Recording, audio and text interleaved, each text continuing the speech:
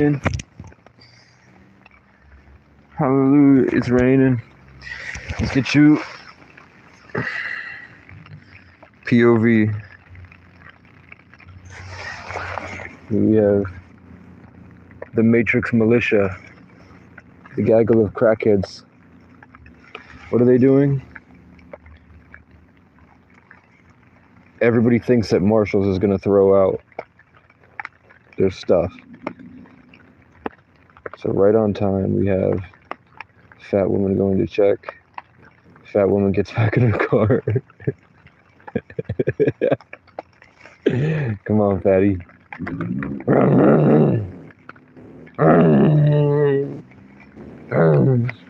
So that was the Matrix putting a very negative, addicted person in my network when I was trying to channel the exact opposite of that. Do you see how that's a contrast? But it helps strengthen my ego. Here we hear all the loud noises.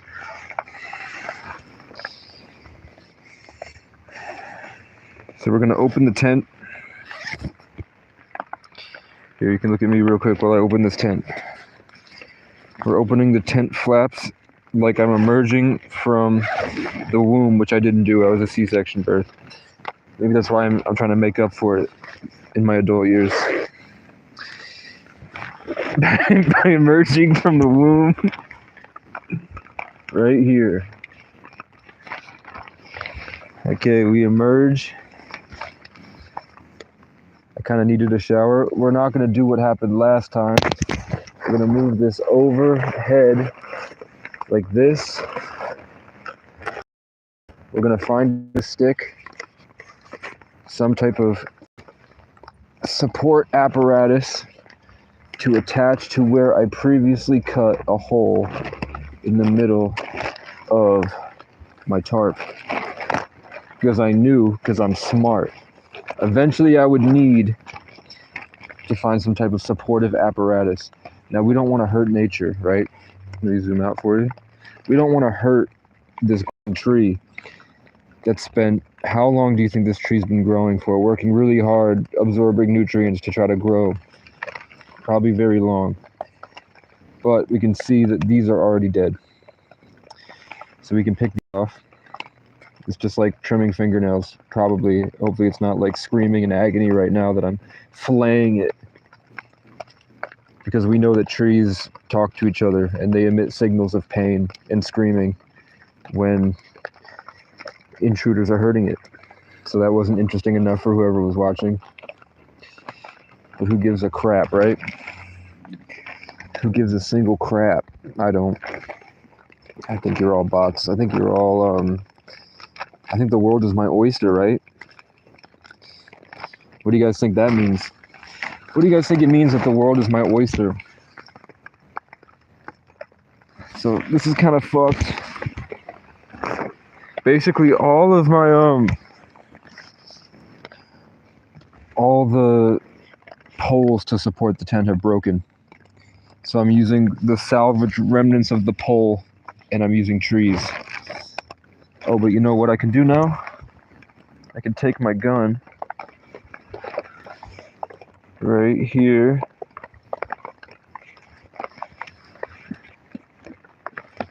I'm gonna set you down for a second.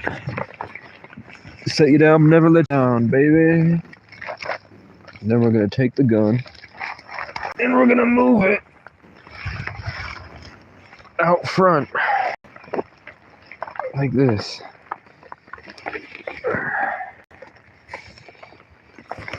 Yeah, maybe not. I don't want to break the barrel. So then with that, we can flip this. We can put this behind me so I can poke my little head out. Then we check behind me to make sure no rain is getting in. It's not. Now I can sit here like a farmer with my rifle. I'm here. I'm sitting with a farmer like a rifle. and vice versa. I'm going to set you down there. Hopefully no water will get in.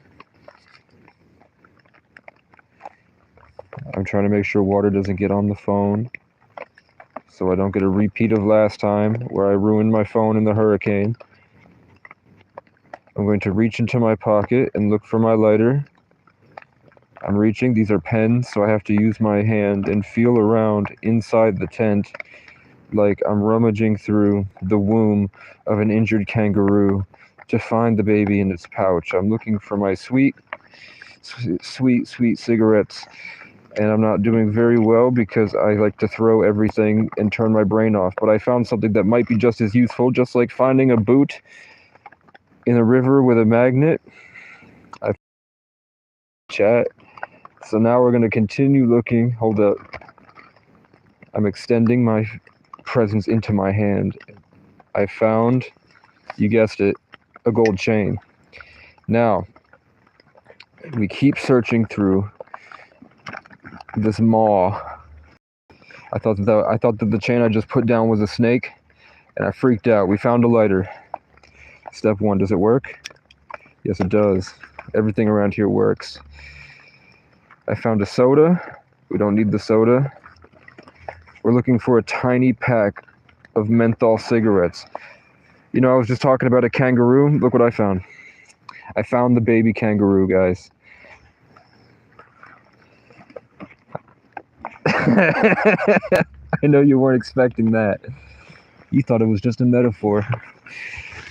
That's called exceeding your expectations. So I would have never found it.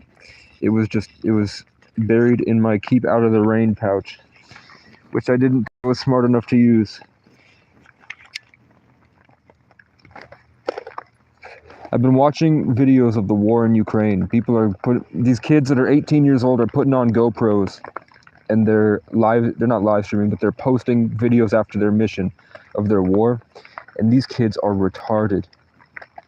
These kids are stupid. They're in a battlefield where they're getting shot by artilleries. Russian soldiers that are training like Krav Maga and ancient techniques, and that have an AI in their head helping them. These soldiers in Russia have AI helping them, and they're training Krav Maga, and they're going up against like Billy down the street. And Billy down the street strapped a GoPro to his head, and he's with a bunch of kids he doesn't know, and like a 40-year-old Ukrainian soldier, and like a bunch of these 18-year-old kids and Ukrainian soldiers like, I think you guys should get under the bridge. And like, yeah, that's probably a good idea, huh? And they get under the bridge, and then they throw a mortar at the top of the bridge, and they're like, oh, you guys know what type of bridge this is?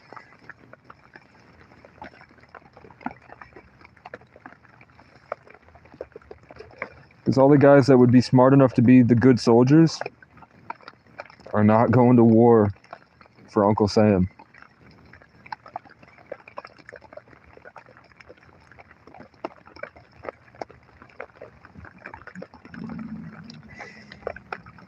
I'll see if my regulars pop in. They're probably at school. So I'm in a bad storm, but we gotta do what we gotta do, guys. It's humbling. I've been writing songs. No water's getting on my phone. I got it set up pretty nice, actually. I'm pretty proud of myself here. All of the sticks have broken off of my tent. All of the support poles that keep the tent up have broken, so I'm using sticks. And I'm sitting out in the rain. I've been having a lot of crazy dreams. I'm waiting until the regulars come in. People ask me what it's like, some advice. Again, a lot of my content was me edging the matrix. A lot of the things I posted and said here was me knowing that I was in a simulation and I was trapped in a cage, and I had violence and trauma all day, every day.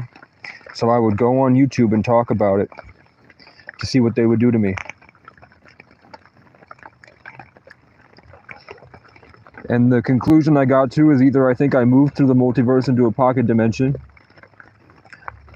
or I moved to a town where there's the codes of people that are present and conscious just aren't here. So these people are pretty much completely puppeted and piloted. They had warned me in the past. They had given some sly things about how they knew what was going on with energy and bandwidth, and they had made it clear that all their bandwidth goes to the police. So I wasn't surprised that the police are the most emotionally aggressive and violent. I posted just on my, guerrilla warfare going through the Wild East, trying to make a difference. Let me know if the microphone's working. What I'm doing is identifying the police officers, getting in altercations with police when they come to find me. I let the town come to me as I go on my adventures. I identify the problems. I see the song that they're playing. I reharmonize the song. I step in. I expand my presence. I push past it. I build positive relationships with people. I find leaders and I get the leaders inspired and I boost them in the community. I meet all the community action programs and I find the good soldiers and the bad soldiers, and I find the homeless people, and sometimes I can get, like there's one old guy that scavenges. So today I tracked down like the homeless guy that scavenges and I fired a shot off. So he knows now, because Brattleboro, everywhere I go, the horde follows.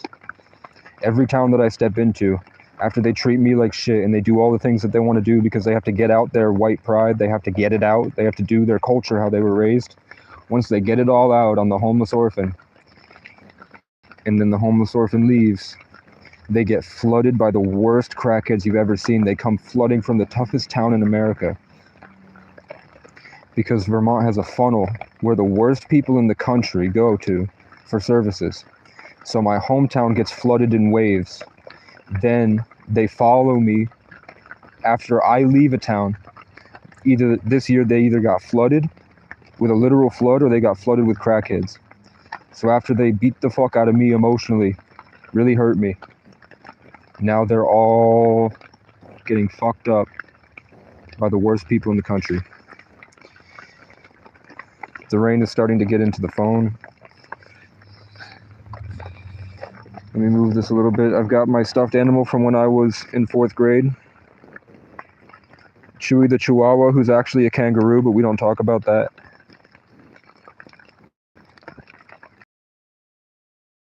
At jobs, and no jobs have responded to me. I've been trying for months. Nobody wants to hire unhoused people. And the ones that do want to hire, they want to hire obviously because the jobs are horrible. And I don't want to do that.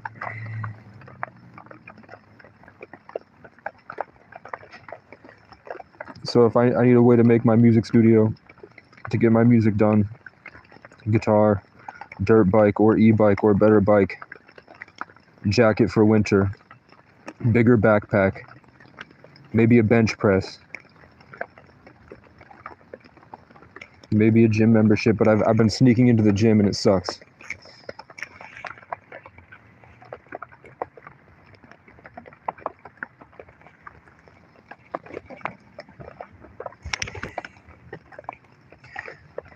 I think that's true. I think there's something beyond it. I think that if you raise your vibration and are curious to to uncover how all the pieces really fit together in a systematic way of how consciousness is expressing itself through like fractal animation, the way that Disney Pixar has taken, if you watch Disney Pixar movies, they took the same code that the universe is operating in with string theory. They turned that into their animation software with fractal animations. So most of the new Disney, maybe not the newest ones, but like Soul, the movie Soul, their animation software is the same exact way that the universe works in string theory. So if you're having trouble with your imagination, throw on some cartoons when you're just chilling out. Throw on some of the Disney Pixar movies, and that could help you that with a foundational understanding of the Higgs boson. Just Google the Higgs boson and the Higgs field. You'll be able to kind of get it slowly when your third eye opens more, and if you're really targeted, you're gonna have to go up against a lot because they're gonna fuck with you. If you're really a target, when you get to that next, it's easier. It gets harder, actually.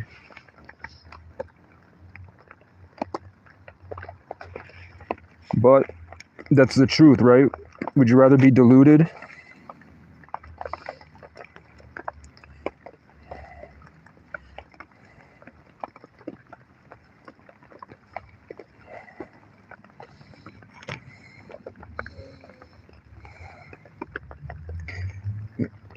If we get to, if like a utopia timeline, that we'll have Winnebagos that are completely electric with solar panels, and you can just, you know, buy a plot of land somewhere, get an e-bike, charge it up every night, and then you can go out adventuring all day. We just have to get through what's happening right now with the loud noises and the crows, cops, creeps, cunts, corruption, crackheads. If we can make it through that. And I think that from what I'm learning,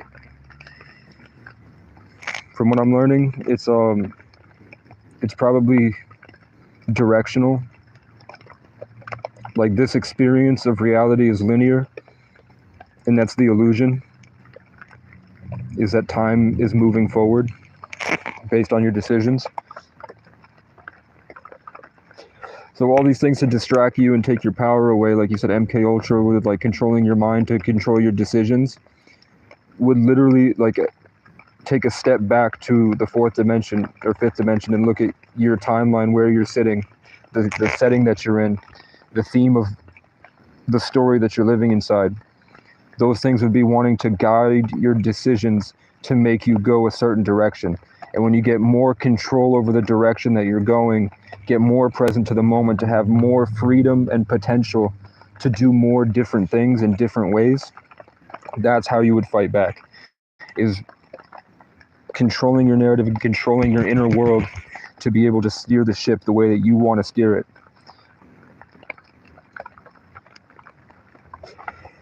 And personally, I think that that ties in with astrology. I think that the way that you're going, the game that you're in, the level, the presets that you have are based on your astrology. I looked into like houses today. Like, my sun is in my 8th house. So I looked up what that means to be a Sagittarius sun in the 8th house. And the 8th house is where you feel trapped by social conditioning. So this whole society, the way that it's been built up with norms and what seems okay and what doesn't, and this kind of pushback with your connection to the collective consciousness, having a sun in the 8th house would mean that as a Sagittarius, which is like the curious explorer, I would feel trapped and hindered from exploring. I would feel restricted from adventuring, which kind of makes sense that I keep falling into holes like this, where I want to go do a bunch of things and I can't, because it's literally built into the structure, the code of Casey Francis O'Brien. If I look into all the symbolism and all the different pieces that make up me, I can see an obvious tie between that and how my story is unfolding. It's obvious challenges that tie in with my houses and my placements.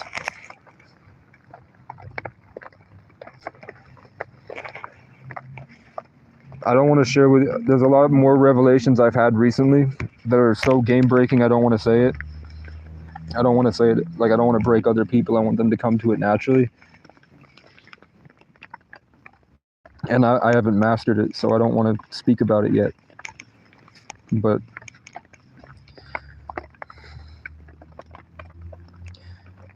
let's put a poll. I'm going to put a poll. I wish the camera angle could be better, but I don't want to get my phone wet. I'm going to say,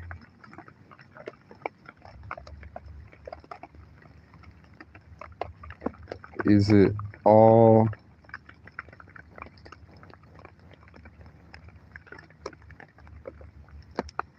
I want to see it.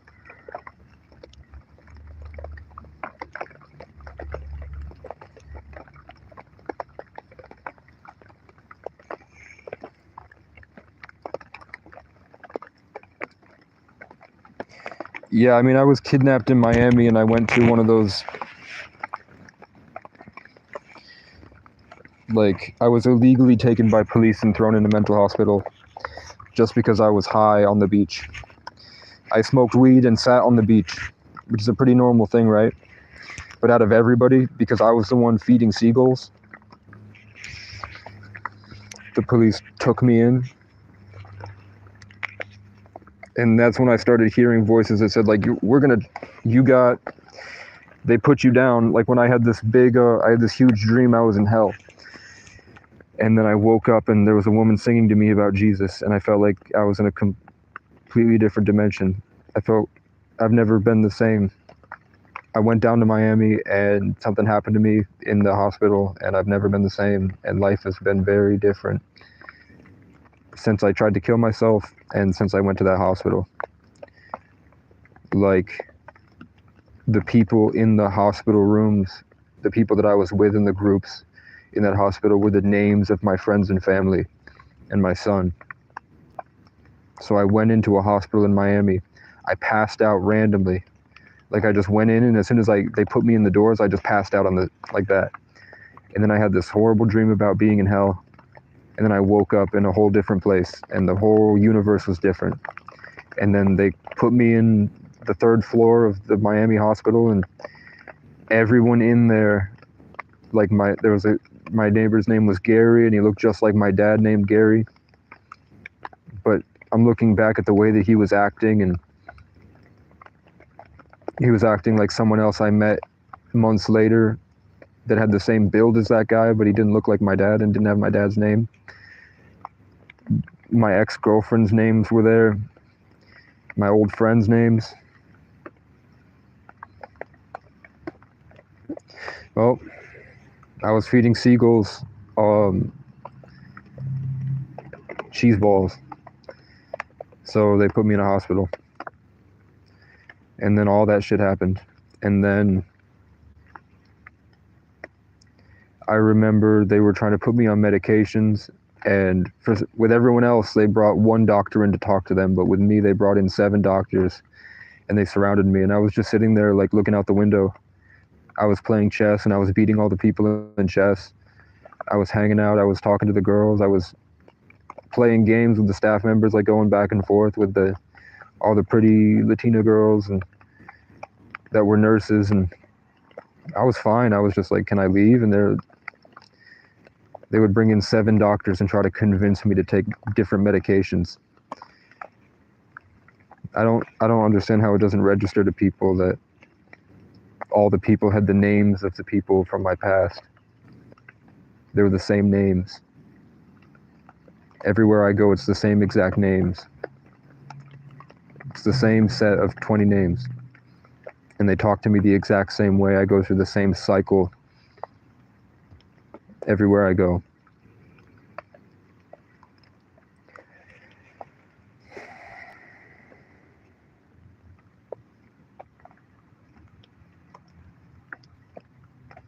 If they were implanting memories, my childhood is really fragmented, so that would make sense. I know that for whatever reason, there's something in me that when I achieve a certain level of being present to the moment, all the crows in a 2-mile radius will show up every day. If I sit at a public park and a crow sees me, he'll go call the other crows, and the crows will surround me. And they feel like they're extracting my life, my soul essence. It feels like cops, creeps, cunts, crows, and crackheads, and then the corruption of the collective consciousness all seems to be like the demiurge, workers for Satan, a destructive force that can't create, that only knows how to do what it's programmed to do. That's real to me, and it's happened. So it's an everyday occurrence. It would be horrific torture for most people that are just getting into it. But I'm determined. There's something in me that doesn't stop. Even if I'm laying down, it's just something in me keeps going no matter what. So that perseverance inside of me, probably just from years of having to do this, 2 decades, that's able to consistently, probably the Sagittarius curiosity mixed with the 11 gateway to higher and lower dimensions. The 11 energy mixed with the curiosity of the Sagittarius, that unrelenting fucking around and finding out, means I'm always probably always taking in information. And could be the Taurus rising, but it could just be what I've had to do to survive, is like having to hold on to it. Like I was carted off to government institutions as a child, and the people were really Stanford prison experiment, and they did me and the kids really wrong. And the only way that I got out was by ruminating and holding what I knew what was wrong in, so I could get to the point where I could get us all out. And I would just I'd sneak out of the groups and walk into the program director's office and sit down and shake his hand like I saw Michael Weston doing Burn Notice, and Neil Caffrey in White Collar, and Sean Spencer from Psych, and I would just go back and forth with him, like try to build a positive relationship. And eventually I became his only client. He was my personal therapist, the program director. And then every time I went in, I would just pick apart the things he was trying to do. Like I would see bits and pieces of the whiteboard, because I saw Sean Spencer go in and be hyper vigilant and look at all the different stuff and then come to a conclusion. So I did that. So I looked at all the different stuff and I was like, oh, you're trying to do this. You're trying to move this person here because they have this issues, and you want to see how that ties in with this person that has this, right? And then eventually he was like, don't do that. And he flipped over all the stuff. And before I came in, he would get up and make sure that I couldn't see anything, because I would figure out his whole plan. For what they're therapeutic, but they're psychologists, so they're definitely doing tests. And it's the toughest town in America with the most mentally ill people in the country. So of course if there was going to be a place to do MK Ultra and UCLA type stuff, it would be in the Brattleboro Retreat. And that was my childhood. I had to escape from that. And I did that by cold calling random people in a phone book until I made enough noise that the small town caught wind, went to the youth development program and told her, because I was like, go talk to Sarah. And then Sarah found a way to find a way, because she was a superhero. And then found me a foster home. And everything was going great. I got my foster brother out. I got a couple kids out that were there for years, that were going to be there for years, but I made a way for them. And then probably the hottest girl in town at the time, she was definitely a hoe, like a trailer park girl, but she was definitely the best looking girl in town. A rare girl that you don't see in New England. And she dressed slutty. She put the short shorts on and did pigtails that summer, and she kept coming to my line every day to buy gum and hit on me. So now I'm like, okay, there's something fishy with that, now that I know about like stealing energy. And I was a virgin, but I dated her and it went pretty downhill from there for a year. I lost touch with myself really bad. But now I know that it was siphoning my life force and my literal consciousness. But it is what it is, man.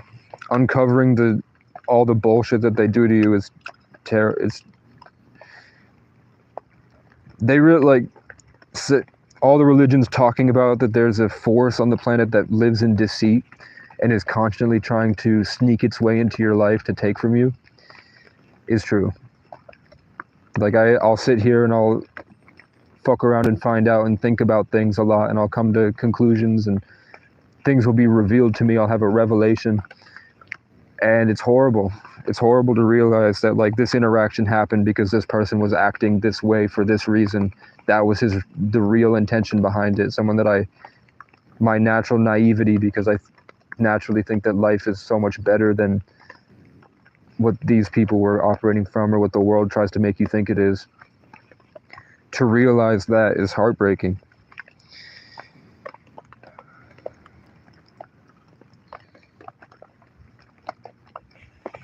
The crows don't think I'm prey.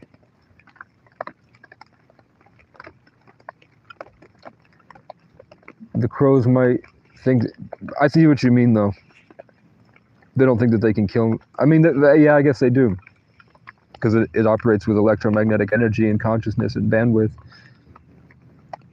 So the crows definitely do come in and circle me, and they're definitely smart enough. They've learned how to establish territory, probably because all day, every day, they're having the townspeople fight them. So they've learned skills too because they're smart. They can do puzzles better than kids can do. And I know a lot of kids that can't do the puzzles the crows can do, that are really emotionally intelligent and can do things that adults can't do. So I think animals are a lot smarter than anyone gives them credit for. So I mean, I've tried to feed them. Definitely when I feed the crows, I see the same type of behavior when I was kicked down and beaten down and homeless and nobody would help me, and then somebody gave me $1 and they didn't even know I was homeless. They could just see that there was something in my eyes, like I was struggling, and they were like, hey, are you okay? Do you need do you want a drink or something? Are you homeless? What's going on? When someone gave me that second of kindness, and usually it was just like they didn't really care, something in them wanted to care, and then as soon as I spoke, it was like so much social conditioning, they couldn't register what I was saying and they had to leave. Even if I just said, yeah, I mean, I'm trying to do this, I'm trying to do this, I'm trying to do this, you think any normal person would be like, okay, well, I know this person, I know this person, you seem like a nice guy, let me help you out. But what they did was like, are you okay? And then I said, well, and then suddenly they just completely tune out, like something zapped them and they're no longer conscious because they're not this aware.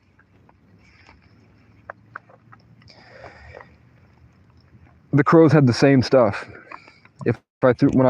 I would go through, every time I go to a gas station, I'll go to the dumpster and I'll take as much food as I can and I'll throw it to all the animals, because I know what it's like to be frozen in the winter and I need food, and to have the gas station workers purposefully dump coffee grounds so that you can't eat.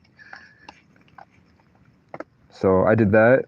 That skunk I've been feeding has moved in next to me. The skunk is now wherever he came from, he moved his den next to me because he knows I'll feed him. So sometimes it smells, he pisses out here. He has like a shit corner, but he's like just over this hill behind me, and he comes out when I come out. So I feel responsible for the skunk now. I'm definitely wherever I go, I'm gonna leave him enough to hibernate. I'm gonna come back and try to feed him more because there is a coyote out here. I think if I leave and the skunk moves to a different area, there's a coyote. And that was the symbolism of my life. You know, I recorded a video a couple days ago of what I thought was a kitten, but it might have been a skunk getting eaten by a coyote. So that was kind of my warning shot, is like that skunk's gonna get eaten by the coyote. So now I feel responsible to keep the skunk alive.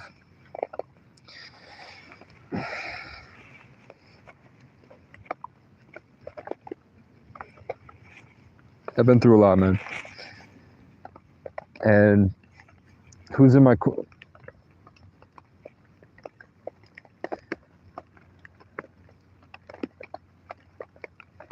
I think even if I found someone that didn't have ulterior motives, I think that the world is so fluid. Reality is so fluid with the jumps that we're going towards. Like if it is a simulation that's growing in an infinite way, even if I do find someone that stays down and solid, this is literally why people in the hood talk about loyalty. By the way, it is at this level because they're all spiritual and they've been going through this a lot longer than most of the world has. They were like ground zero for it in the projects. And they had to deal with it at a fundamental level. Yeah, I think I think if I even go to what they do in the hood because of this, by the way, because what I'm talking about with like the spiritual journey. If you have a girlfriend or something and you go to see her dad and her dad's in the projects and he wants to send you to the gas station, they're literally trying to move their soul on without you. It's not like get him out of here so we can hang out. It's that send him away, and then the person that comes back might not be the same multiversal person that left. You might leave those people behind, go through the gas station, go through the grocery store, come back and it's a completely different set of the same people. That just the energy of those people were completely shifts.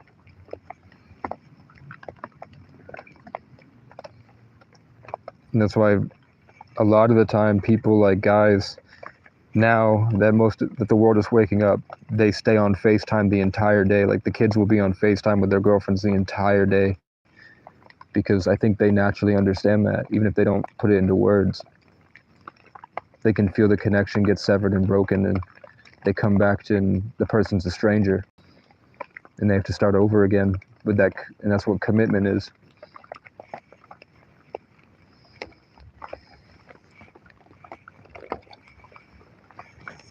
Yeah, good luck, bro. I hope you get to see your kids.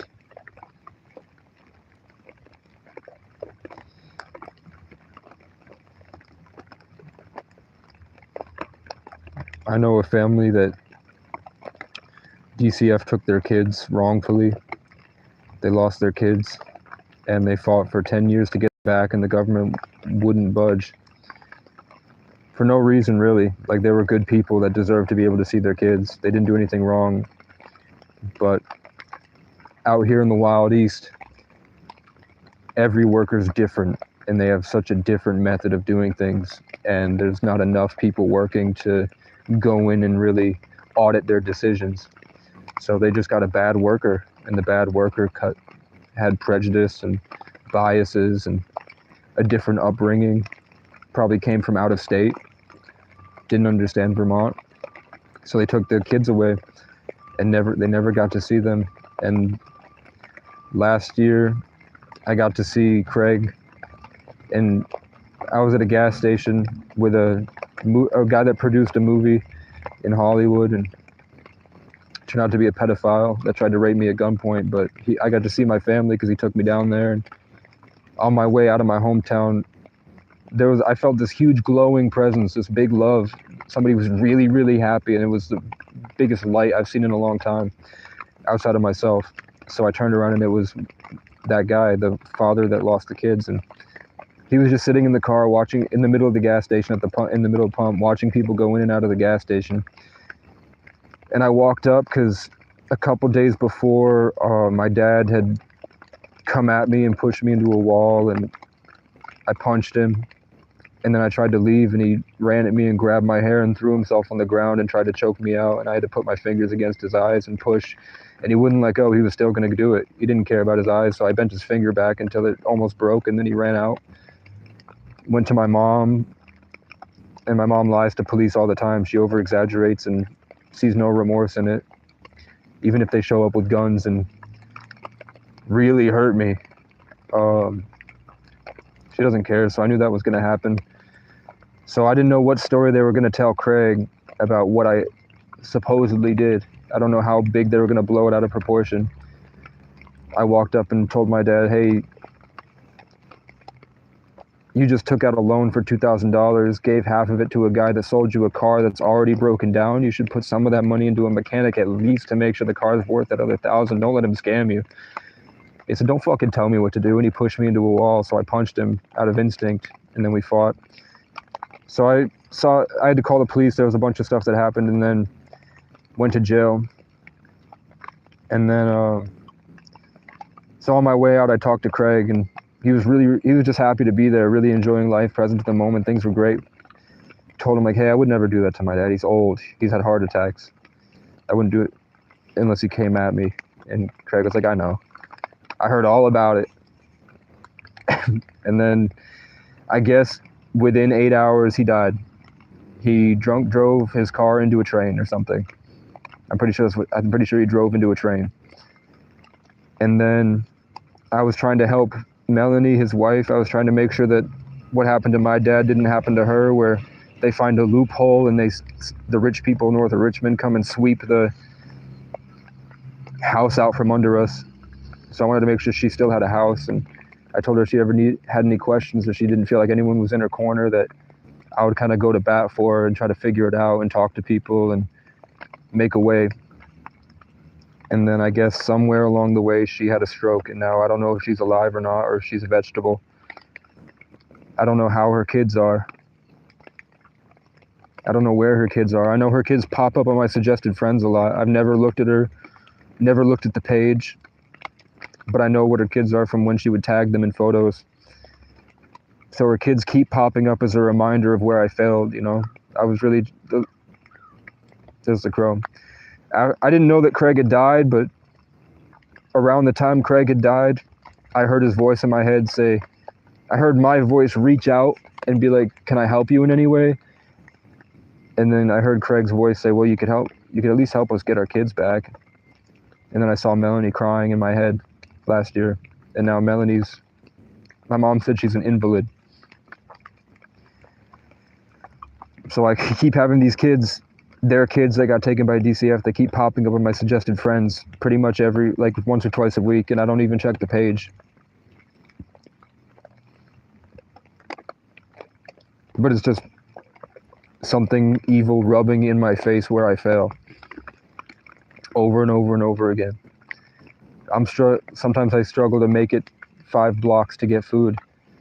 And then I have these huge, complicated stories that get dumped on me all the time. I feel responsible for everyone.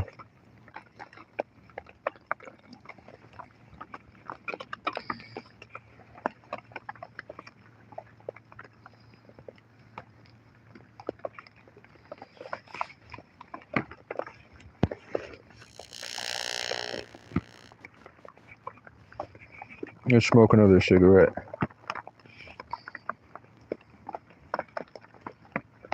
I would have voted yes on this. It's all divine timing. Now where the fuck I put my smokes? Right here. I know the camera angle could definitely look better. But I'm in a thunderstorm.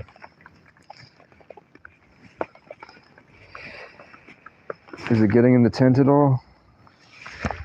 No. How's this?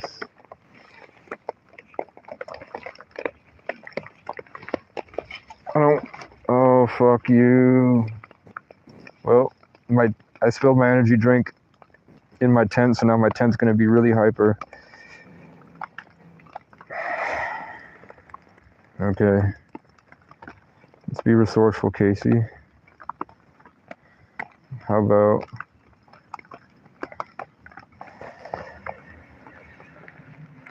Oh, God. Remember when I had that really cool throne that I was sitting at for the last thunderstorm that I made it through in? Or not the last thunderstorm, but the one a month ago. And then someone just ran out of the bushes and stole it one day.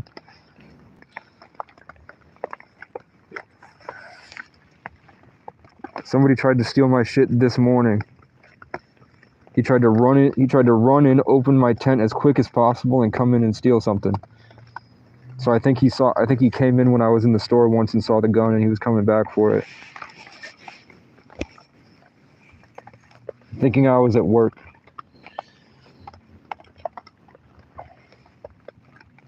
So I know if I had a CO2 pellet gun at that close range, it's not a firearm, it's legal. But when somebody tries to get in through the tent, right in the face and the eyes. Instead, what I did is I fired off, I don't have any ammo, so I pretended to fire off a shot. And then I said, it's gonna hit you next time. You need to learn street code. Respect out here, or we're gonna find you, brother. And then he flew off on his bike, and then I looked and he had taken my hatchet.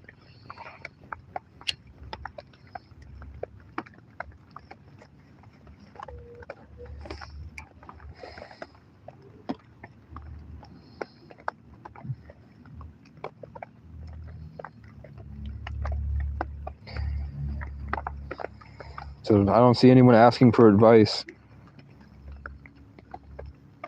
Nobody's here. I don't know. Did Battle for Your Brain leave? during that heartfelt story.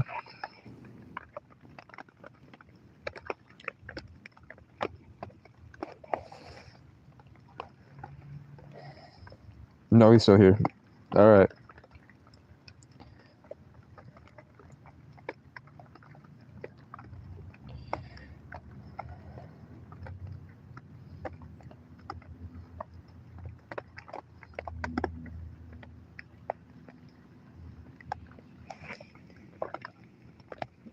I still think it's bigger than that.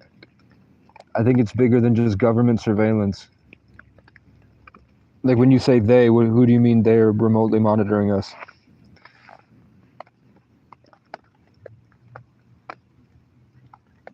Who's your they? Who is they to you?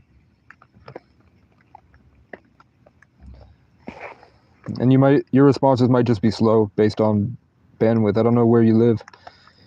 Sometimes people are like 5 minutes late on the in the delay for chats.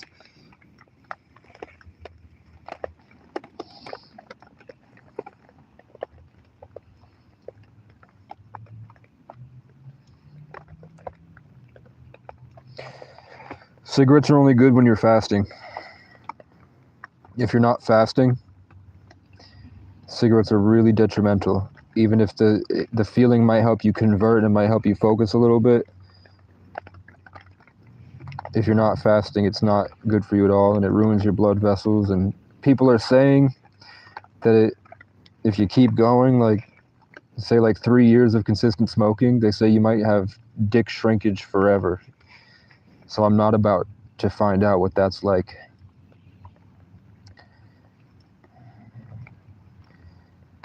So pretty soon I'm gonna move on to either Zins or just the caffeine pouches, because they have caffeine Zins now. I just bought the cigarettes because I had a $10 mobile card and I don't need it for anything.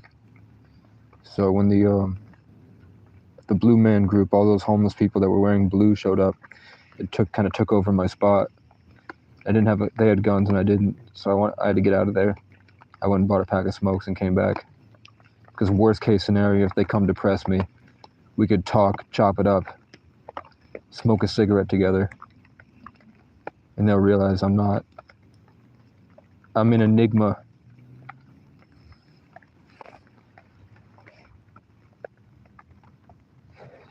Then I looked back and realized the ringleader had Viking features, and then the rest of them looked like my old friends that had betrayed me in the past.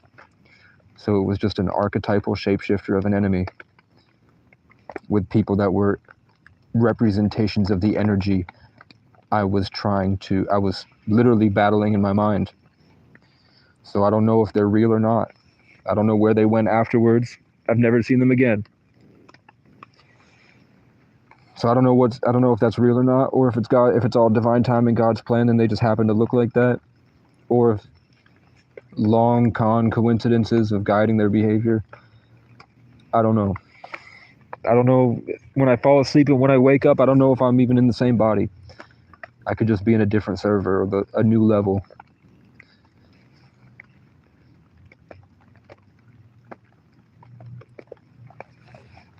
I don't know. But I know what is real, at least to me, is the things that I can create and the things I've endured. So I'm proud of those. And I'm writing songs every day. But even then, it was like one of the gang stalkers 2 years ago came up and talked about, he's like, I have a friend of mine that writes songs he didn't know I wrote songs. He's like, I have a friend that writes songs every day and he just doesn't have a job and he sits out in a tent all day and writes songs every day. And it's kind of a shame for him to be wasting such potential, right? And I was like, yeah, but if he's writing songs, if he's pushing it and getting better every day and thinking about it and analyzing it and pushing the art form and being a positive influence on the community, like I was going to bat for the stranger I didn't know. And now I'm living that life 2 years later. And the guy's name was George, and it was on St. George Road, and I was on Marshall Avenue. And now I'm bringing this up on George Road behind a Marshall's.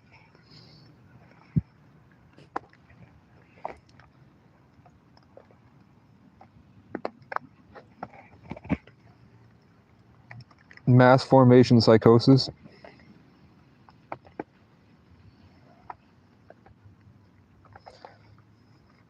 In a metaverse prison application.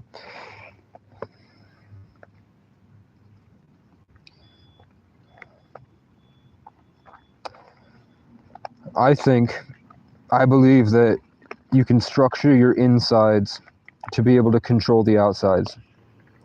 I think that even if you feel like that's the case for the outside, I think that you can believe your way into pushing yourself literally into a reality where that's not the case. And I think that because of the pushback, like the heavy pushback that reality gives me when I start doing that, when I start transcending, really with determination, pushing for it in my head, even if I'm just sitting here and literally vibrating myself out of reality, seeing the simulation in front of me get hostile and aggressive towards it and trying to shut me down.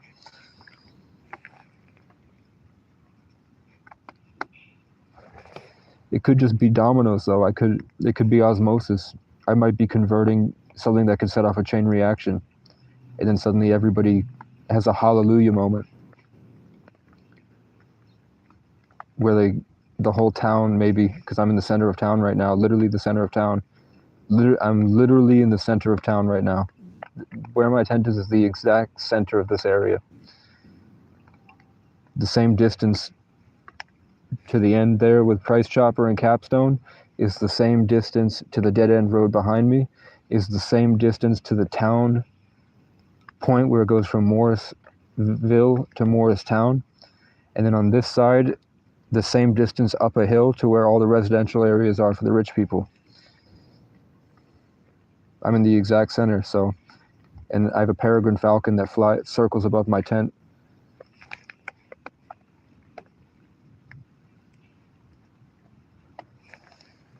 And the crows try to stop me every morning, but eventually I'll have pellets.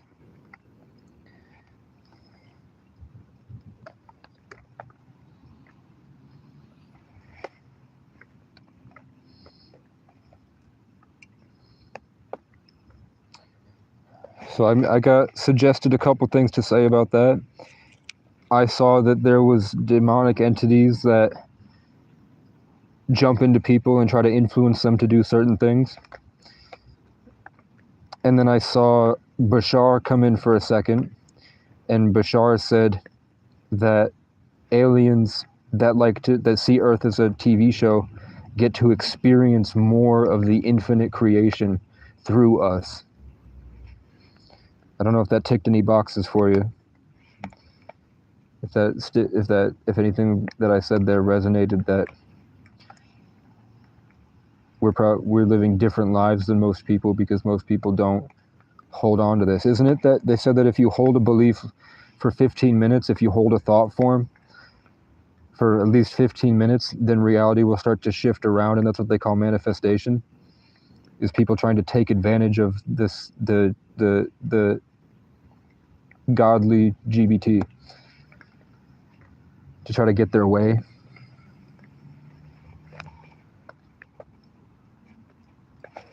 So by holding on to these beliefs and ruminating about them, you're helping it come into reality for more people. So finding solutions would be necessary.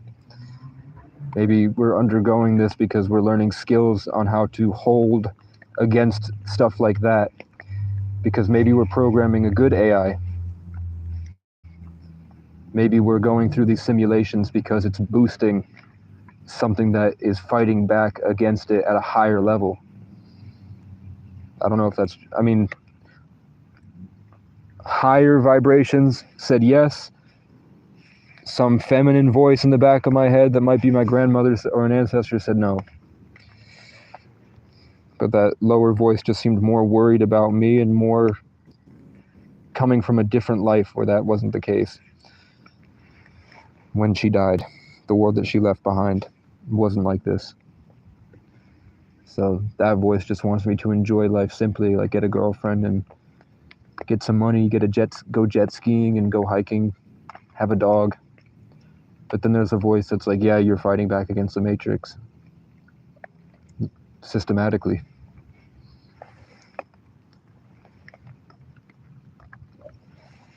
I have a bunch of tips that could help, just nobody asks me questions. I wait until what people ask me and then I go off of that. Just whatever problems people are having. When I go live, I try to solve them. Mass formation psychosis seems like, for me, it seems like they're impregnating the collective consciousness with certain ideas. Like that's how I would put it. Like it's programming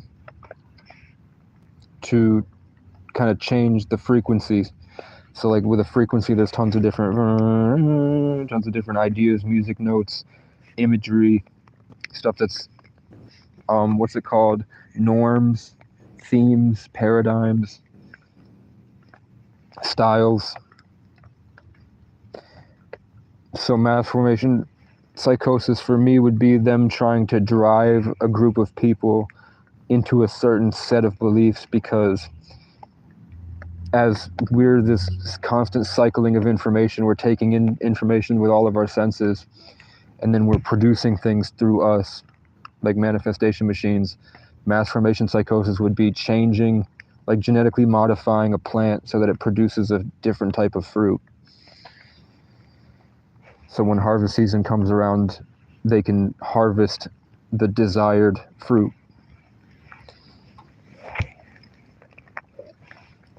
Which is why your influences are very important. And that's why you become who you surround yourself with.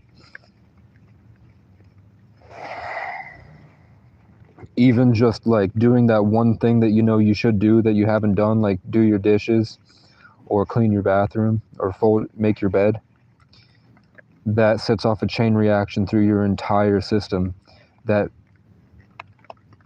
vicariously, is that the word? Vicariously sets off positive change, positive emotions, and freedom to make positive change in everyone around you, because you've changed your inner frequency so that when you go through your day, you have a new music note that's playing.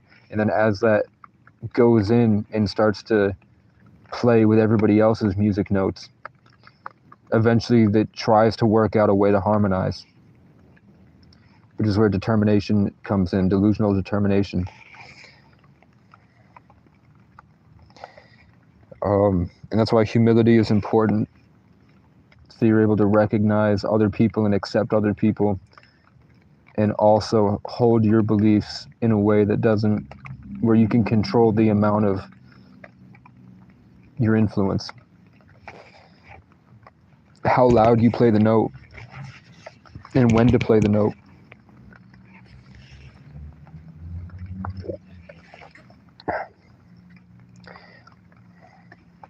And I think as an Aquarius, all of my signs are Sagittarius, Aquarius, except my Taurus rising, which changes my Venus, my Aries, my Saturn, and my North Node.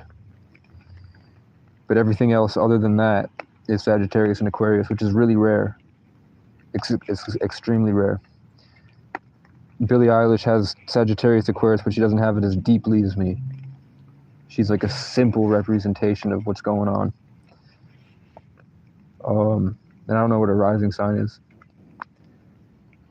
But, I mean, I'm going in depth into the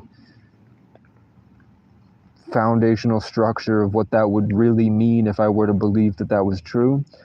And I'm seeing an obvious correlation between my astrological placements and my experience in life. And it's not reticular activation system. It's not because I'm looking for it.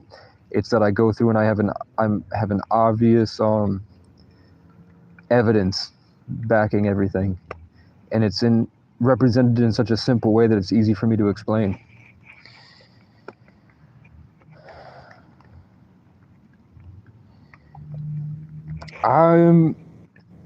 In some ways I'm doing better, in some ways I'm worse.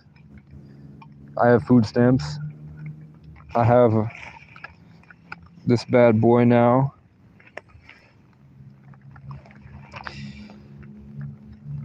But at the same time, I want to have a phone now, so I can live stream, and I can go, if I wasn't here, I could go multiple places. I have a charging block that lasts, so I have a portable charger. But my jacket is fucked up. I found this cool new pendant with the Eiffel Tower on it, but a homeless guy stole my wolf tooth necklace. Wolf claw necklace.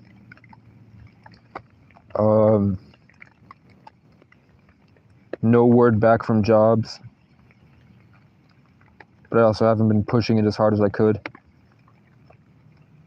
A lot of progress on my songs I'm really happy with, but kind of feel like the energy when those songs would have been in the best time for the other people to listen to it collectively has kind of moved on. I didn't get those songs out fast enough, but at the same time I'm learning and growing, so the songs I'm doing are better and I'm more happy with the outcome. And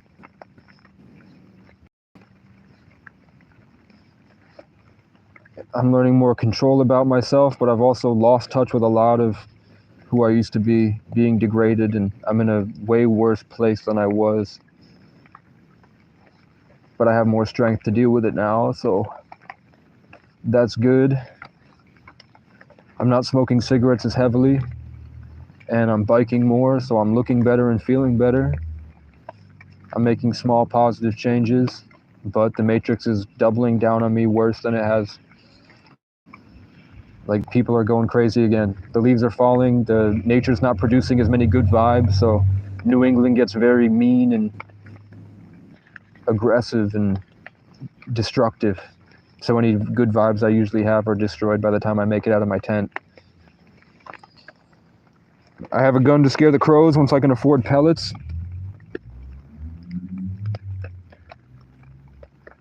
But I feel like they've degraded me to a point where I guess I just need small wins. I need to build back my small wins, and that will build up my self-worth again. I've fed a skunk enough that it now feels comfortable to build a den next to me. So I feed a skunk every night, and I have a skunk that lives next to me. But it smells bad, you feel me? It's not better or worse, I guess. It's just different. It's the same amount of struggling every day. But I'm grateful for what I've been through. What else, man?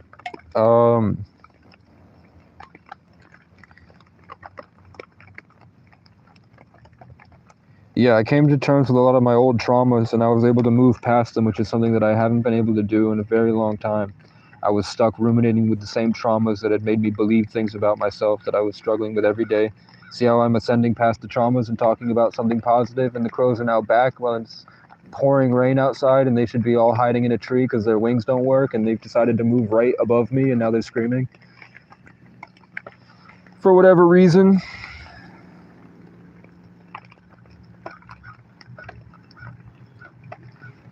Yeah, they try to coerce you into making it, it's like a two-way streak. Like, they can't affect you unless you allow them. I see that a lot. Hold up. I see that a lot. Like, when these things happen to me, like the crow screaming, if I put my attention this way and I don't let it affect me, which is why they double down so hard to make it so I was degraded and susceptible to the programming, but in the end it was still me that made the choice to submit.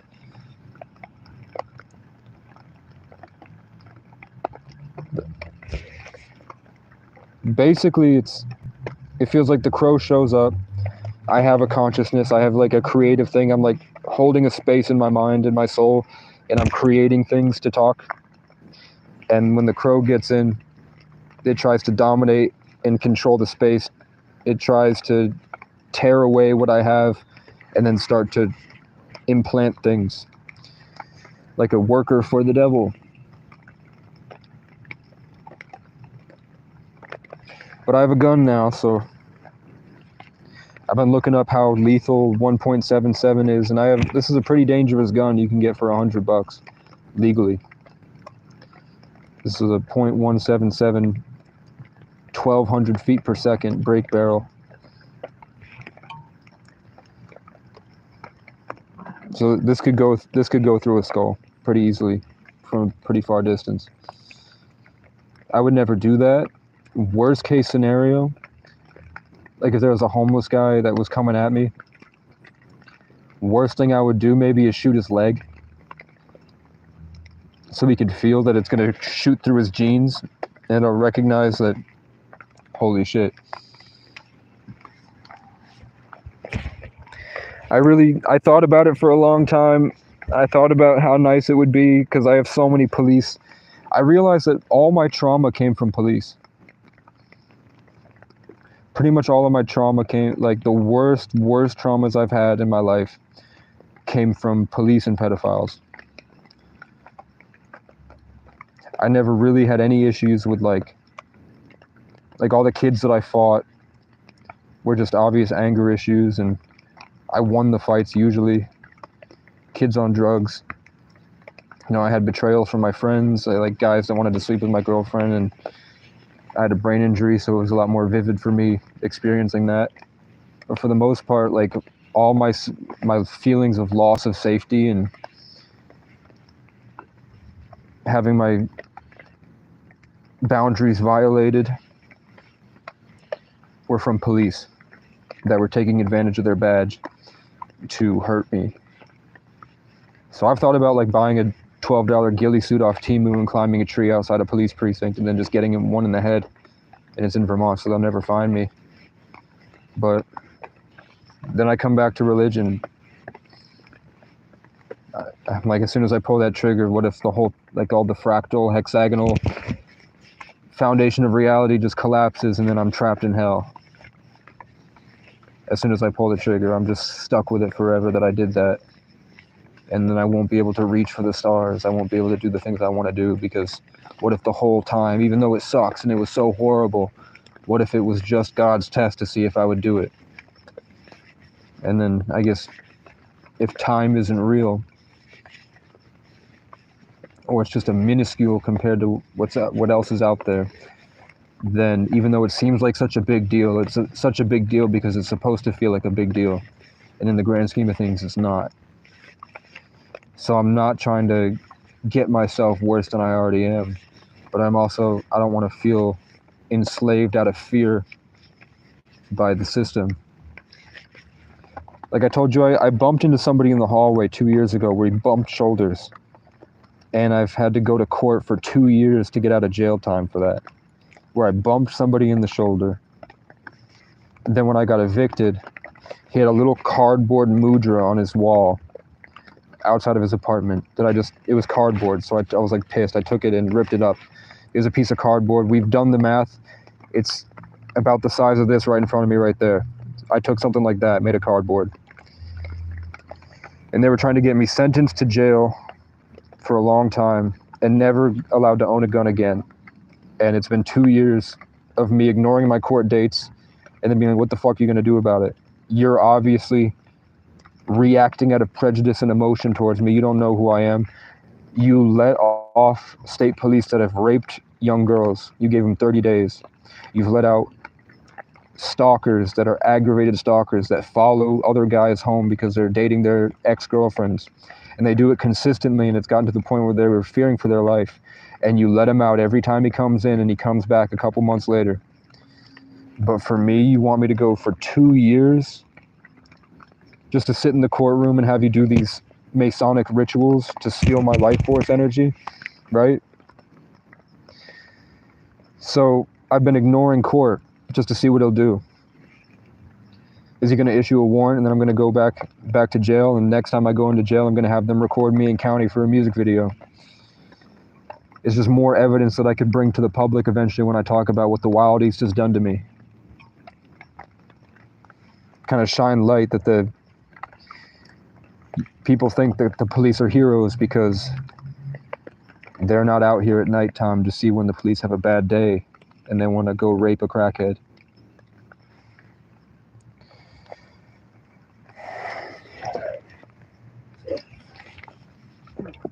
Yeah. Any questions? We can talk about the aliens. We can talk about the demons. We can talk about how to live a better life. We can solve some problems. We could start building a structure in place to get you where you need to go, setting goals. We could talk about the foundations in healing your body from every disease. We could talk about different supplements. We could talk about techniques with social interactions to beat status games and hierarchies. We could talk about spiritual stuff that allows you to cut through like a knife through butter through the universe. And then hopefully I have some insight on the problems that will come up when you start to do that.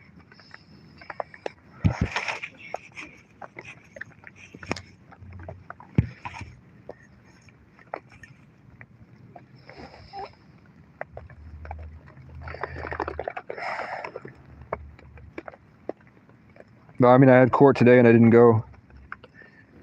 I'm 200 miles away from court. And I got all the charges removed. All the charges are removed except the cardboard. The judge wanted me to give him $50 for that cardboard. And I'm not doing it. I'm not going to give him $50 for a piece of cardboard. That's not even his. And the story is that it was mine originally.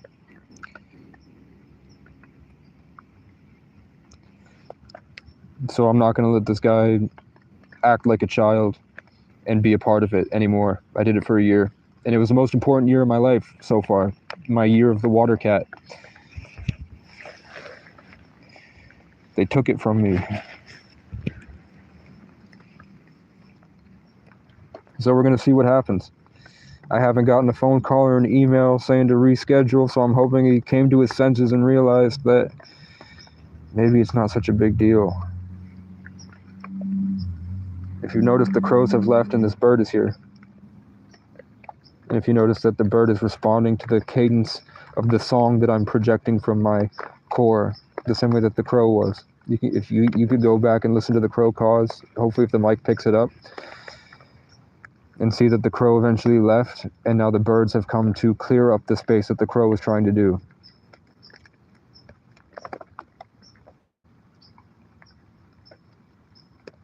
They're pushing back the energies to allow nature to come back through.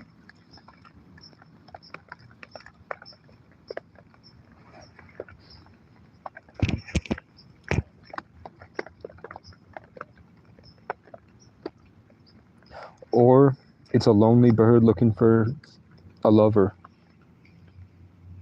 I don't think that's the case because it flew away. It's like, fuck that. I called the bird an incel and it left.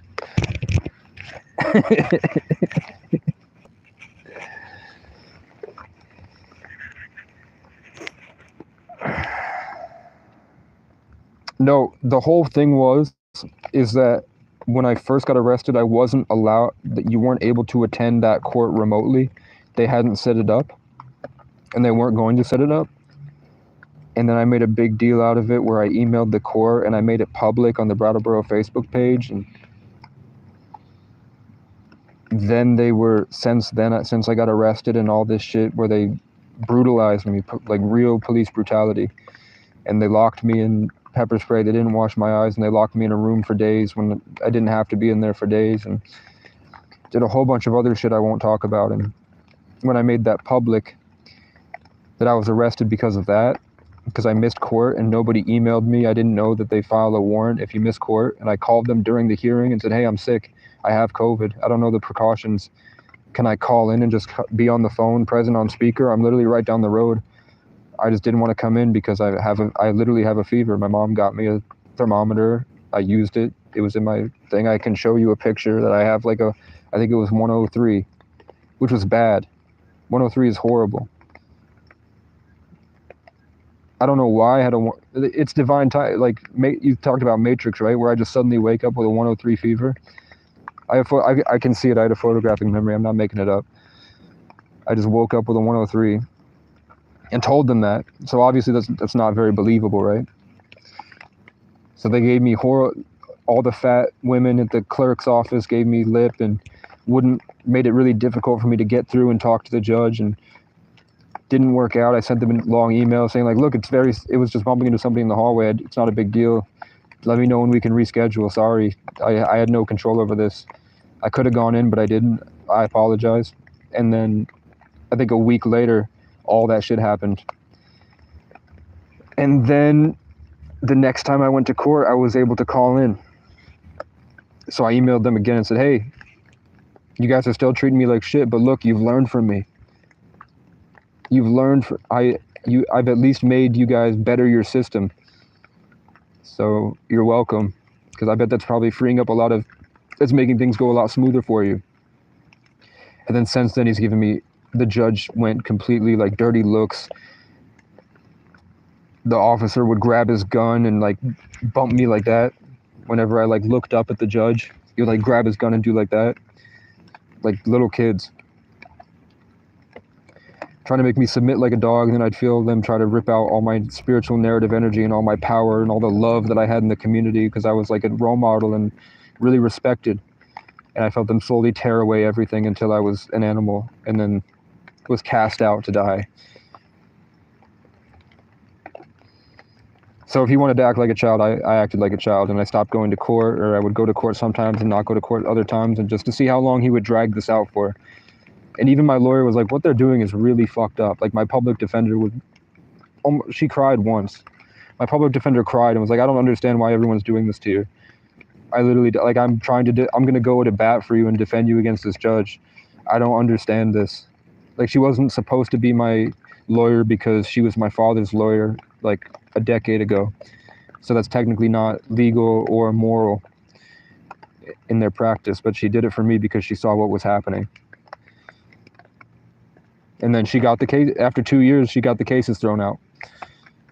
So whatever she did made the judge come to his senses. It also took my mom calling my lawyer and saying, I lied. And then my lawyer was like, are you going to testify? And my mom hung up. So that was evidence that we used to be like, okay, Vicky's got some serious problems too. Casey seems to be doing better. He brought in references from across the state. People all across the state wrote in to the judge to say, like, you got to stop. This is what Casey's done for me. With a huge long list of all the accomplishments I've done as a homeless person with a brain injury and severe trauma for the community all across Vermont. And he still gives me dirty looks, but he has his head down a little bit more, like he knows what he's doing is wrong, but he just can't let it go. So today was court. My tarot reader last week said I'm going to beat the court case, so I assume I beat it. I haven't gotten a call from anyone or an email from anyone about my future court date. There's no police with guns blazing coming to stomp my tent in and steal my bike like they did last month. So, but it's also pouring rain. So maybe the Matrix is waiting until I suffer through the storm before they take me. Who knows?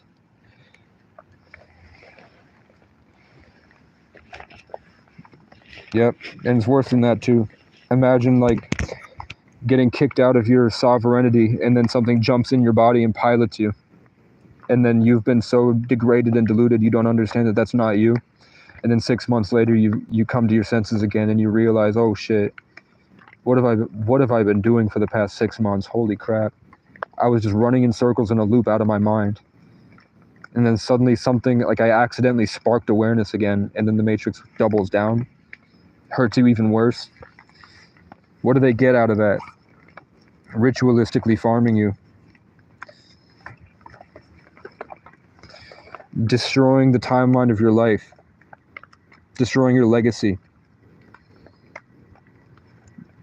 Isn't Satan 666, 60 seconds in a minute, 60 minutes in an hour, in 6-hour cycles? Saturn, the constriction, time. We're being constricted by time. So the way that the devil or Saturn or Satan would attack us is with wasted time. Does that make sense?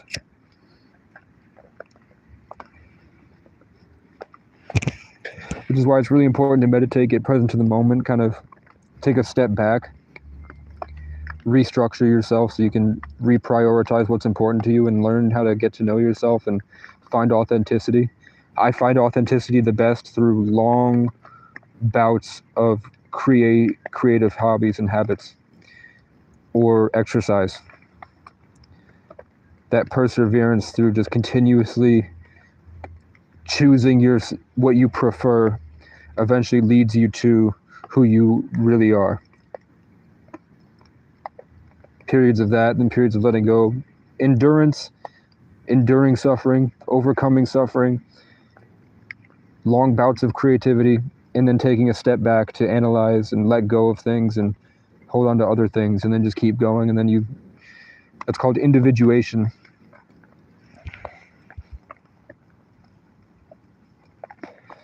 And it seems like the main target is authenticity, because that kind of shakes the snow globe and burns away all the mold and the mushrooms in your head and lets your heart open up and start flowing again. Here, so I can feel the difference.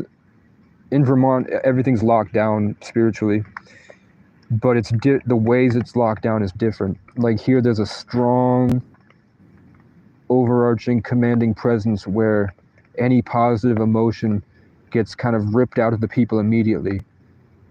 Pretty much everyone here has no sense of grounded peace, which allows for, they grew in a different way. Like they have really strong backbones. Does that make sense? They have really strong backbones. But if you ask them to like belt out a soulful note, no one could do it. But when I was in Plattsburgh, in New York, everyone spoke like that. Everyone spoke from passion. You heard me? Everyone spoke like down, and there's so much more you can play around with in the heart space that here it seems like they have so much structural things spiritually to prevent that from happening.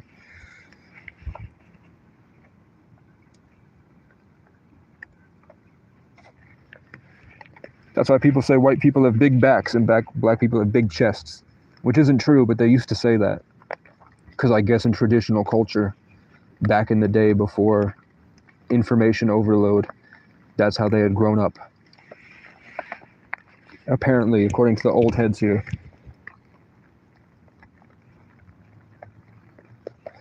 But the multi-generational Vermonters, the guys that came from the hard-working farmers, they're great. But then you get to the point where it's not real, right? Those people that I said are great, they all, half of them are named Ken. That I'm thinking about this positive Vermont masculinity is named Ken. And I met them all in times when it was best for them to express that energy. Like when I was trapped in the motel, a guy named Ken came to defend me. And when I watched Telltale's The Walking Dead, I resonated with Kenny. And then Kendrick just beat Drake. And Casey Rocket, Kurt Kaz, Casey Neistat, Kendrick Curry.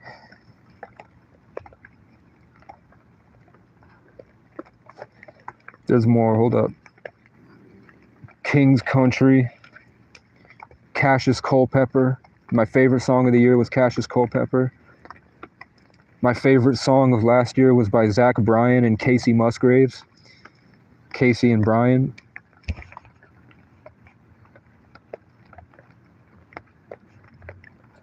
I keep getting trapped outside Marshall's, and my mom has been gaslighting me my whole life into feeling trapped in a narrative.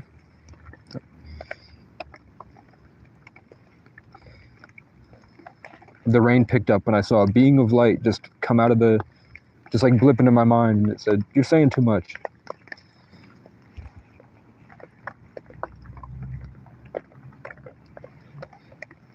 There are some secrets that I'm not going to reveal that would change everything for you guys, if you're real. There's something that comes to my head consistently that's so unbearably system breaking that it would be terrifying for normal people, that I'm not going to say. But it's probably real. And it's an amazing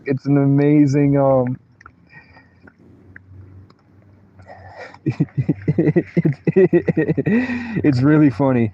Just start watching YouTube prank channels. Start watching those YouTube prank channels.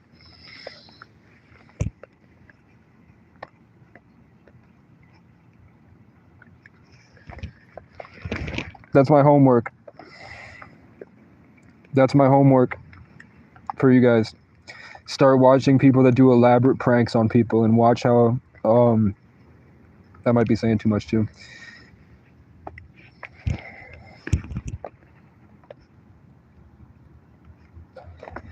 But that's what helped me get to those higher realizations. That's what makes me want to do YouTube pranks. I'd want a drone, and I'd want a tripod, and I'd want those clip-on microphones, and maybe even a body cam. And then I'd do that. For music videos, I'd want a guitar. For life, I'd want those Hawks or Enduros, those dirt bikes. I'm not sure if I want to go all out on an adventure bike or if I just get a dirt bike. Definitely want self-defense classes and a dog, a protection dog. And then it's just try to make the best of life while we can before it either goes utopia or dystopia. And enjoy the battle while you're in it, because you probably came here to fight. If you feel like you're in a fight, most likely you came here to fight. Most likely you get enjoyment from playing video games on hard mode.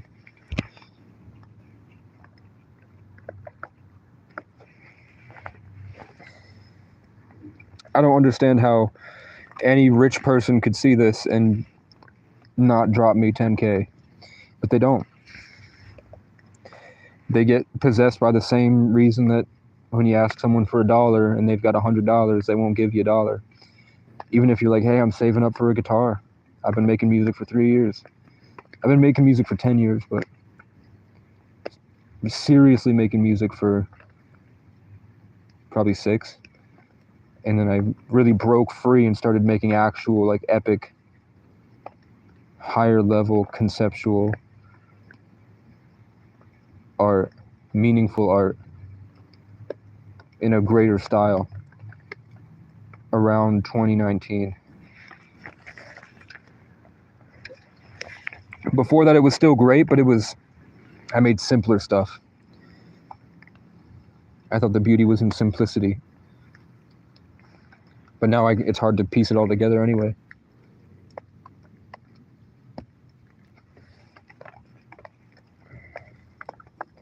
Yeah, I'm saying too much. I don't know, just talk. If you have a problem that's like stuck in your head, I could probably unravel that for you. And then other than that,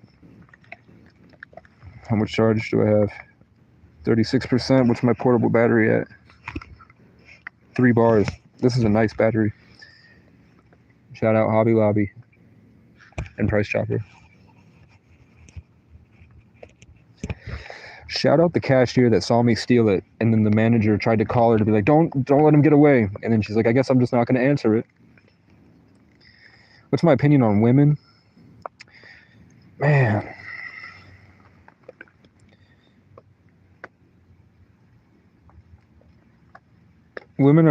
For a long time, women were my favorite part about life.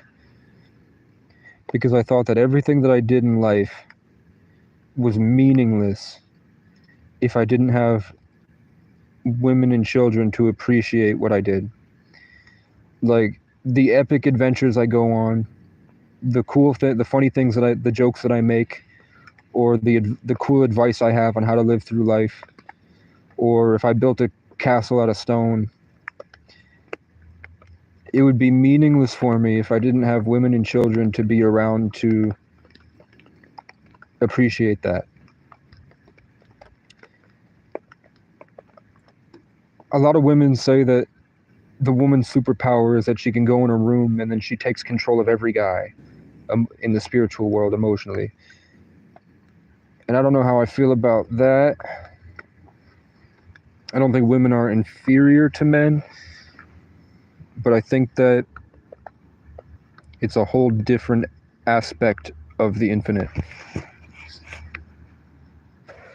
I don't know what it's like to be a woman, but it seems like they live naturally where I have to smoke weed to get to. Like when I make amazing songs and I smoke weed and I experience the song at such a better level emotionally, it seems like they don't have to smoke weed to feel that. Like I have to do a lot of work internally to be able to feel that depth of emotion that they seem to feel naturally. And I appreciate that.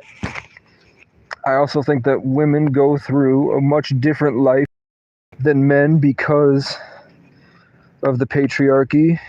Is just traditional life. That's just how it's been for a long time, is that men are just aggressive and fighting to build a better world, or they're fighting to just destroy everything else to have control of it all.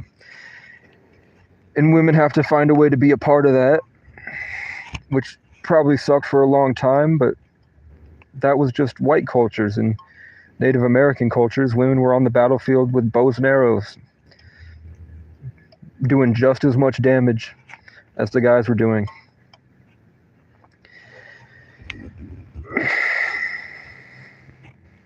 I heard my grandfather's voice, I think, say, "Women make the world go round." I think that if the earth had a gender, it would probably be a woman, just based off stereotyping behavior.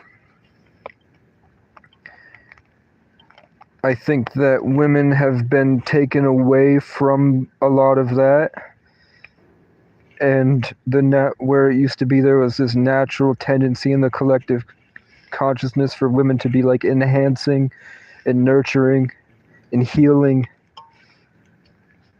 at a spiritual level, like harmonizing the frequency to make everything brighter, to make everything more colorful, to make everything that everyone else, animals, bugs, men, children, everything on earth, they have this natural ability to make it better in a more vivid way. Because of the, like, women are knowledge, men are wisdom, women are this huge body of everything, and men are the workings utilizing that knowledge to make decisions and move forward. I think that as like equal rights are coming out and we all have access to more things outside of the traditional sticks and stones, that's getting blurred and things are going in different directions. And that's why we're having all this gender confusion and stuff like this, because kids are like, I'm not like that. I'm not just these things. I'm so much more than that. And they're trying to figure out how to identify all that more stuff. So like men are using that wisdom to like, I'm not this, I'm gonna branch off of this way. They're still using wisdom, but they're basing their identity off different themes and motifs, and they're trying to make that work with a world they grew up in, and they don't have like the living outside in the forest for years and undergoing serious traumas. I hated gay people for so long, and you know who fixed that for me? You know what made me like gay people is fucking Tommy and Chance from Smosh. I started watching Smosh Try Not to Laugh videos, and I used to hate watching when Tommy and Chance would come out because they'd always do the flamboyant stuff, and I could tell they were gay, and I was like, there's something in them that makes them want to rape little boys. But then I like really picked up on the culture over like long exposure to like what LA culture is like. And like, wow, these guys are smart, they're funny, they're talented, and they just happen to be gay. And that's cool. It's like a healthy version of what is like perverted and disgusting in Vermont. They're like a good representation of how to live with like a sound mind. And I mean, they're still suffering the same way that you would think that they would suffer. Like they have obvious like over emotional panic attacks, and they can't come to terms with reality, and they're having trouble studying because they're like sticking out going against the grain. But for the most part, they're funny, and it's just the way life is going to be. I don't think women are evil.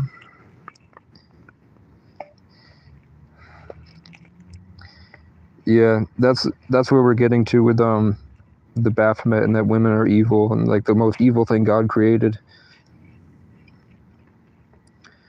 That women just like suck up all the life. where they could be creating life. They're instead just taking everything in and destroying it for a high. And they tend to like those like lower depths of evil and deceit and power games more than men do. And I mean, that's what I hate. That for a long time I hated women because of that, because I was like, I'll never love a woman because I know that foundationally they're all the same. Because of that, because of the Baphomet's head. No matter what I do, there's always that thing that's gonna fuck everything up. And that to find a good woman, you just have to find one that can think outside of that. And I mean,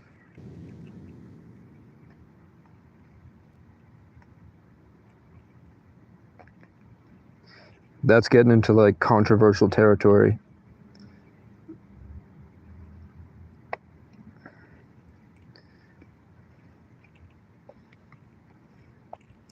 That's rough.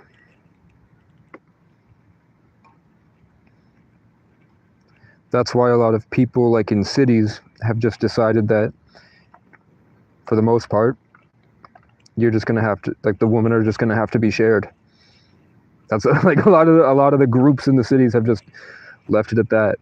Is that like, if you want a girl in the squad, the girl is if she doesn't meet a level of discipline, then she's for the streets. And then you have to find one that has that level of discipline, which is probably very difficult. If you can find one that's like that, that's a good woman. That's loyal and committed and understands roles and how to play a role in order to get a desired life. If not, you just fall. And that could be the same for both, but it's just different things, different aspects.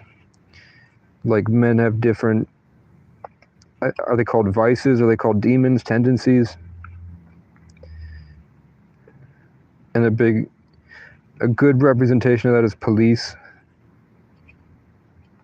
Like police get that power and they become emotional bullies. Wherever, and I'm not a woman, so I don't know, but I'm assuming that women derive power from something and that power would corrupt them. So being able to find one that has that humility to utilize their software, their system in a better way.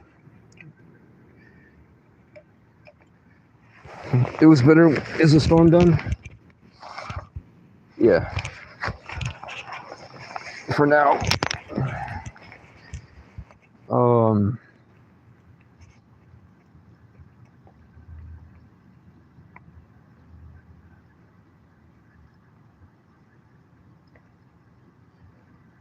It seems like all these issues arise because people aren't spending enough time without responsibilities together out by the lake. If everyone went to a lake in the mountains and they hung out for like the whole summer, I think most of these issues that we're talking about would kind of fix themselves. When people get driven far away from that, the elements, the natural order, the natural way of things, that's when you get these like issues that the society or the social matrix is struggling with.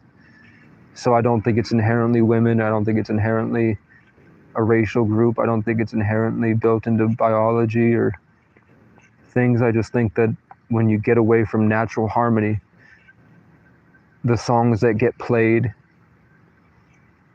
tend to fall outside the bounds of morality.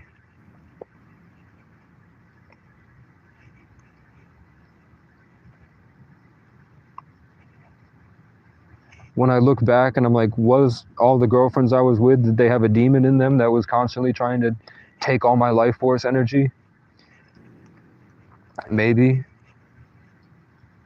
And maybe if I wasn't producing the right amount of positive light for them to harvest, they would start to look elsewhere for that. So I did have to keep them in a state of addiction in order to have a committed, loving relationship.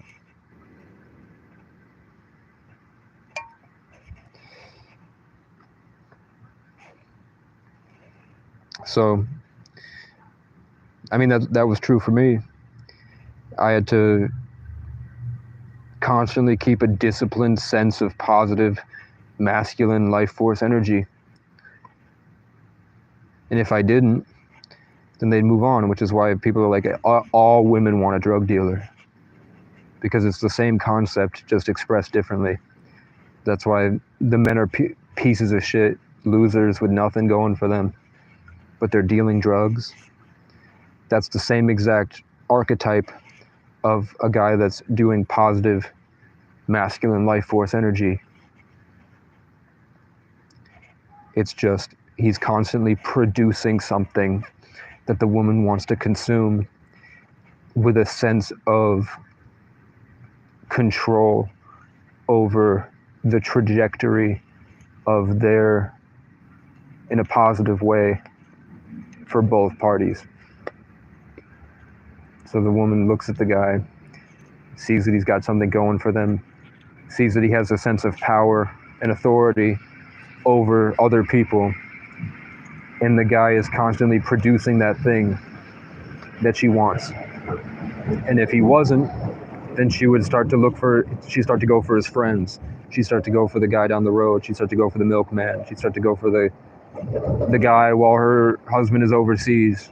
She'd start to go for the guy down the road at the grocery store. And that's called female nature. And that was a huge thing for the past couple of years of like Fresh and Fit and Andrew Tate and the Red Pill movement and all that stuff was talking about that women have this inherent demonic agenda about harvesting life. And I feel that, and that's why I don't keep a woman around, because I was just like, I'm going to focus on my songs. I'm just going to keep evolving and getting better. And I notice when I keep evolving and getting better, women treat me better. They give me choosing signals. They want to be around me more. Things go my way easier. And then I can evolve towards a better woman. But it's also like, once you're in that state, that factory for good emotion, and you have the girlfriend effect, where the girlfriend is now enhancing the guy because her nurturing skills and the good parts that I said about women, like that, making everything better and giving a more in-depth level of knowledge, where the guy kind of feels like he's in a state of bliss all the time when the girl loves him, because she's constantly giving him this nurturing enhancement. That's called the girlfriend effect, where the guy reaches his bandwidth higher and his cells start to invigorate more and he starts to look nicer. And because he has this access to more knowledge, he's able to like expand his identity and what he's producing as a man. So that's why women love men with girlfriends and attractive girlfriends, because he's got that higher level of spiritual authority. And that's why in the hood you have to have they want you to have lots of hoes, because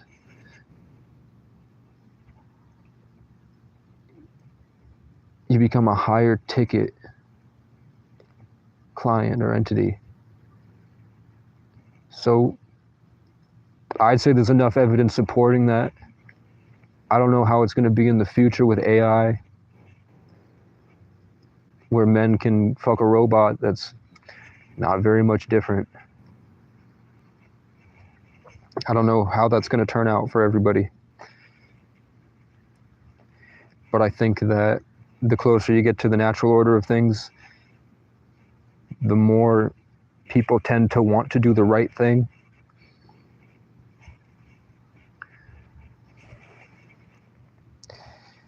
You feel me? We're talking about our women demons. We're talking about our women naturally demonic.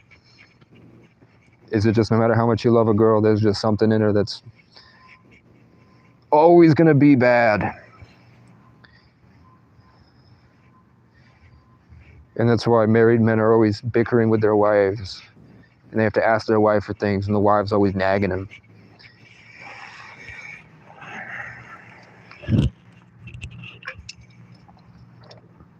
Because there's something built into their system.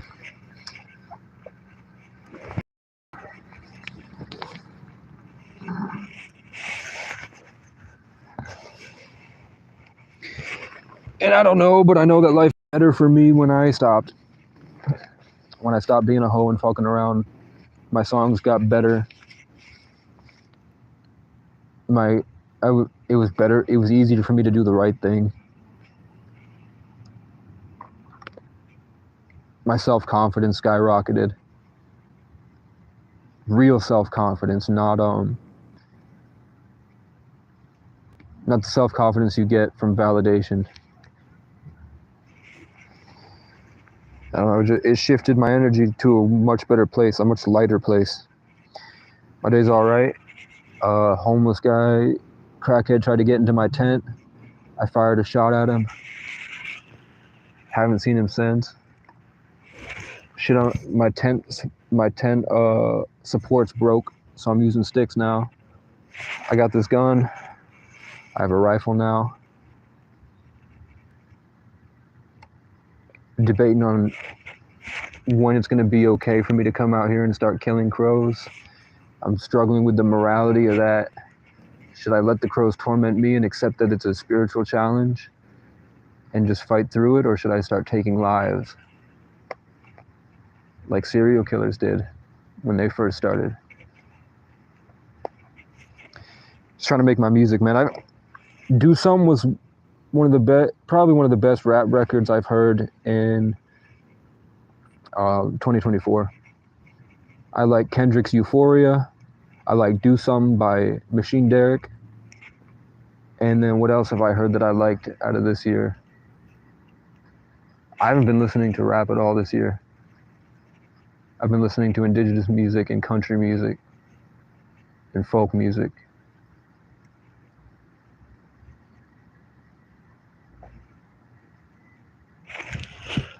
I wanted to say Central C was good last year, but I only really like that first song on the intro where he's on that mountaintop in the fall.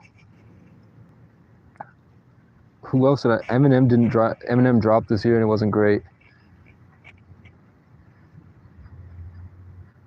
I mean, it seemed like if it dropped in 2000, it would be a classic. If Death of Slim Shady dropped in like the early 2000s, it would be a classic. But I like that. I like the one with Big Sean and Babytron. I thought Babytron was dope on that. Who else dropped this year? I don't think many people dropped. I can't think of big drops that happened this year. Was there any big stuff with rap? I think people are holding off because of all the Diddy stuff. A lot of these big names aren't dropping because they're waiting for the Diddy situation to stop. Because they know that all the stuff that's going to come to them, all the fruit they're going to harvest from dropping into the collective consciousness will be tainted by their connection towards Diddy. They don't want to give themselves more attention, maybe. And probably Kendrick and Drake. I think Rocky dropped and nobody cared. I think I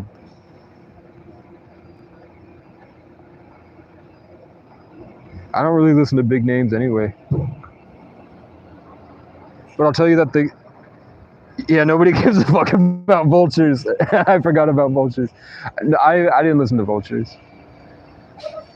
We do not care about Vultures. Kanye's creative style for Vultures was, I'm gonna make it uncomfortable to listen to. That was his creative choice, was to make it uncomfortable to listen to. So he picked sounds and he picked mixes and he did the drums poorly on purpose as his I'm gonna be anti-establishment, I'm gonna be anti-culture, I'm the new culture, I'm gonna blow up with nothing, I'm not gonna do anything to these and watch how well I do. Or maybe he's trying to is he under contract or is he independent?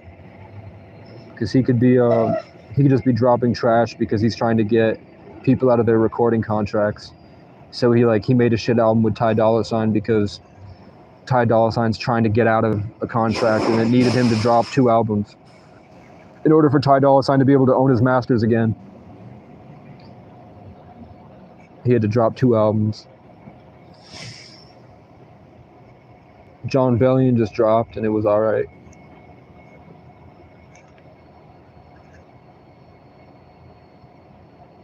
Yeah, I can't think of... It was just the Kendrick-Drake beef was the biggest part of this year for rap.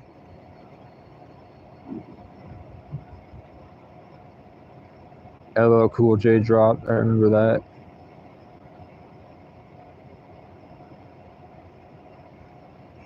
I don't know. Post Malone dropped a country album.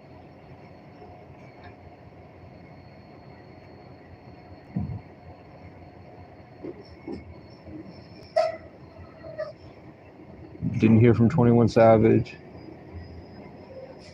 Young Thug's in jail, isn't he? What are other big names? Future dropped, but Future got taken up by the Kendrick beef.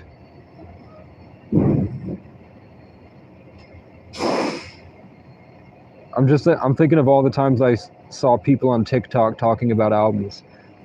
I don't go on TikTok, but when I scrolled on YouTube Shorts and I saw like college kids and girls being asked like what are they listening to? What are their biggest drops of this year? I'm going off what they were saying to judge like where the state of culture's at.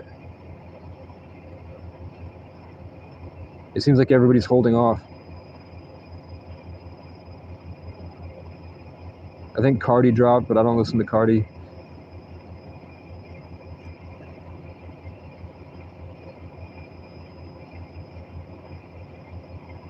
I like stuff that's mixed well. What's up, Heather? I like stuff that's mixed well. The only stuff I like that's not mixed well was Fetty Wap, and I like early Jay-Z, back when they were mixing on, I think it's called an APC, back when they were mixing on drum pads. They were using the EQ on drum pads, and they were using stock sounds for those drum pads. I think Russ dropped Santiago, and Santiago's trash. Russ didn't evolve. He's trying to evolve, but he can't escape it. Russ cannot break his threshold into the upper echelons of creation. He's dropping... His stuff was good when he was an independent artist coming up, and then he ascended and got Mega Millions, and then continued to drop bedroom beats, but he doesn't have anything to fight for anymore, so he's gone introspective. So he's doing introspective stuff on bedroom beats, and that's not great. Russ is better when he goes through life as a Gemini and he picks up tons of information, and then he drops a small single. He drops a collection of small singles. That's better for Russ.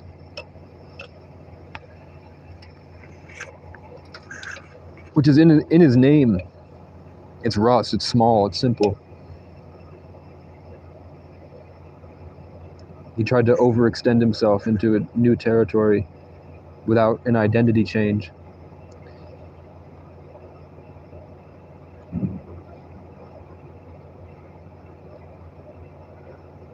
So he's trying to rebrand it. Yeah, I'm not seeing anything about... I didn't see any billboards of new things dropping. I didn't see any songs of the summer that dropped. It was like Tommy Richmond's 2 singles. Nothing with... Then they had like... What was the other one? Hold up. Yeah, Central C and Ice Spice dropped, and then they both faded out of existence. Then I saw... This has been a bad year for rap, man. Zach Bryan dropped, and then everybody realized he wasn't country. And he was capitalizing off of a culture. Zach Bryan lives nearby. Zach Bryan left high school, joined the Navy, blew up because he was drunk and singing his songs, Then he did a tour, and then he settled in like upstate New York. So Zach Bryan is not very far from me. So he's not Southern at all anymore. Most of his life has been in the Northeast, but he's dropping songs for people down in Oklahoma, capitalizing off of alcoholics. But the stuff that he makes is dope. But because he's rich now, he's gonna fade out from his community. I'm making these amazing songs because I'm in the trenches. I'm literally in a trench right now. I'm literally in a trench. If I got rich, it would all go philosophical. The fights that I would have to overcome would be way bigger. So the songs I'm making have a way better feel because of where I'm at. That's why I like it. I don't want them to think I'm on drugs. Bruyere. How you doing, Heather? How is life? How are the kids? At some point it'll happen, bro. It'll be a lot better once I have a space. I do better as the guy that I like my music when I'm the guy at the desk. And the stuff comes to me, and then I reshape it, like throwing new Legos on my table. And that's how my best songs came to me. In the past, that's how my best collabs came to me. Now my best songs are made living the life the way that the year is themed. This is a woodland year, and I'm running through the woods. The last 2 years were water years, and I was swimming through time, driving my car around, listening to drill music.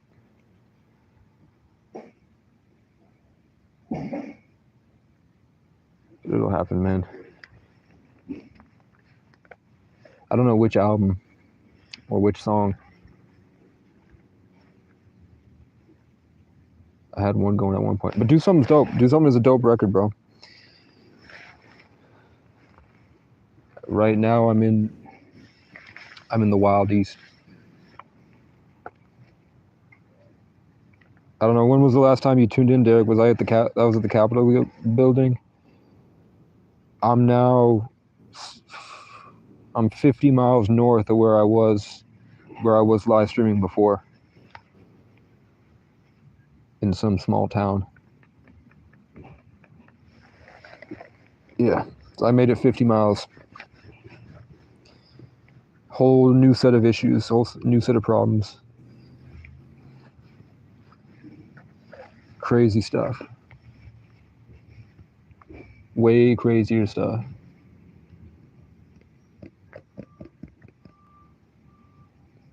It's like life shed its skin when the leaves fell, and just the bare bones was left.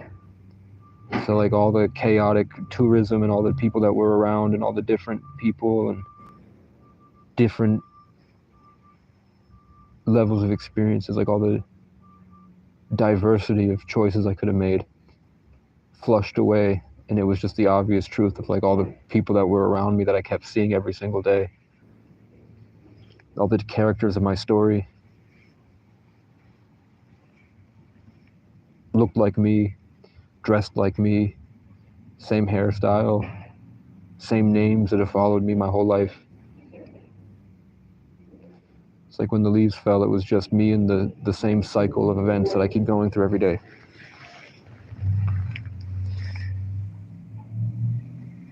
But I'm still making songs, man.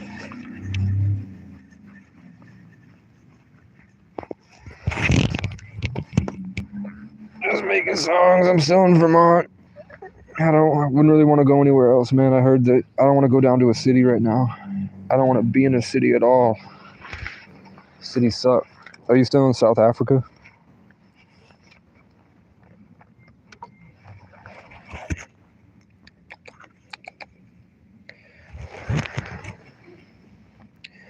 Brad has to have a procedure done on Wednesday. What the fuck's happening with Brad? That's dope.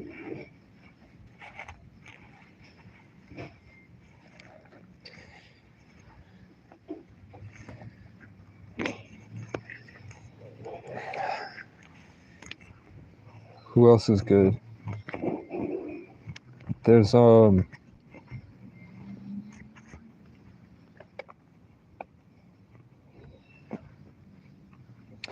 check out a guy named Coulter Wall. COLTORWALL. And check out Noah Khan.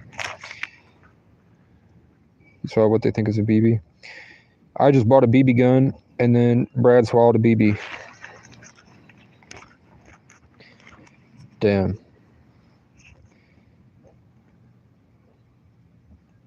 Fuck. That's tough. Because, like, the metal in it bled into his intestines, and then all that metal that was getting digested got into an organ. Is that what they're thinking happened?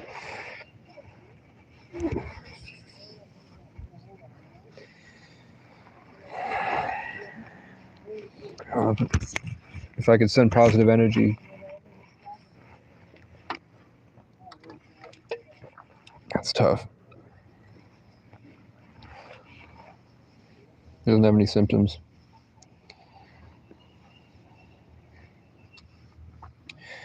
Derek's dad went back, probably to make money, right? Your dad went back to keep working, and now the dollar is better in South Africa than it would be in America.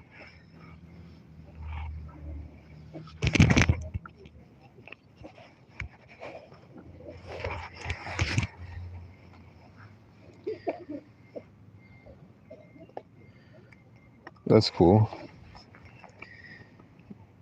It sucks to go through that in high school. Damn.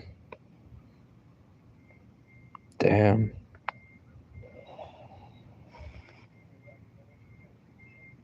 Damn, your dad got you out of Chirac to South Africa, and then he left.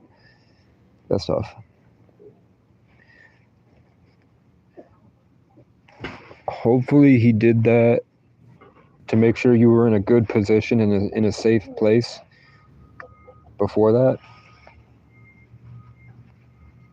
That would be a W move on dad. That would be a W dad if he was like, okay, it's not working out with mom, but I want to make sure that everyone's going to do well, so let's get you situated in a safer place where there's better energy and better people first. That's a W dad. If he just like, fuck this, took off after he was like, fuck this, let's leave, that's an L dad. That's an L man's if he did that. That's all right. My dad, I don't know, my mom raised me as a dog. I was a doll that she would dress up and buy toys for, and we never spoke.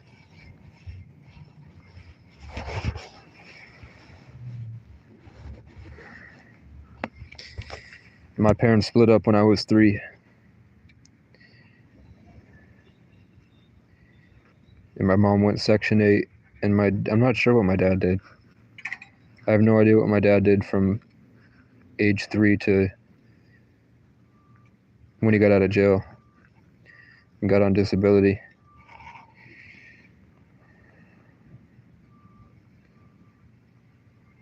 Yeah. Let's see how my divine timing poll is doing. We beat the no's with the yeses. So it seemed like it wasn't divine timing, and then it became divine timing.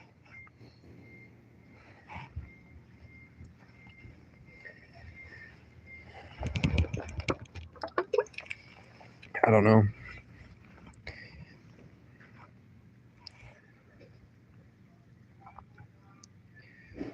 I'm thinking I'm on the fence about choosing FedEx or UPS now. I know I need a job. I don't want to get a job. I don't like any job that I've been to. It seemed like a trap, obviously. But then I see the people in their FedEx trucks are just sitting on their phone. And like that's a nice gig.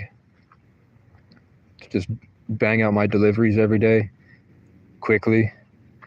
And then I'm in a town 40 miles away from the warehouse, so I'm able to just chill out because I did all my deliveries for the day, and I could just say it took a specific amount of time. That wouldn't be bad. Yep. More UFO sightings.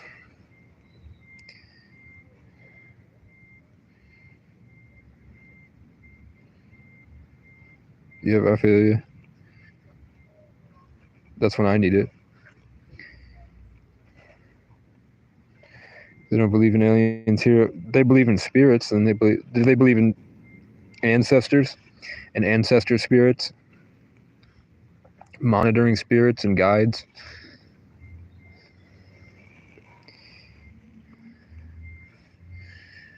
Or do they just think that's all hocus pocus, illusions of the mind, because we evolved based off of being in cultures with lots of people?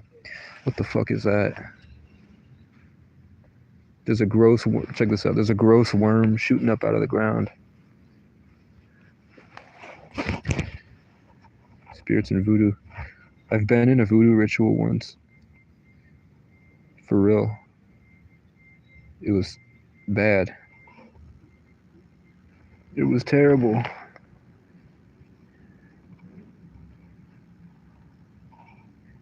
I don't know what the fuck that is, bro. It's not a worm, it looks like a tentacle. And it's looking at me. It just looked at me and then started moving towards me. Now it's back under the leaves. And it's right in front of my face where I was staring the whole time.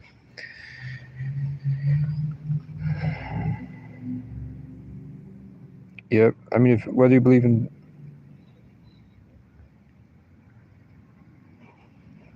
Yeah. How is Brian? How is the business? I want to make sure, like, are you guys... I'm worried about, like, landscaping, what you guys are going to have to do in the winter. I haven't talked to Haley at all. I have not heard from Michael since I left Beckley. I have no idea what happened to Michael. I've been running into people named Ben my whole life, so it's not like if a stranger walks up to me and his name's Ben, it's not like, oh, that was the energy that Ben was sending to me manifested in the Matrix. Because Ben, Haley, and Brian have been consistent names my whole life.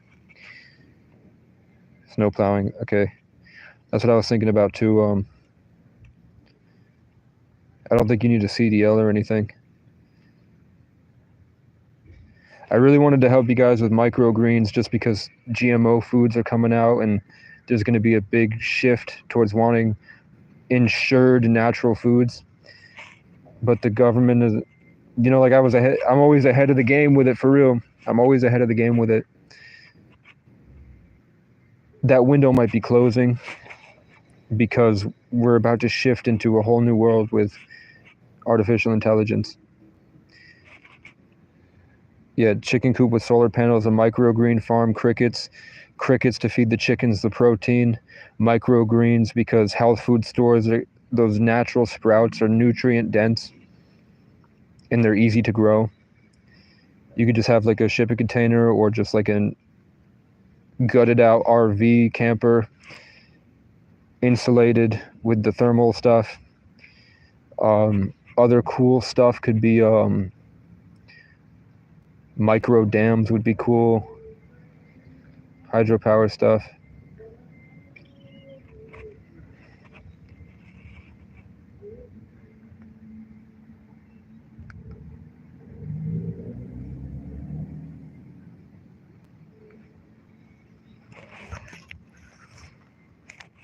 It's always fat white men with neon color shirts.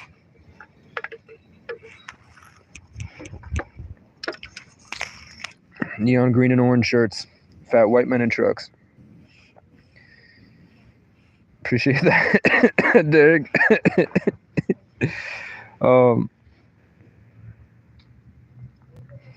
But yeah, chicken coop is just, it's good. It's healthy for you. The eggs, you know, like, chickens constantly produce eggs. Eventually they're trying to make chickens illegal. So like last year you were able to have like 30,000 chickens if you wanted to. Now you have to get like you can have like 4 chickens, and they have to be like registered with the government so they know how many chickens you have, because of a made up bird flu. Suddenly all the chickens got sick after they had destroyed suddenly all of the food processing plants across America have been burned down. Mysteriously they all burned to the ground. All the good farmland suddenly got flooded with hurricanes and then bought up by insurance companies. So now they've taken out our food supply. They've bought up the land that we would use to grow the food. And now they want us to register and have a limited amount of things that are able to sustain us, so we're more dependent on the government. Why? And now Democrats are talking about taking away free speech. Like the first thing they're going to do if Kamala becomes president is alter the First Amendment, right?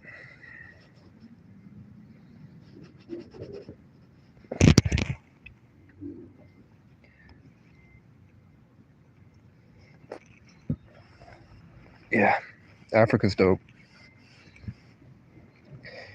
I like Africa.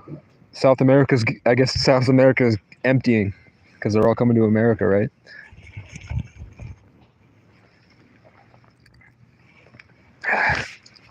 I know if you're a white man and you walk through South America, it's like you're royalty. But they just want your money. They just want the money. But if they want my money, I could capitalize off of them with content, like Kurt Kaz. But there's already a KC doing that.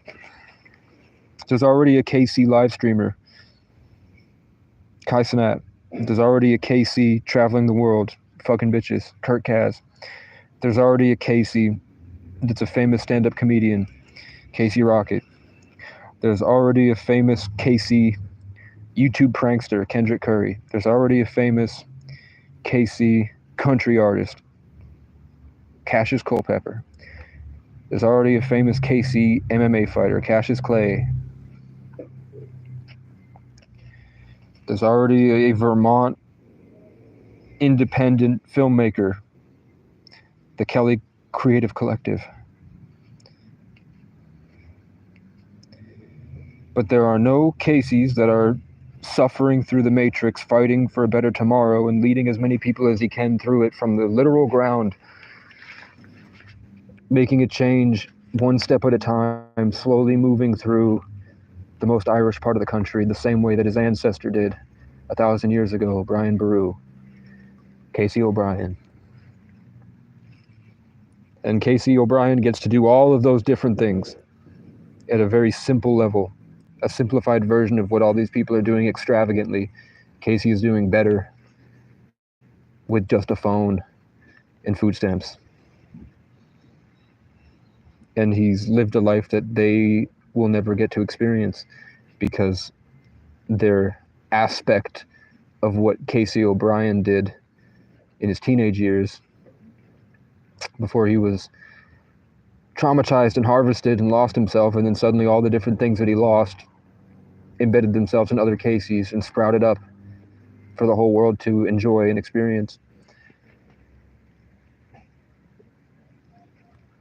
They're now rich and they hate it, and they miss what Casey is doing.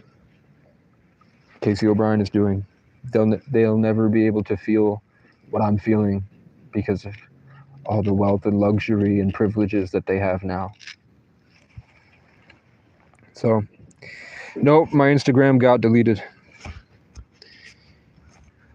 I hit a certain amount of, I hit a YouTube milestone, and then suddenly my food stamps went away, my Instagram got deleted, and I got banned from using Facebook groups.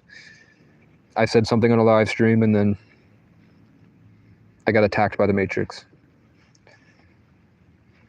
So I'm assuming that something else is going to happen when I hit 500 and 1,000. But that sucked because all my hoes were on Instagram.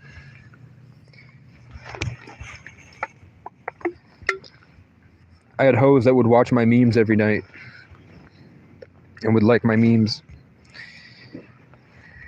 I lost all my hoes, man.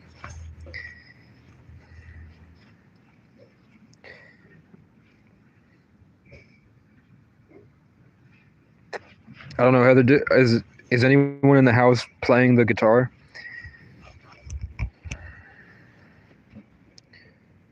Not the hose.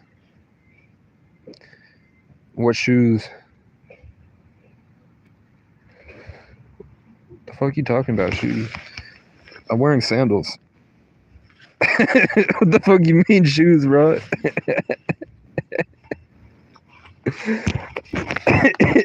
I'm wearing sandals, man. If you guys get a use of the guitar, you don't have to send it. I was thinking like something felt off about you sending the guitar to me for some reason. I'm pretty sure it's a small travel guitar, right? And there might be a capo. Did I get a guitar and a capo? And a tuner?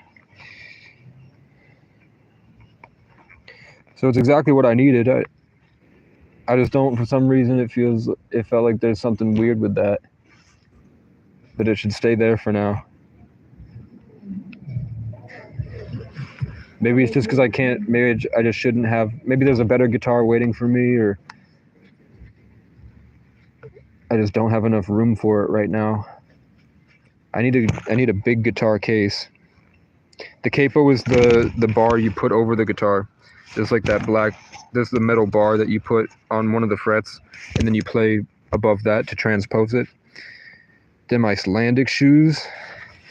What you talking about? Icelandic shoes, man. What the fuck are you saying? You mean my boots? Icelandic shoes.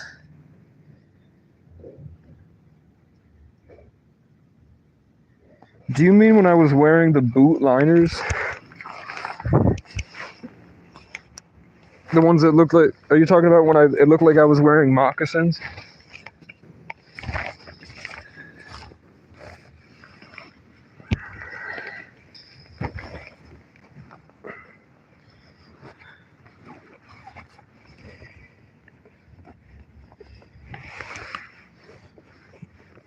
If you know what video I'm wearing them in, go comment like a shoe emoji or something.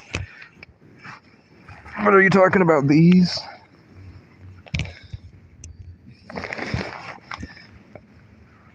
These are thrift store boots, bruh. These are, go to any thrift store and you can find a pair of boots like these. But they got the ram on it, which is cool. Rocky, like Rocky Balboa. But also I had a car named Rocky after Rocky the Squirrel. Rocky and Bullwinkle.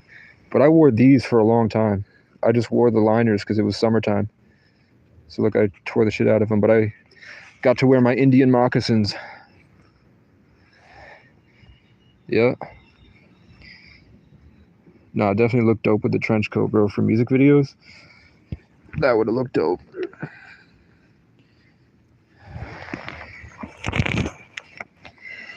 I wish I had a chair, man.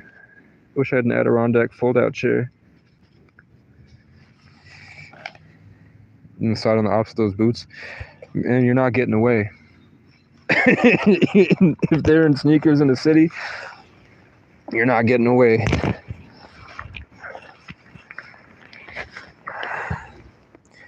These aren't even steel toe, man. If you get boots, get steel toe boots. And go do some hard manual labor, man.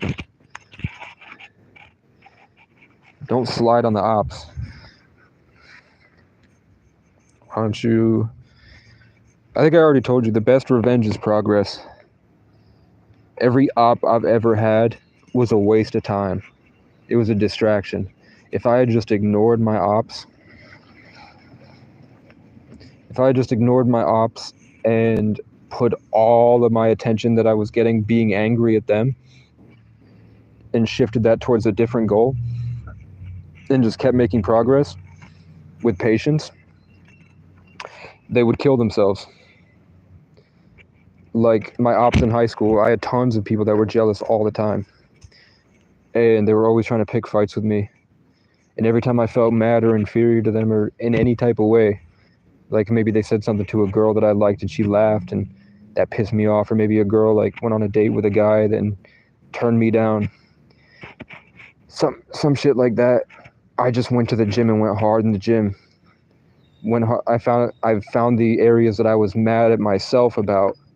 Like, why is this person triggering me? What about them is making me mad? What did they say to me that made me feel pressed about that? And I figured out, like, oh, I'm mad because really I don't have a six-pack. Really, I'm mad because I don't have a car. Really, I'm mad because I'm not finishing what I'm supposed to be finishing here. So I would put all my stuff into leveling up those areas. And then literally like a week of just hard work in those areas, and then I was way beyond those guys. And all, like, if I was mad a girl wasn't gave another guy attention, at the end of that week I was like, oh, she has a problem. I didn't really want her anyway. I was just in a state of lack. And now that I've put all my progress into this, I've leveled up and I'm better, I don't even want her. And then it's like she knew. She'd come running back almost that moment that I made that decision to leave. It was like it reversed, and it sucked her back into my life. So then I had her, the girl that made me mad at this other guy, plus all these more options. But if I had wasted time like trying to fuck up somebody else's life, I'd be way worse off. I think it's called a growth mindset, believing in abundance, that you have all these options in front of you, and not to waste time with stuff that doesn't serve you, because those guys are haters. And I don't think you're out there trapping. I don't think you're out there like in the streets. You're not in Chicago. They're not on your block. They're not your real ops. They're just like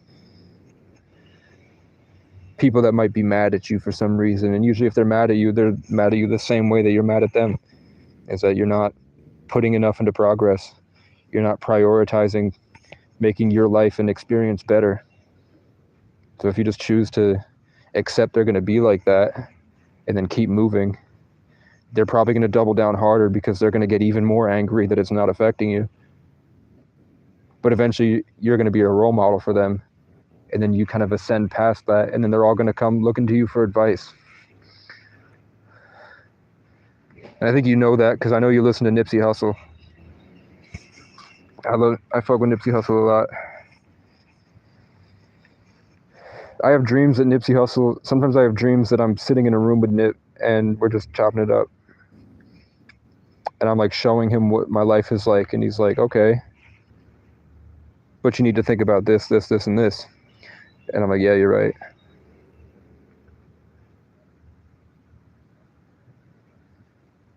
One time I had a dream that I had this guy that was I told you about it. I had this guy that was stalking me, who was dating my ex-girlfriend, but he was obsessed with me because he felt inferior inside.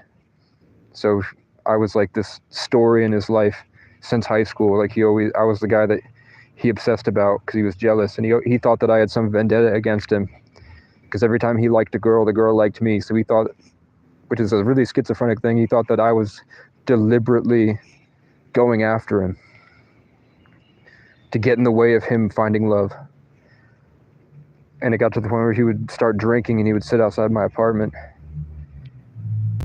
I had a dream any of that. I had a dream that we were at the school, and there was this big lake, and he was trying to jab me with a stick that was as long as the lake was. He was at one side of the lake trying to poke me with a stick, and I was just like, fucking stop, and I grabbed it and pushed it back at him.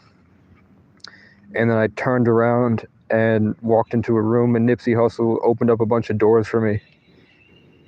I got to this castle, sometimes I would like be making music and I'd feel like his presence was there, and then I'd open my phone and it would be like one of those YouTube shorts about rappers talking about that Nip's spirit visited him and helped him make a song. So I heard your second song, and I kind of got that vibe. Spiritual gangster. Mine is gang affiliated. Yeah, but you don't have to be a part of that, bro. I don't know. For the most part, I think that gangs, especially because you're not even 20 yet, bro. Real gang stuff is when you're 40 and you've got a whole community and you guys are holding the community up because the government has left and you're kind of fending for yourselves. So you have to have that loyalty and trust to keep your families going. If that's not the case, where your gang is a structural part keeping the entire community going, like Crip Community Revolution in Progress, if that's not the case, you guys are just, it's a boys club. You guys are pretending. You're just pretending with guns. If your main mission isn't to get as much money as possible so that you can better your community, if you're not trapping on your block in order to start building businesses and generating wealth and putting on your cousins and your friends and getting them all in position to start governing over your block, then it's like an after-school club. You feel me? And it just, that's like a foundation. Everything else is just like, they want you to believe that's true, but it's not. Like exaggerating the issue with like respect and like social status and social hierarchies, right? Like you want to be in a gang because you have a certain position, and then the things you do for the gang in the community gives you a certain status, a certain level over others. And then you like learn skills, and then you're a better soldier.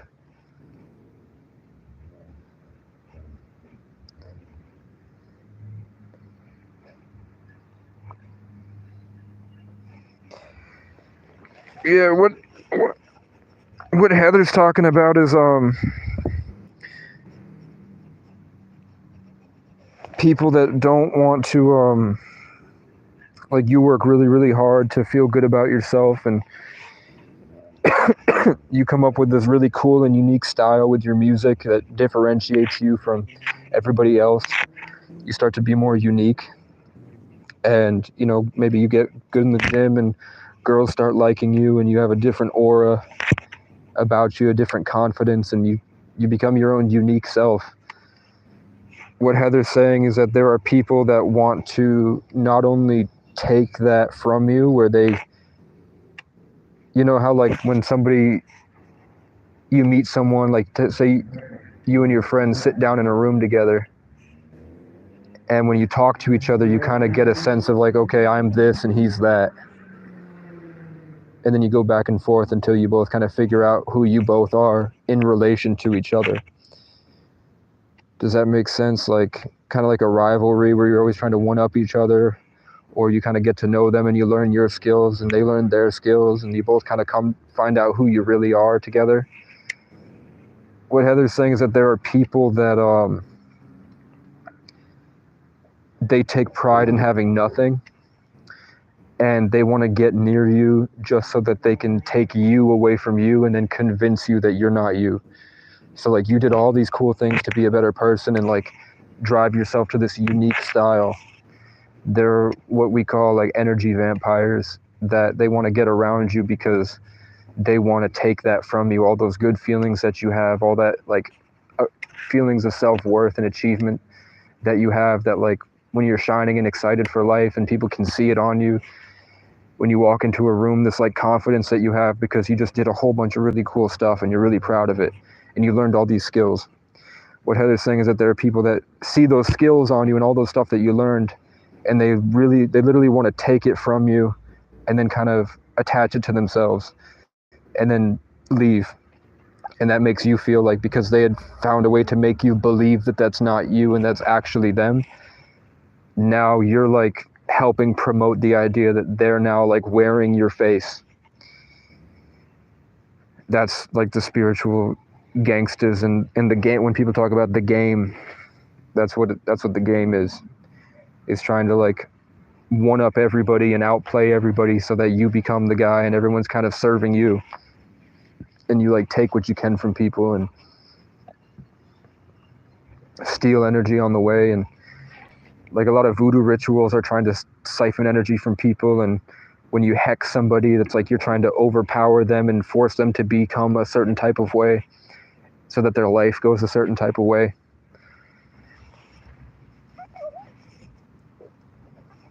I don't know if I can add you. I didn't do the go live together. I'd have to start a new live, which I might do a go live together at some point. The storm is over. How many cigarettes do I have left? I'm out of cigarettes.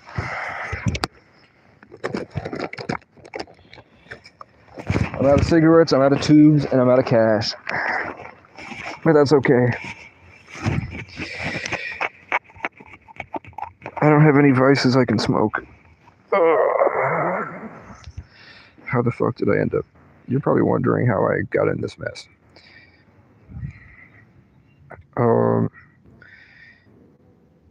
I'm really bad at energy vampires. It happens to me a lot, actually. Pretty much all day. Crows, cops, cunts, creeps, and crackheads. In a corrupt system.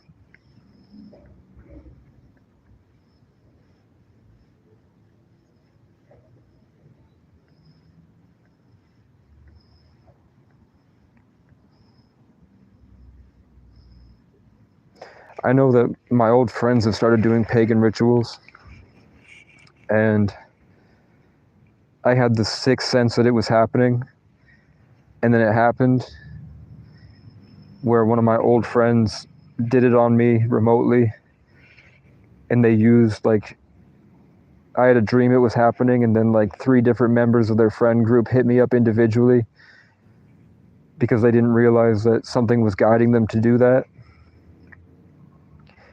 And then it did a whole bunch of workings on my emotions. I felt like I had lost everything. And then suddenly his whole face shape changed, and he started looking like my face.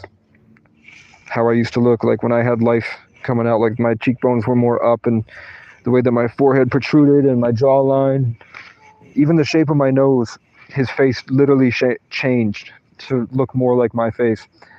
And his whole tone, like, he used to make this kind of dark, grungy emo music, and then when I felt like he took it from me, all like the stuff that I like I love soul music, and I love like indie artists, and I had that, the way that I blended that with like contemporary hip hop and like the new wave of like hit song mixing, just the shape that I had a style of songs in my head. It's like his style like elevated into that space that I felt was taken from me. And then where Heather had a guy named Frank, and Frank used to do stuff like that, where he would lock me in a car and he would tell me, he'd like say a bunch of crazy stuff and would kind of drive me insane. And then he would start to say that he was me. And then I had a foster brother that started smoking crack. And then he would come, I let him into my house, and he started doing the same thing, where he started saying that this was all his stuff and he was me, actually. So I guess I'm not a part of society that much, but I guess that's running rampant right now, is people that have succumbed to the game thinking it's really cool, and they want to come take from people that are producers, creative people. So that's at least real in my world. I see it all the time. And I see it especially with cunts, cops, creeps, crows, and crackheads.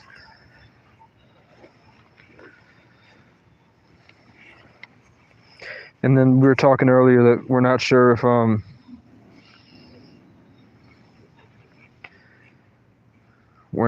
if women have a natural tendency to do that, if it's built into them for some reason, because he bit the apple or something. Yeah, I was worried about Frank hanging out with your kids. But I've seen a lot worse stuff than Frank. Maybe not. I guess the same stuff. Like I broke down this year in a small town like 100 miles west of here before I went to Randolph. And it was outside a gas station, and this gay couple was managing the gas station. And every time they came into the place, there was this weird energy about them, and all the locals say that every time they show up, all their hair stands up in the back of their neck, which never happens for anyone else that they've ever seen in their life. And they like took a liking to me, and eventually it was like as soon as I was trying to like build positive relationships with the community to find work, they would come over and like overbear us and like step over. Yeah. And they had an 11 in their group. They had a Leo born on August 11th. There's the crow. The gateway to lower and higher dimensions. And it felt like they were working together. The crows are circling me. And it felt like they ripped out more of me. And then I started having those dreams where some type of entity would come in and would say, like, you can lose your job, you can lose your house, you can lose everything and be fine, but you can't lose your character. And then I realized that this whole thing was like tons of deception to like drive me out of my sense of self.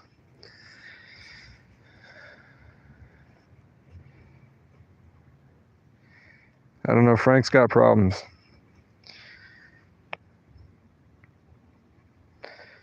Frank's got a lot of problems.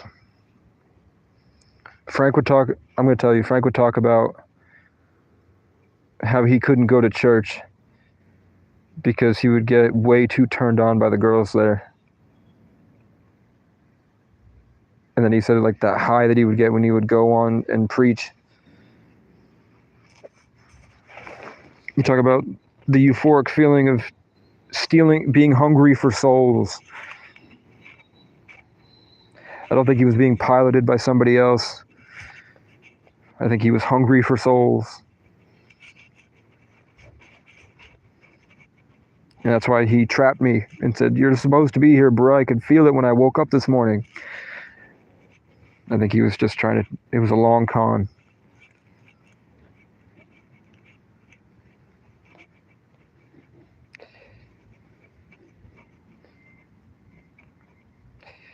And then where did Frank take me? To Brigitte. And then what did Brigitte do? A voodoo ritual. Going down Frank Road led me to getting consumed by evil spirits. But I guess, I wanted to learn. I wanted to be, I had a brain injury in Vermont, and I would see content creators in the hood, and they were the only people that had any type of, I resonated with them more than what I was seeing in my community. So back then I thought that there was there's obviously some huge difference that I'm not understanding, so I want to understand it. So then I went through 2 years of police brutality and prejudice and being in hoods and seeing that life. So I guess in a sick way, I got what I wanted. So I'm proud of who I've become. But either way, yeah, I don't know.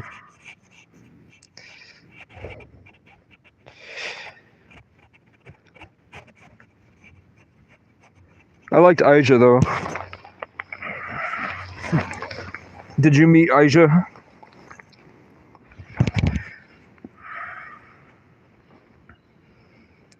I liked Aja a lot. It was just back then I was like a dog. I didn't know how to think right. She was really pretty. She was one of Frank's friend's daughters. And she was great. She wanted to come to church. She wanted to come to church too. And for some reason I just froze and I couldn't think right because Frank was kind of grooming me and I didn't realize what he was doing. Spiritually, he was stealing my bandwidth, so I wasn't able to process and come up with things where usually I would be like creative and romantic and suave, and I would try to do it and it wouldn't work. I didn't realize that it was literally being taken from me by an energy vampire.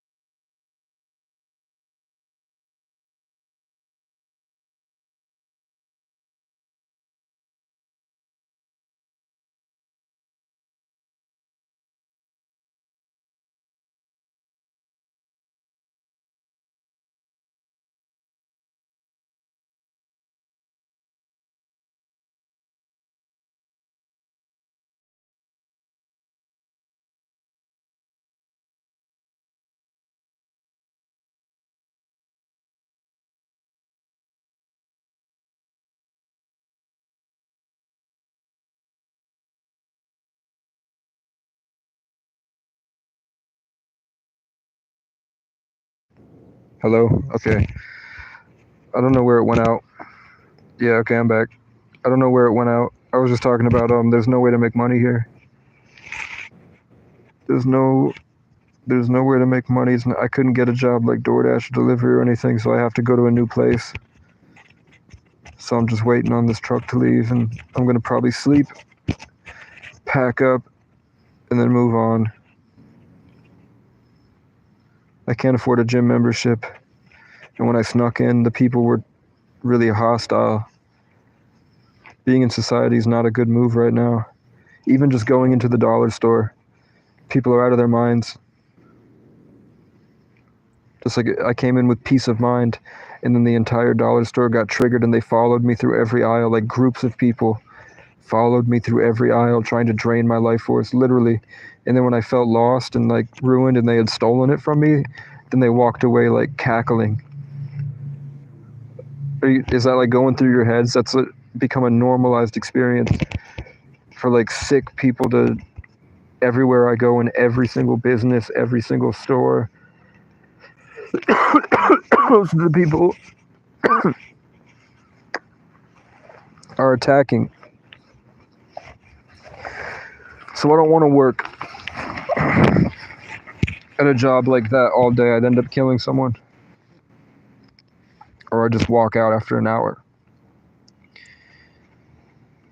Than to die, than to be a slave.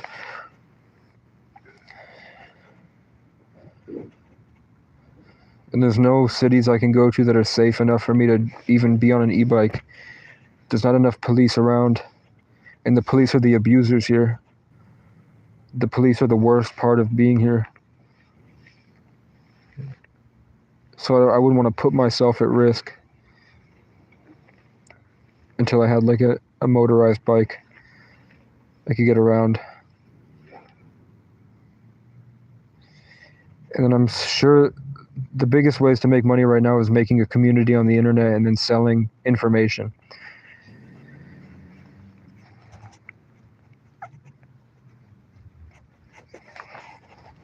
And then merch. Running a clothing company. Everyone's always looking for cooler clothes, and now it's going to be survival gear.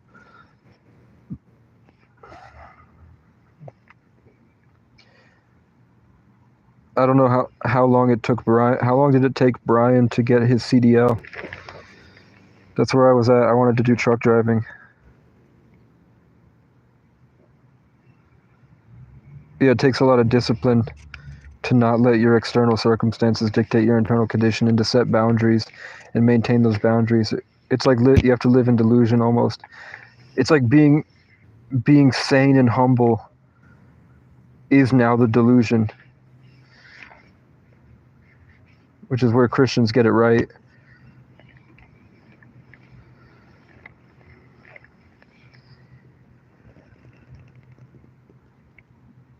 It's hard, but listening to music, I bet you, do you think, yes, 6 months.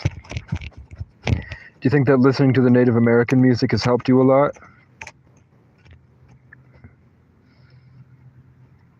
With that anxiety? Because it's like programming your, yeah. It's the harmonies.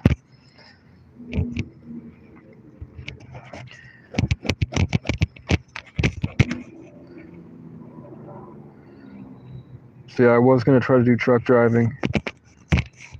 And I still could, but it takes 6 months and I probably have to go to a school for it. Trucking doesn't seem so bad. There's mice. There's a bunch of mice around me now.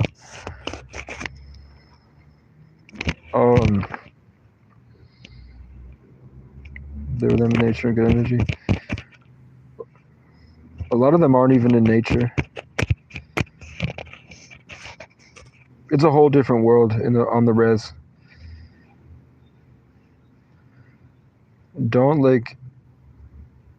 I mean, everyone listens to it differently.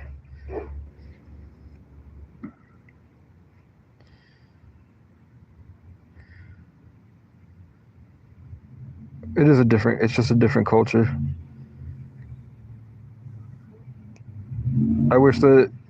I can't wait for a time where all these different cultures are celebrated and modernized and evolved to a new level of expressing themselves instead of having to hunt for people like Young Spirit.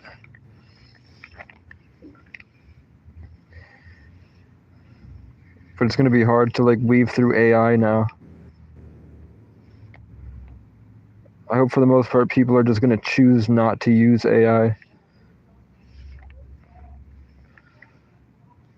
Because I did the AI music. AI music is pumping out hit songs like that. And sometimes it gives me lyrics that I would never think of. And that makes me scared, so I don't do it. Because AI is coming up with better lyrics than I can right now.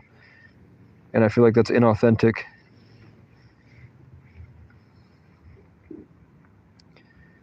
So I'm working towards, I mean, if I had $100 right now, what would I spend it on?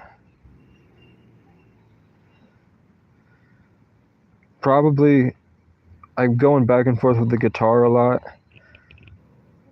A guitar and a winter coat. I would buy ammo for this gun, which I think the simple ammo is $7, but then the ones that could really kill are like $25. So this week I would probably I might go right to Hornets, which would be $25. Then there are nice travel guitars. I want a parlor guitar.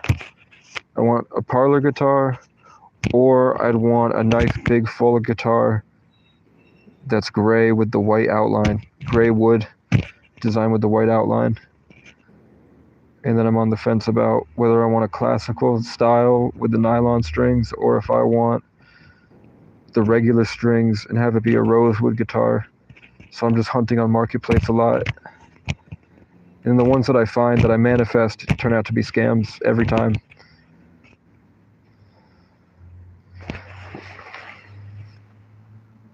$47. So I would do that. I don't need to buy food anymore because I was re-eligible for food stamps now. So I got back on food stamps. Buy socks. I have all the ADL stuff. I have tarps, tents fine, bikes fixed. I have the BB gun now. I'd probably get a slingshot, pepper spray for self-defense because it's getting more and more like I need it. I literally had to fight a crackhead this morning, and I only scared him off because he thought that I had bullets and I don't have bullets. So I almost fought for my life this morning. So that was a warning sign. That was a telltale sign that I need to change my life quick before the leaves fall off.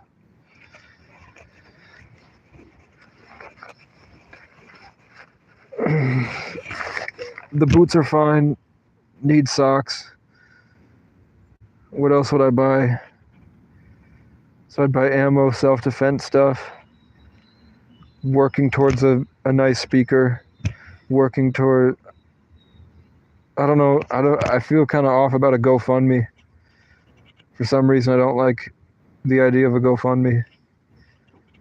But I'd want a computer, and then I'd want software for the computer, then I want plugins for the computer, for the software. So maybe it's better if that comes later and it's just me with a notepad right now. Because then I'd ascend to a higher status where I wouldn't be in this experience, so it wouldn't be as vivid for me and special. But maybe I've done enough that I'm able to draw back on that. Like, I'll always have these moments I can draw back on later. Now that I've been through it. But I'm just having patience. Maybe I'd want a gym membership at one point, or at least just a one-off. I'd get a bench press. And then when I moved towns, I would just pay someone to move it. Pay him gas money when I eventually left. So I could go out in the woods and drop a bench press. And then I could get swole as fuck. And then when I'm done with it, I'll just move it down to Vivek's cabin or something. Because it's like a retail company owns Vivek's shop, that land. And they're selling it for 70 grand. I think it's a great investment for anyone, but I'd rather, if I wanted to get land, I'd want it to be further up in this area where I'm close to the mountains, but I'm away from all the traffic. I could have a bigger area if I wanted if I wanted bison and an alibi dog and sheep for the big guard dog to guard. I want a Cane Corso protection dog, and those aren't cheap. Those are like $4,000. But I'll have him for 10 years, and the dog will be trained, specialized in self-defense, and Cane Corsos stick by their owner, and they're weary of strangers. And I just want to stick by my dog, and I'm weary of strangers. So I think that both of us will get along better because I'll be pushing my boundaries and getting back in away from my traumas, which will reflect with the dog, which is really good. And I'll have a best friend. And it's a big, scary dog. And because I have food stamps, I'd have enough to buy him. What is it? How much is a pound of chicken breast right now? Like $6.99, I think. $6.99 a day for 20 days is $120. So it's a upkeep for that dog is only $120 a month, and I get $280 in food stamps. Plus, I'd have more income with the dog because I could make content and generate content and get money for him. And if I ever needed food, they have they have good services here. So if I really needed like a big bag of dog food, I could get it, and that would last him a month. And then I could just go to the next town over. I could cycle towns if I really needed to. The dog would always have food, and it would always have a warm bed, and it would always have a good, responsible owner with enough time to play with it. And it would live a satisfying life traveling, and it would do its job as a guard dog. So I want that. Then I want the guitar. Then I want to get buff. Then I want to upgrade my outfit so it looks cooler. Then I want cameras, drones for filmmaking. To start making content, making films, and pushing the boundary on the art form of YouTube because people are lazy. And they're putting out shit stuff. Look at KSI's newest song, it's garbage. The production's amazing because he has money, but it's garbage. There's no soul in it. It's trash. So then I would just be upgrading my rig, get a better bike, better tent, easier rollout, zombie apocalypse survival, and then improve on areas that would allow me to deal with other people better, like getting land, building a way for people to come and escape, a training ground.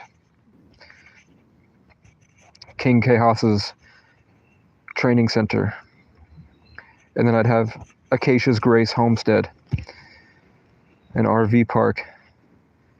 And then I'd buy the park and ride, put solar panels on the top, make them pay for electricity if they want to run an outlet, vet the people that come in, like owning a campground, but it's a park and ride, so it's cheaper and it's for the night.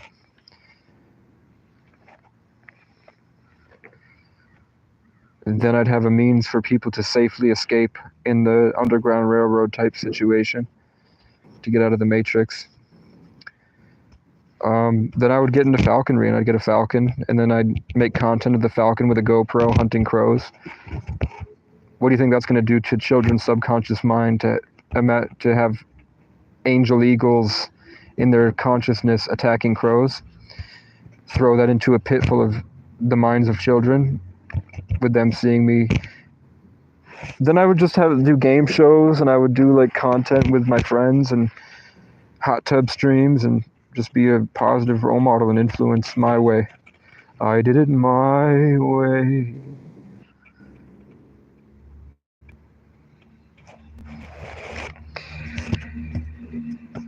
I thought about Nino. If you'd give me Nino, I'd take him. We'd have to get him like a tough chain he can't break through. And at least he'd go from living in a cage to constantly on the move. And I would just have to like chain him up somewhere. And when I went into stores, because we don't know if he'd jump and bite, so I'd have to really try to hammer in training with him. Because isn't he older? Isn't he like 6 years old? But it's better than I don't know if you can teach an old dog new tricks. Maybe because he'd be sprung into a new life where he'd be outside all day in different areas, overstimulated with one owner. But it's better than a cage and then moving out into the yard and then back into the cage and then out into the yard and then occasionally going on the walks around.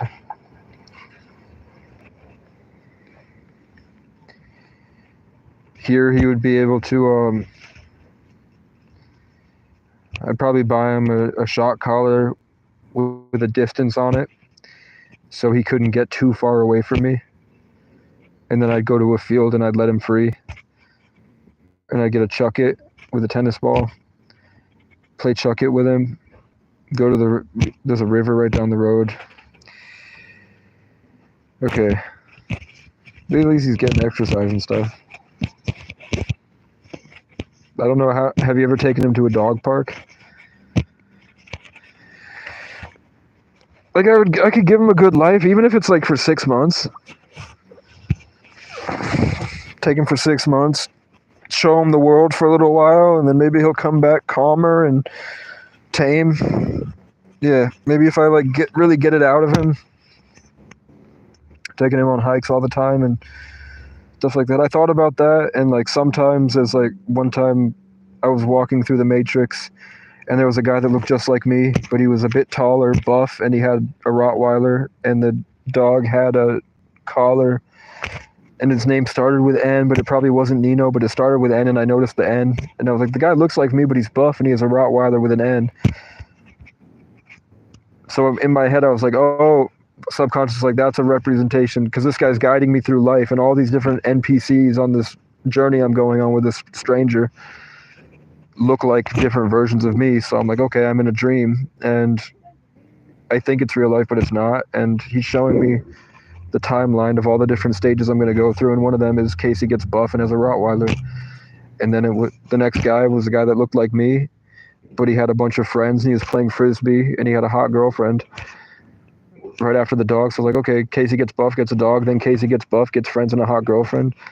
And then it was like e-bike, door dashing, and then it was schizophrenic homeless man screaming at himself.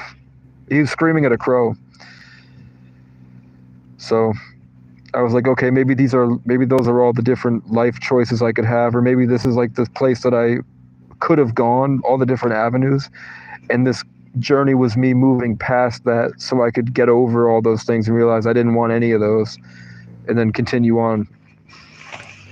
I don't know, but I have stuff like that sometimes. Yeah, he needs to be neutered. I don't know, maybe breed him. Go on Facebook and find somebody with Rottweiler puppies. Find someone that trains dogs, or that's like an up-and-coming dog trainer that needs dogs to practice with. Have a litter. Offer him part of the money that you would get when you eventually sell them, and then have him practice training the puppies. And then you now have a guy that would consistently come back to train dogs, and you have a means to get money selling more obedient trained Rottweilers, and then make a Facebook page called Mount Hope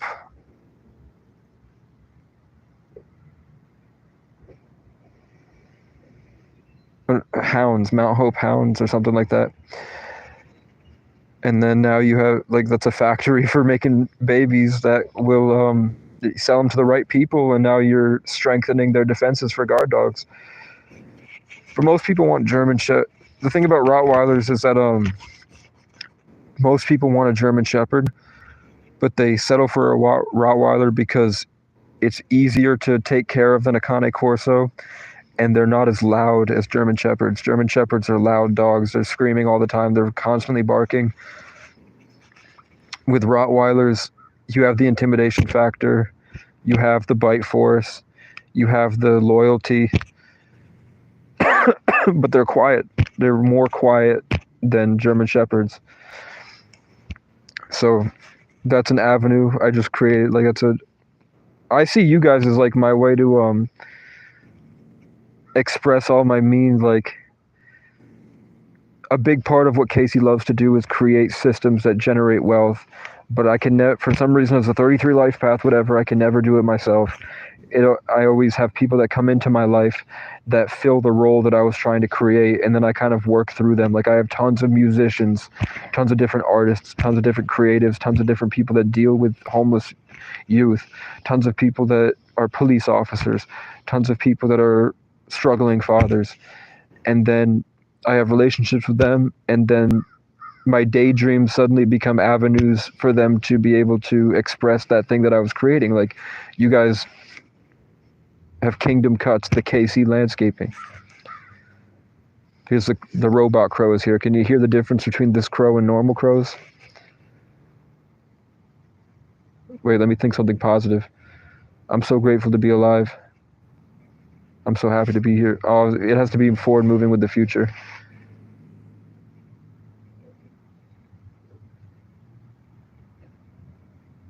Yeah, so I was saying that when I think about you guys, I think about different ways I could help you generate wealth, and it's like a mini game for me in my mind. It's like coming up with cool ways that I can make your castle cooler. Because that was like a huge thing that Casey wanted to do, was build a castle and have a kingdom. And then Casey found his way down to a literal castle on a hill. And then O'Brien means Castle on the Hill. And my favorite song by Ed Sheeran is Castle on the Hill. So it might be way beyond that. Like, that, all those themes seem like a 2022. Doesn't it seem like 2022 was the KCC? And all the Irish vibes, the Irish medieval kingdom vibes, was 2022 when Zach Bryan released The American Dream, which was green and orange. He dropped something in the orange, and the album cover was green. That's when Ireland was huge. That's when Andrew Tate got all of the cool Irish stuff. Right. Now it's like cowboys. This is like cowboy times, the Wild West, Wild East. And that's represented like John Bellion just dropped a song called Kid Again, and the first thing he says is, it's wild in the West. And then all the different country artists are popping off now. The themes of the world have changed. But in 2022, I wanted to build that castle and have it be the KCC, where we renovated the back. Not renovate it, like make it new, but restore it.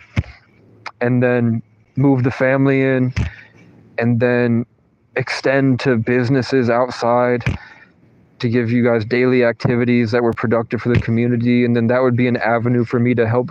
2022, all I was about was making everyone else's dreams come true. That's how I felt satisfied. So I was trying to get John Michael down there. He wanted to do a food truck. My old friend Dakota went to culinary school. He wanted to be a chef. He's a great chef. So I wanted him to get down there and get in the restaurant with John Michael. Then I wanted to bring Gabe down there and have him do MMA with Michael. Then I wanted to do I wanted my father to travel. I wanted my father to go see the world in different areas, not to be confined. I wanted him to be able to go enjoy more communities, because Brattleboro was just being a piece of shit full of crackheads and horrible people. I wanted him to diversify. I wanted the world to appreciate my dad the way that I do. So I wanted to give him a chance to kind of break free. And I thought that maybe Mount Hope would be a good place to start. It's called Mount Hope, for fuck's sake. So what else did I want to do? I wanted a flag. I still want a flag, a cool flag. A movement. I wanted to build a big movement centered around content creation. And then most of my friends that I wanted to bring to West Virginia wound up in West Virginia, including Will Survives. So they made it down there regardless, but they didn't make it down there with me. But part of the huge revelation of 2023 that changed the entire course of my life was realizing that they don't deserve it. None of those people I was trying to save were worth my time and effort at all. And actually, they were leeching off of me. They were surviving solely from my bandwidth that I thought I was using to enhance their life. They were surviving solely from it. Then I cut them off, and now all the art that they're making is spiting me. It turns spiteful and hateful. Like I cut them off of a drug. You feel me? So 2023 became me wanting to push the entire state of Vermont and vicariously the world with my own spiritual evolution by way of rampaging through Vermont in my car and inspiring everyone everywhere that I went. And I did that, and I met famous people. I met tons of famous people, and I shared my art with them, and that enhanced their art and brought them to a new level of life. And I got to do it from the bottom to the top, suffering, homeless, to being with the upper echelons of society, and then going back to seeing all of life. And it was suffering, and it was awful, and it was cold, and it was painful, but it was epic. And then 2024 hit, and it was a whole different take on that. Surviving frozen in the woods as a one-man army against crackheads and police and corruption and sundown towns and white privilege and race prejudice and not being able to get hired anywhere and being ostracized, being tormented for existing because of rumors. And then Michael, Casey O'Brien, shit on everybody. Then Michael and Casey helped me with Ray at Rumor Has It, and he had a bear with a nice leather jacket on, stuffed, right in the doorway. Do you see how obvious that is? Are you able to see that that's a stage and none of it is real? and that none of this is real. It was a theme that I'm living inside. It's a creation that's epic. I'm so proud of it. And I don't know if I made it or if I co-created it, but I'm telling you, I literally went to a town, and when I got to the town, there were signs that said Casey co-created all over it.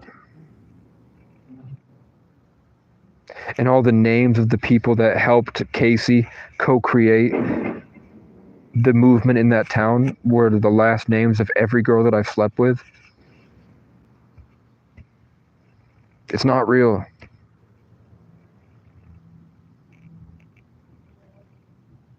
But I love being a part of it. And I'm not sure if I should kill these crows, but I know that they're nonstop torturing me every day. Here's the car alarms going off, car alarms, car alarm, car honking, car alarms over there. Here's one of my gang stalkers that shows up. He showed up yesterday when I recorded. He shows up every single day when I break the fourth wall.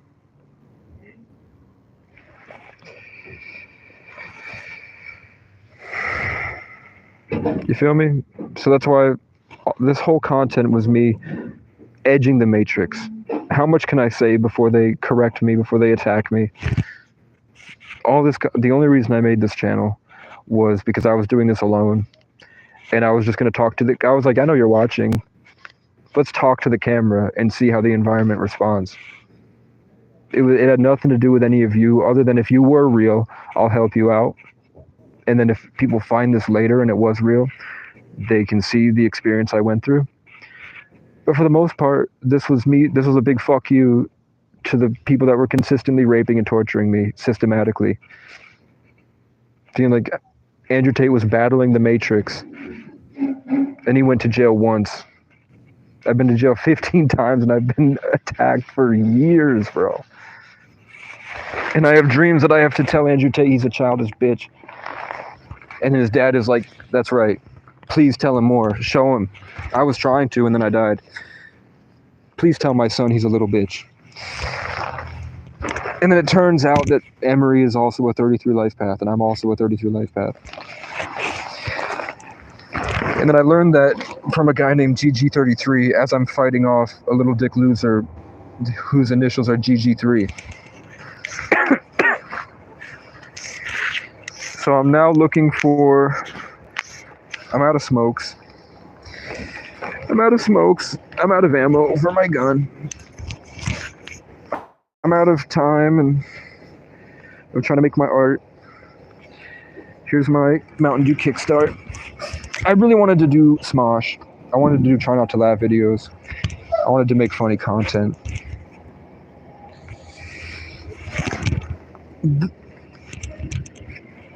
I was like, they have a KC in every aspect of my favorite things in life, but they don't have a KC in Smosh. And then guess what? They have 2 O'Briens in Smosh. They have, they're all Irish.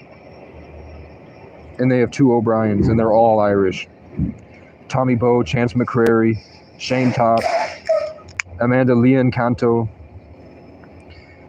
Courtney Miller. The only people that they have that aren't Irish are indigenous, are black, are Filipino. They have Aaron Dougal, who I have a crush on, not gonna lie. Then they have Anthony Padilla, but Anthony Padilla is Irish and Mexican, I think. But Anthony Padilla looks just like one of my best friends I grew up with, Ryan King. He's not one of my best friends, but he was a good friend of mine at one point. And they look identical. So even if they don't have the same names or the same ties to my life, they look identical. And Anthony Padilla is the OG of YouTube. Anthony created Smosh when he was 16, and that was the biggest YouTube channel for a decade. Before PewDiePie. Right? And then he created Smosh, which is full of O'Briens and Irish people.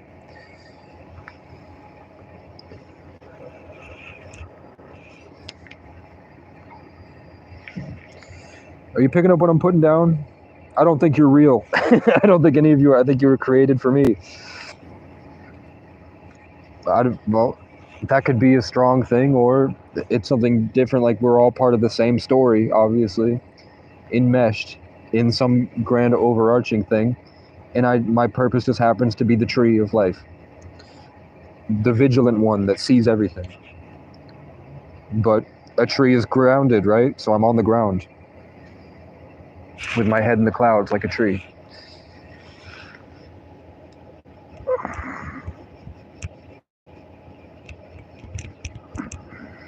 If I told a therapist all that, actually I have told therapists that, and they said I can't diagnose you, but I'll just tell you you're a genius, and I'm gonna have to do a long sit down. Like this is what the therapist in the Brattleboro retreat told me before I knew any of this stuff, when I was just putting together things about philosophy. Like what I was talking back then, I was talking about how come all these rappers are making songs about the divine feminine, and how come all these songs seem to be like offerings to Rihanna, and why are people talking about raising your frequency and different states of mind and changing paradigms for better belief systems, and how come being delusional is being celebrated and how far you can push your delusion, yet your therapy and stuff is trying to bring me back down from that, when in society it seems like everyone's pushing that to the limit, and those are our heroes.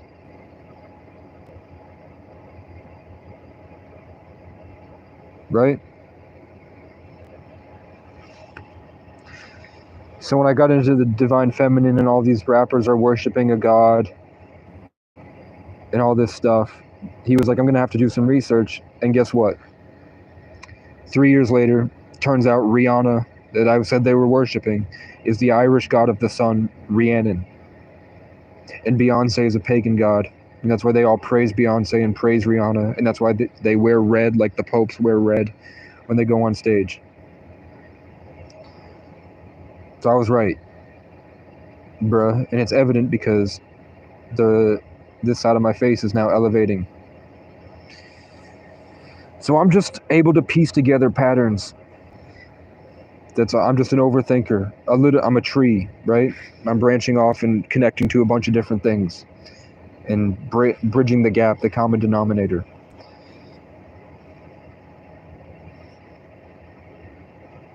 That's all it is. It's not schizophrenia. It's trauma has taken my ability to hone in on one thing, so I'm now forced to grow out in a bunch of different directions. I'm a rambler. That's all it is. And I'm probably a psychic. I'm probably a multi-dimensional being. And I think that's been the case my whole life. I guess when you're doing what you love, you get into a state of channeling, and that allows other entities and beings to talk to you, and you think that that's your own thoughts. So sometimes you say and do things that are incongruent and weird because you don't realize that those things you're saying are meant to just be stored in your head and not spoken out loud. And maybe there's a simpler way to put it, but my mind has been degraded with so much trauma that most people would be considered invalid. But I just keep going and I don't shut up. So I wish people respected what I had to say and could appreciate that maybe the things I'm saying are better because I'm in a meek state. But I think people only listen to me. That's why okay. So into the back of my head when the bird chirps, so the bird, boop, boop, boop, boop, bam, hit the back of my head. It said that's why you branch out through Andrew Tate, because they'll never listen to you. So you are now taken over Andrew Tate, grown into him, and you were able to express yourself through him. That's why you had to branch out through Kai Cenat, because you're not black. That's why you had to branch out through Casey Rocket.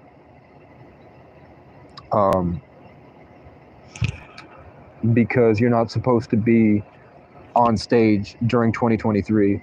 You were supposed to be in the woods, adventuring, being Casey Francis O'Brien. And you got to do all of it at once. And you got to experience all of it at once. See the fruits of your labor for the past 10 years, trying pickup artistry, trying stand-up comedy, trying music,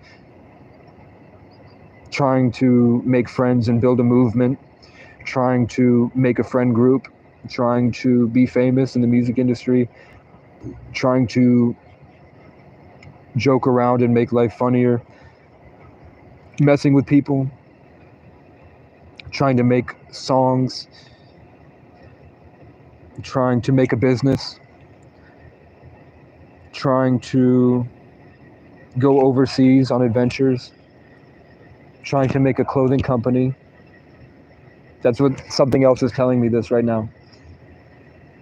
Trying to get girls, trying to get Owen Cook to respect me, trying to get John Bellion to like me, and they're showing me I ended up making better music than he makes.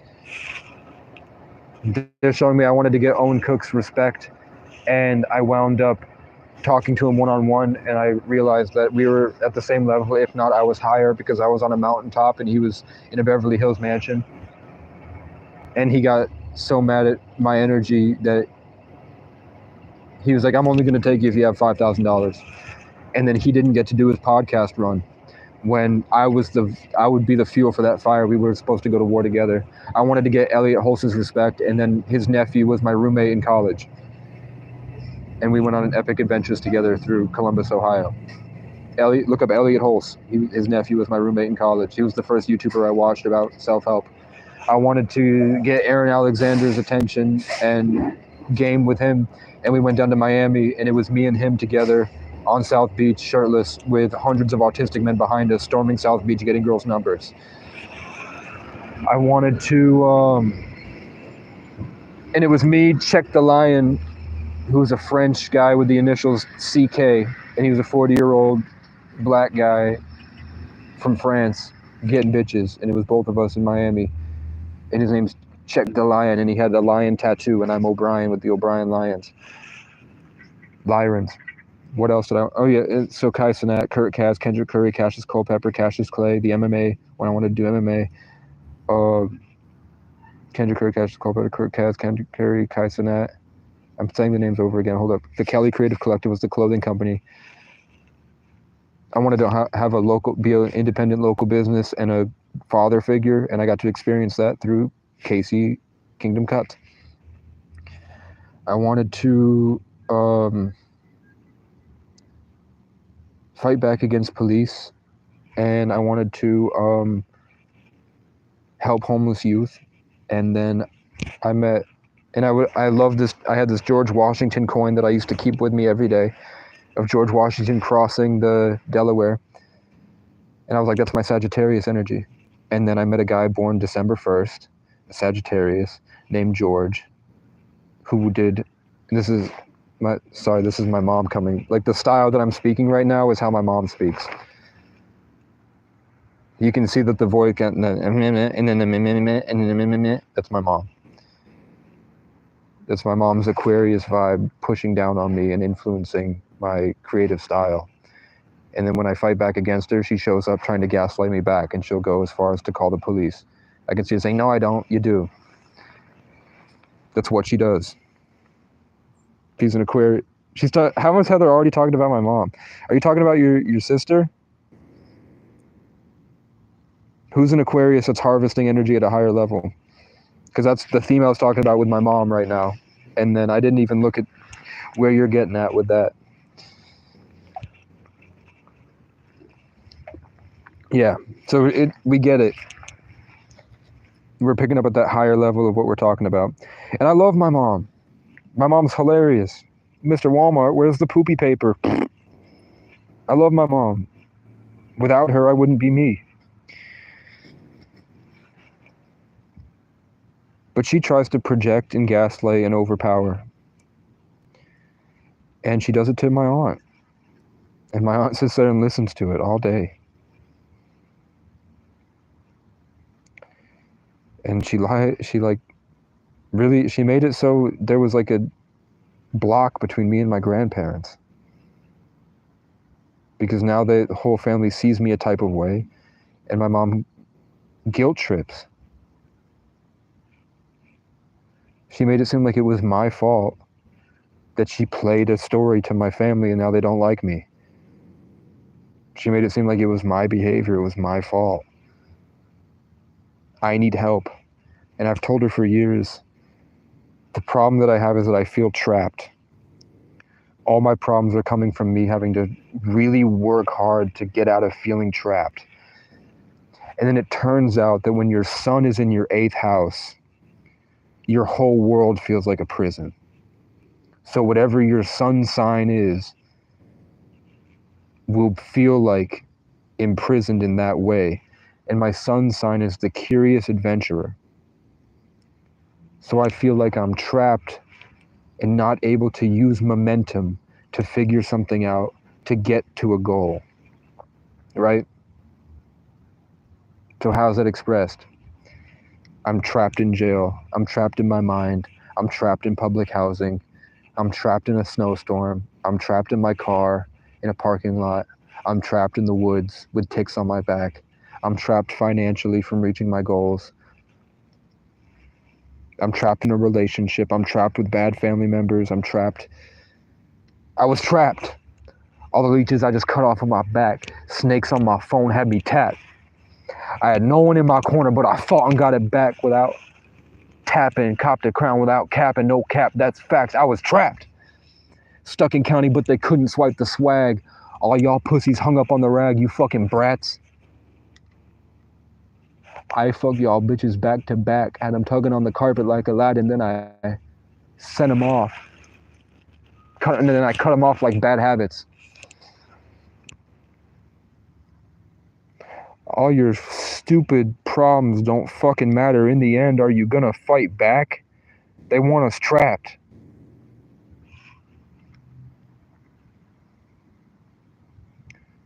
I wrote that Leo season last year.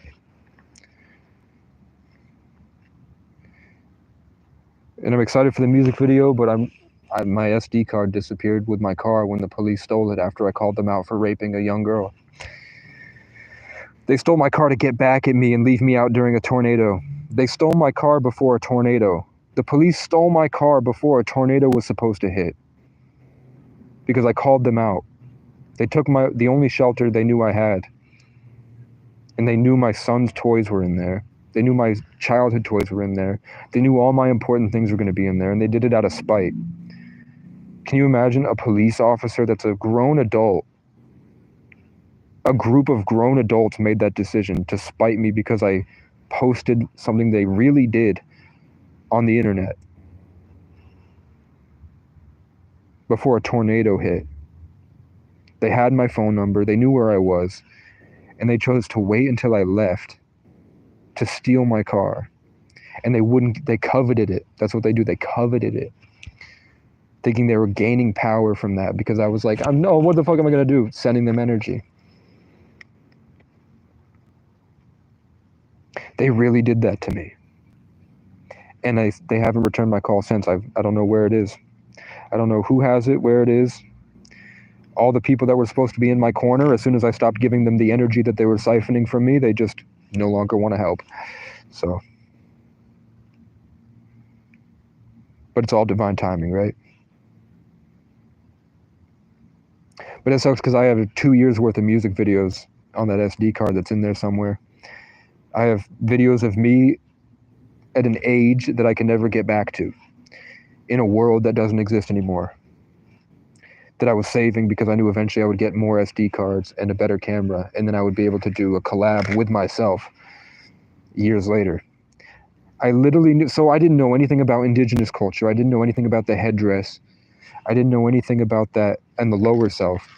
But I made a music video last year during the floods about me, and it was me sitting there rapping, and then I recorded myself dressed up like I was in 2022 with the bat and all the hood get up and the shaved head with the snapback on and the chain and the hood get up, and I had me fighting a ghost, and the ghost was winning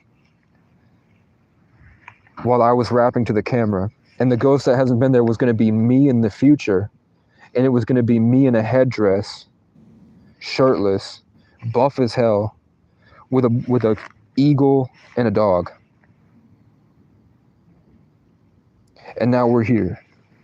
I had no idea how impactful indigenous culture was going to be on me. I had no idea what the future was going to hold. I thought I was going to be famous.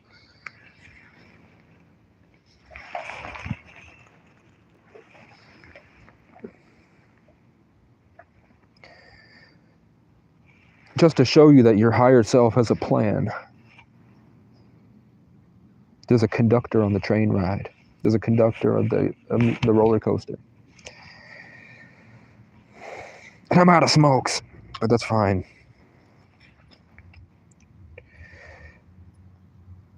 I lost my Cash App card anyway, which I took as a sign that I should save my money. But I had this weird feeling that I had this sixth sense that Heather wasn't gonna send money this week. Like usually it's like when I think about the future, there's like a boost. There's like a leap on Friday where I'm like, okay, I have more potential on Friday. That must mean probably that Heather might send money. But I'm also like in my head, in the back of my mind, I'm like, I'm worried you guys are fighting every week. Like we can't keep doing this. We can't keep sending Casey donations. We're struggling. We have kids, and I'm like, that like really affects me a lot. Where I'm like, fuck. How do I get you guys? How do I make sure you guys are set for winter? Okay. But then I'm also like, maybe they're balling. maybe they're balling out down there. I have no idea. I feel it's not my place to ask. I'm just grateful to when it comes through. And then also I think you're not real. So I'm like Kingdom Cuts, KC, the KC business. The KC business is getting Casey money when he needs it sometimes. Maybe it's okay. As long as you guys like, you're not struggling to get your kids what they need and you're not at any risk of losing your property. That's what I'm worried about. I don't want you to be able to lose the property until you have something better. Like, check it. I wanted to move you guys. I'm going to say it. I wanted to move you guys to a place called Eagle's Nest in North Carolina. It's on top of a mountain in North Carolina. For some reason, it kept popping up a couple years ago, and I was like, that would be a really good place to set. If I was able to control your timeline, to like move. I was like, Brian's a Capricorn, so he's going to constantly want to be crawling up this mountain. Maybe if I like set the goal towards that pinnacle of the mountain, that would like get you guys where you need to go. Because I used to think that I was, and that's true, I think that I was converting a lot of energy to try to help strengthen timelines and like improve mental focus and clarity and emotional states to be able to reach and work hard and make the experience more enjoyable at a higher level so that you would get more out of life. And I thought that as a tree, I was doing that for hundreds of people. Like I was imagining them every single day. They were popping into my life and I was seeing their lives like remote viewing, like I'm floating over them in The Sims. And I would just like send blessings down.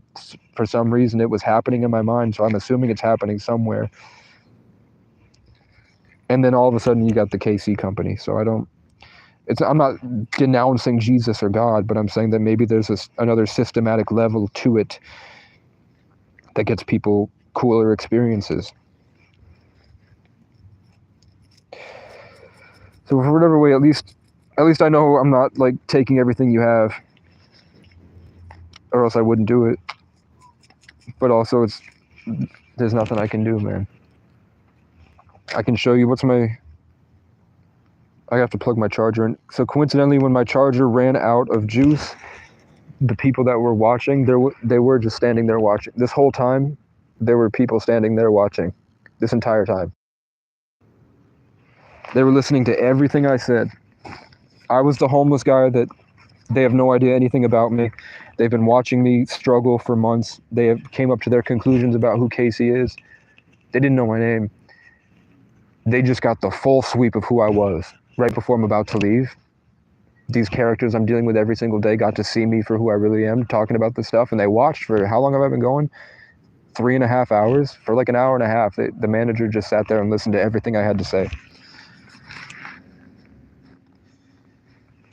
That whole spiel about the all the different themes and motifs of my soul getting to express itself to the entire world through other people picking up the slack that were living meaningless lives previously to this epic journey that they went on, that the stuff that they were getting blessed to express was stuff that Casey created. And it rhymes. My soul rhymes when it wants to speak with like intricate, profound wordplay.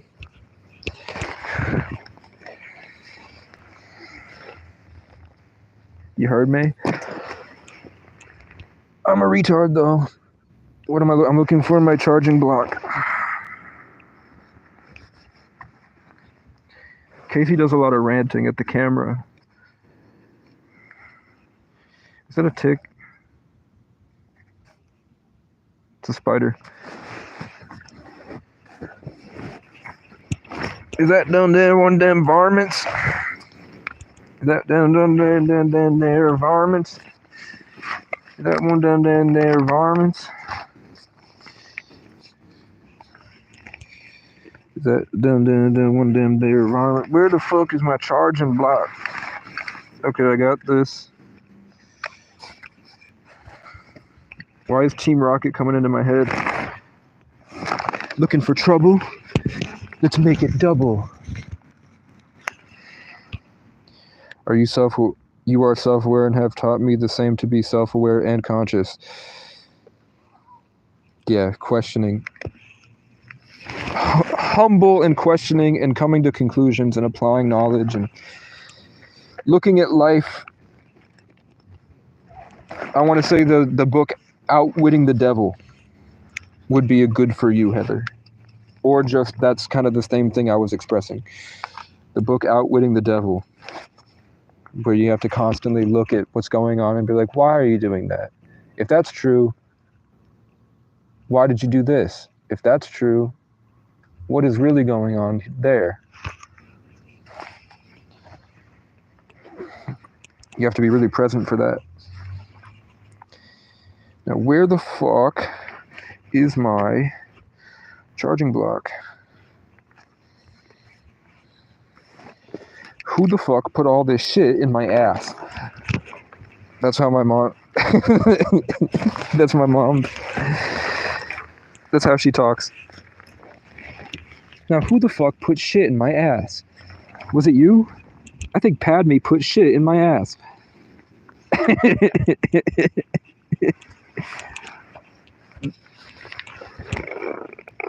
That's how my mom talks.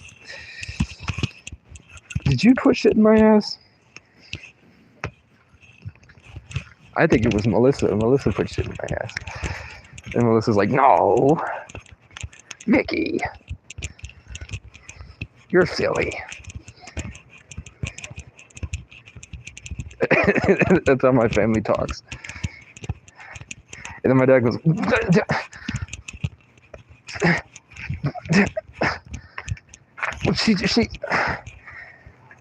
she put shit in my ass.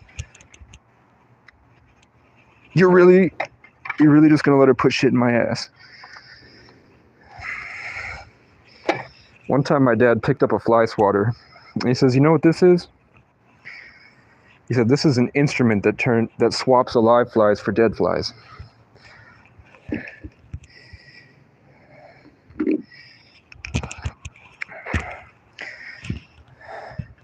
My dad said some really go through hypnosis.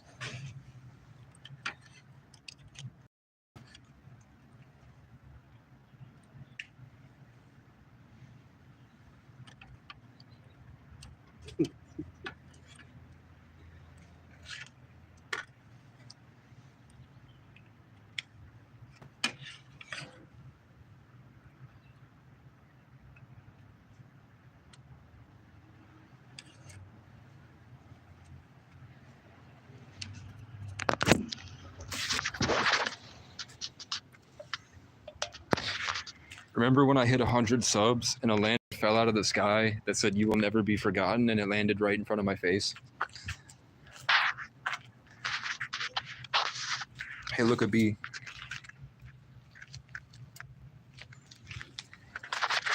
Hey, look, the most beautiful thing you've seen in a long time.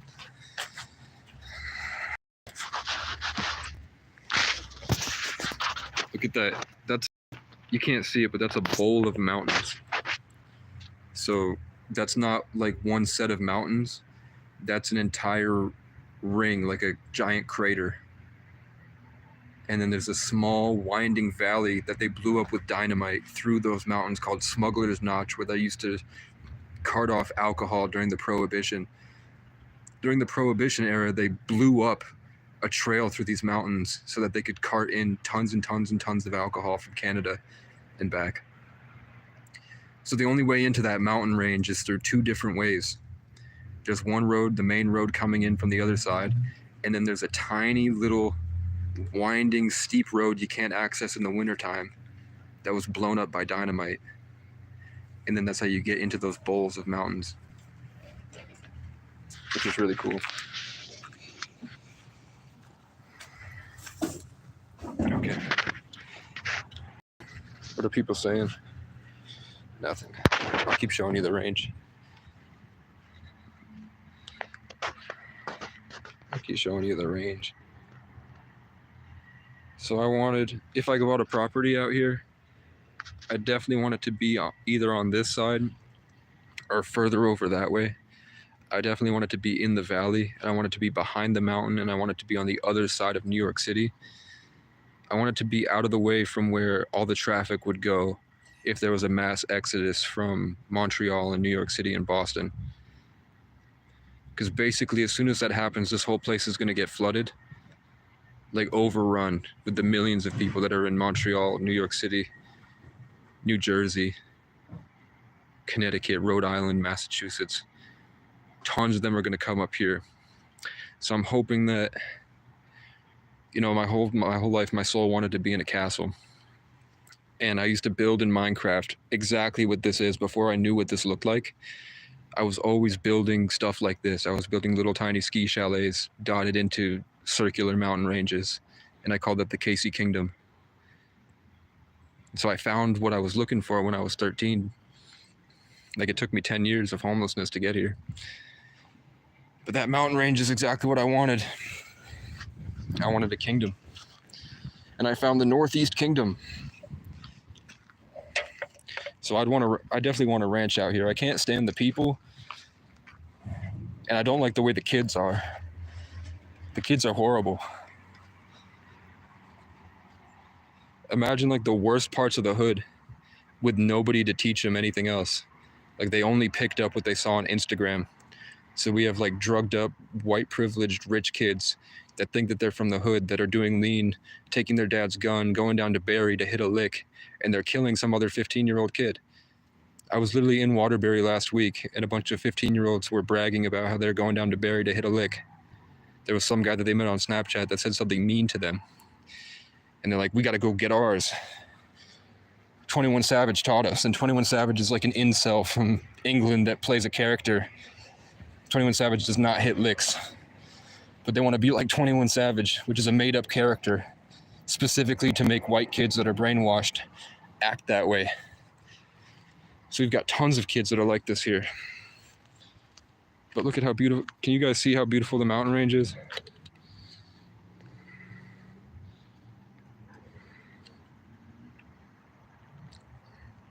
Should I get on my bike and ride around? There is a hill. Let's show you guys. The manager came out to tell me to fucking leave.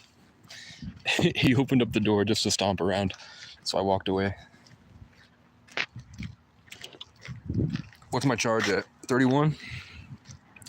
Let's go show you the cool view. Okay, this is another mountain too. This is where I wanted to head next.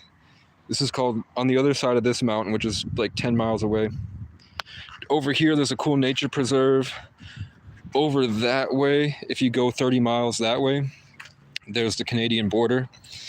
And they have giant stuffed polar bears, and they have elk out there, and they have wildlife refuges.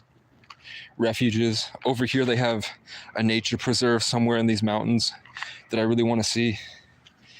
And then over here, there's a big lake. It's on the other, I think it's on the other side. Yeah, it's on the other side of this mountain called Lake Elmore, and you can go up that mountain. There's a big long trail, and then there's a big fire tower where you can see everything.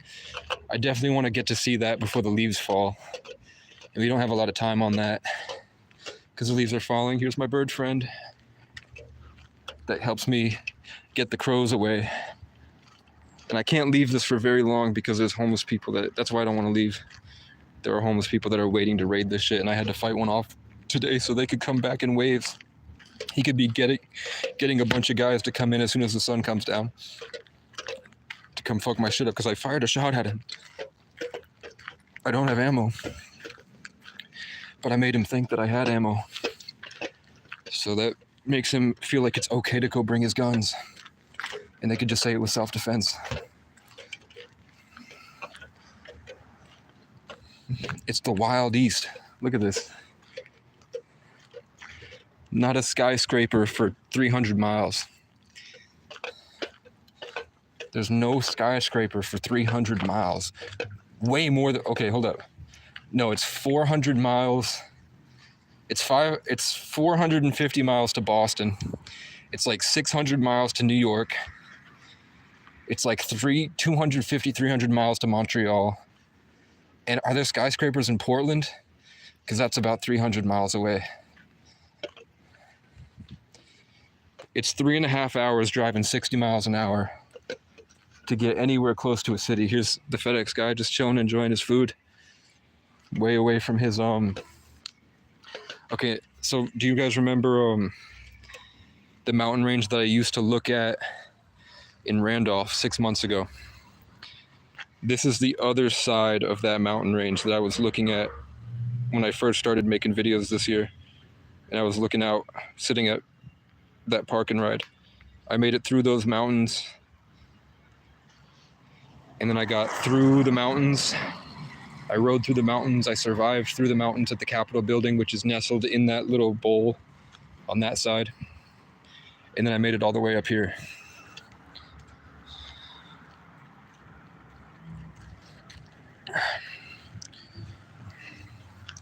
Do I have my wallet? Yeah, I do have my wallet. The Matrix is already trying me.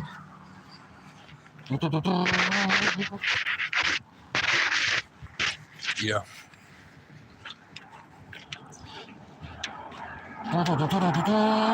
It sucks. So what happened there was somebody else had just hit me, which set off my sirens. There's a red truck with a fat white dude smoking a cigarette.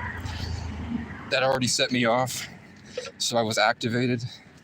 And then that activation made my light shine very hard, and I was already angry. So then I turned around, and there was a nice, kind, autistic guy that's a little overweight and probably depressed that could have used like a better vibe than I was putting out. So I just accidentally hit him spiritually because I was mad at the public. So they got me in two ways. Not only did I have to fight back against the bad, but I also just hit the good.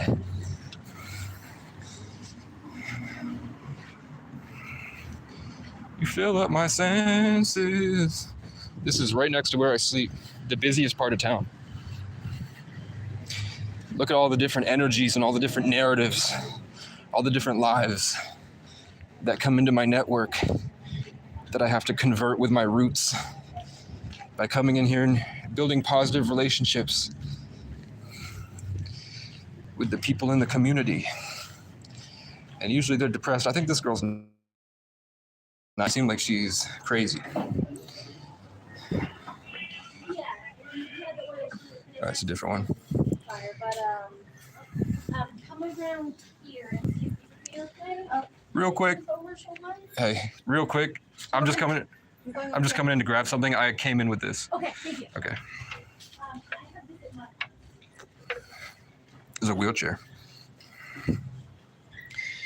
Ring, ring. Answer the phone, bitch. Oh my God, it's my mom. Okay.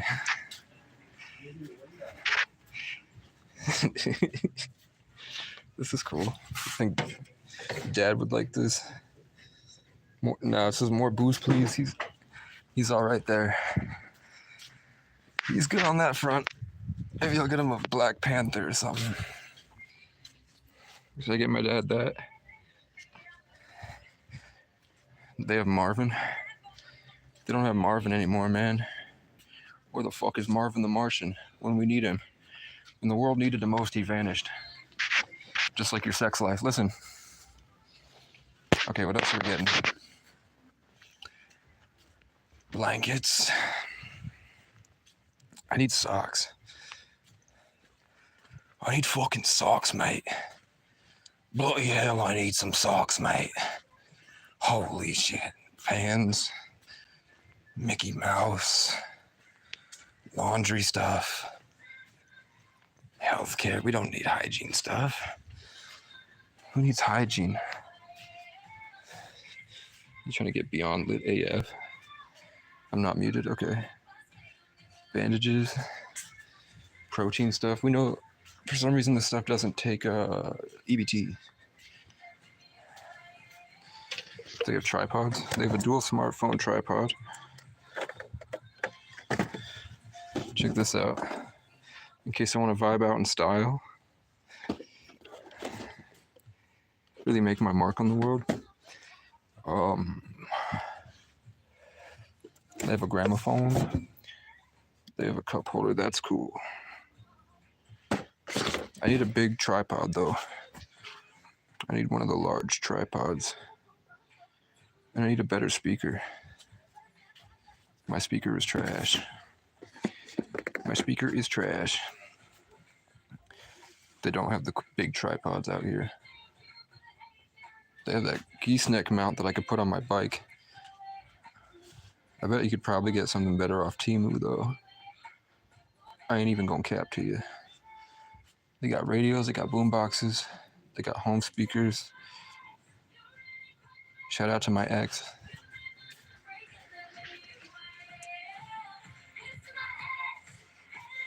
Why do they have all these bad songs playing, man? Always bringing me down, man. Always bringing me down, man. Always bringing me down. It's picking up. It's picking up. It's picking up. What should I get here? What should I get here? Chili spiced mango? I don't know. What's up? I don't know what they got. You see that? Coming straight for me, bitch. There's nothing I want. Or you know what? I want protein shakes. I want a protein shake. Popcorn? Yeah, they're getting louder. In response to me. Because their subconscious wants to kill me. But it's okay. Because I'm getting a protein shake. And then I'm getting over to sit on those sofas. I don't think they have protein shakes. That's disappointing.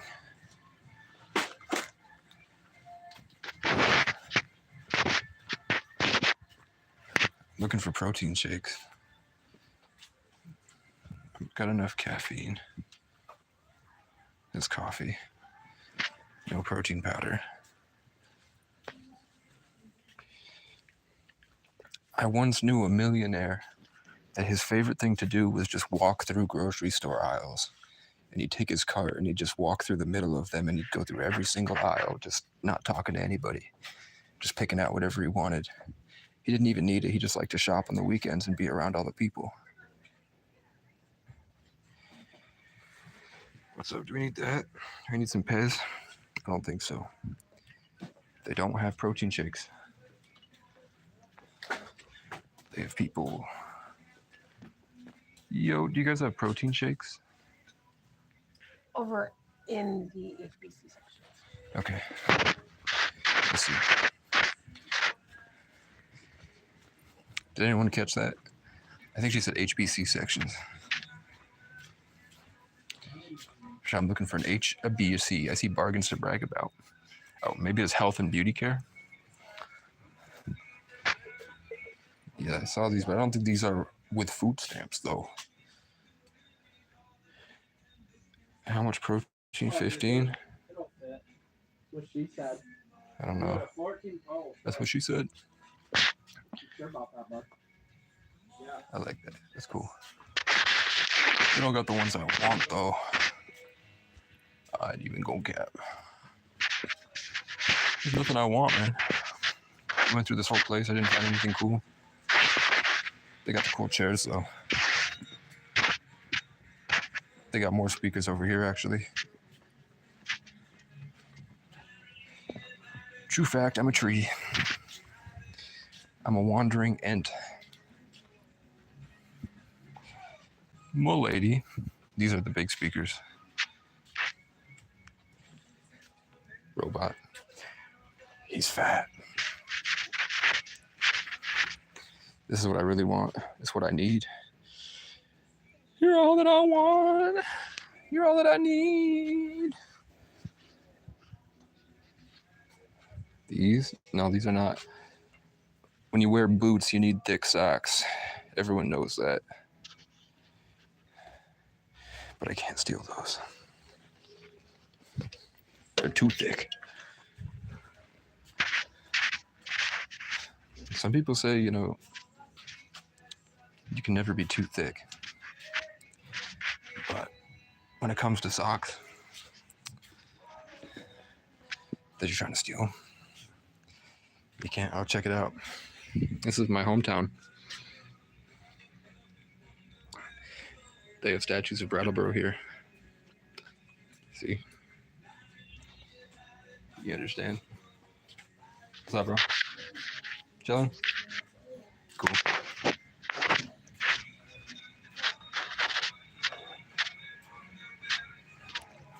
Well, it's no.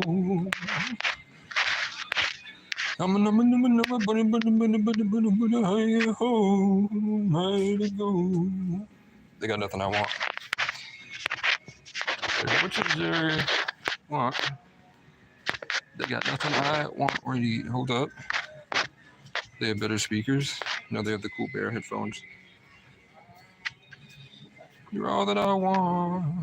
You're all that I need. 3D headlamp for $4. That's not bad at all. I might come back for that. Okay, let's walk out. They didn't have what I, unless, no, it's just like fries and stuff. Candy, Halloween candy. I already got one of these. They don't have protein shakes.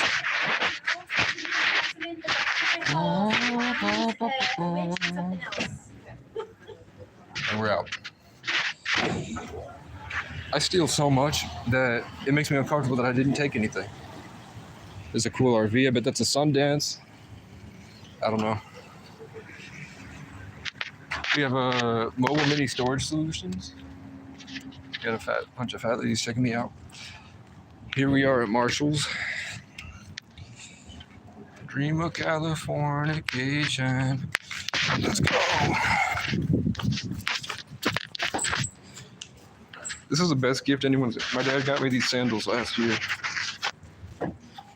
These sandals, great gift. That made my whole year. Not gonna lie, to walk around in sandals all day. When I used to walk around in boots until my feet hurt. What do you want? Fucking nerd. I don't even need anything from in here, I'm not gonna lie. I don't need anything. Okay, but look at this. That's where all the rich people are. Up in those hills. So I don't know what's back there. I know if you go up the road, there's this really long road that's empty that you can turn around and see the view of all of Vermont up to the mountains. I really like that. Check it out. 3 sticks of gum on the ground. Do you want to go all the way up to Tractor Supply? Yeah. So someone tried to check me for energy, overweight man, and I didn't do it. And now I feel drained, and he put his head up like he won, which sucks. But it is what it is, fam. And now at least I found gum.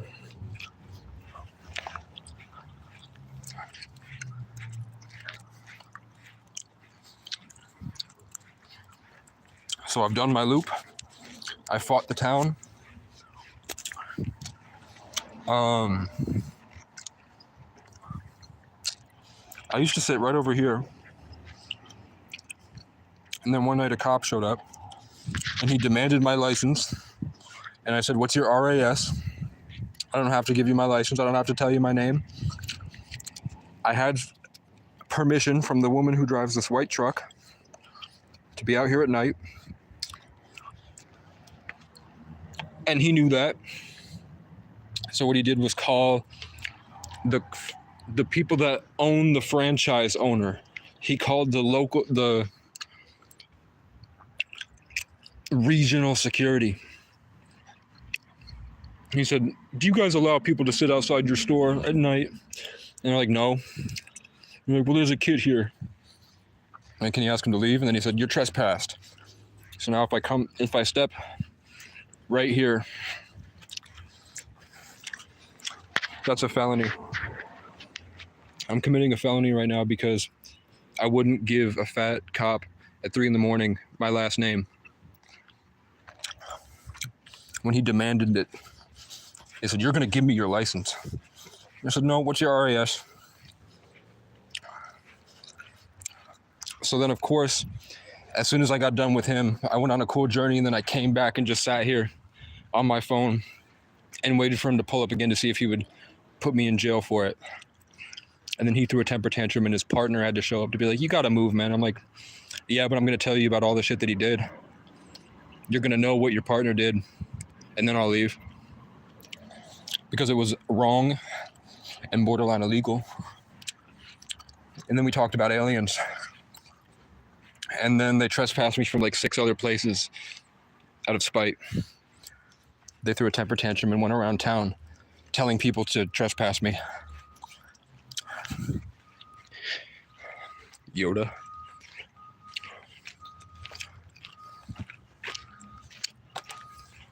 There's my sauces.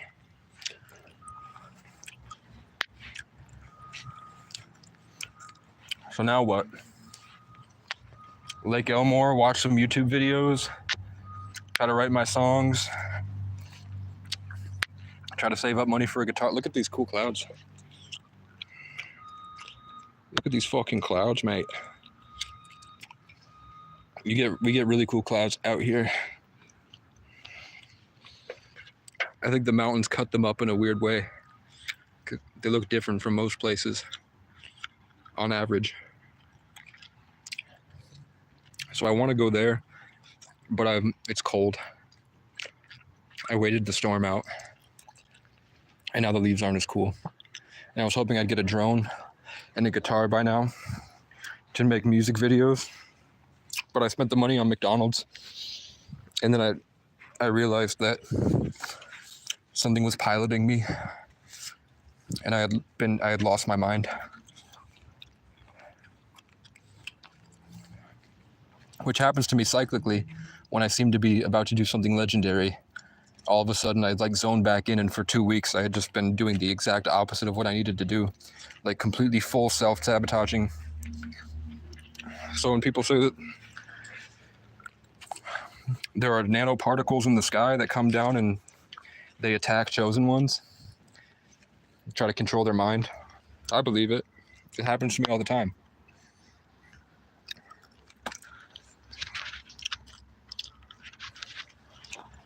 Pooped in a laundromat, and then I took out the trash. Do you understand?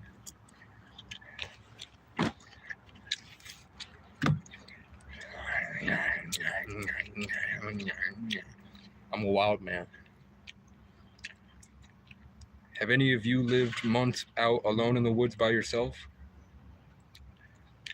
What would you do if a Celtic god came to you in the middle of the night and opened your mind and came into the room deep in the woods in an abandoned shack where you can't lock the doors?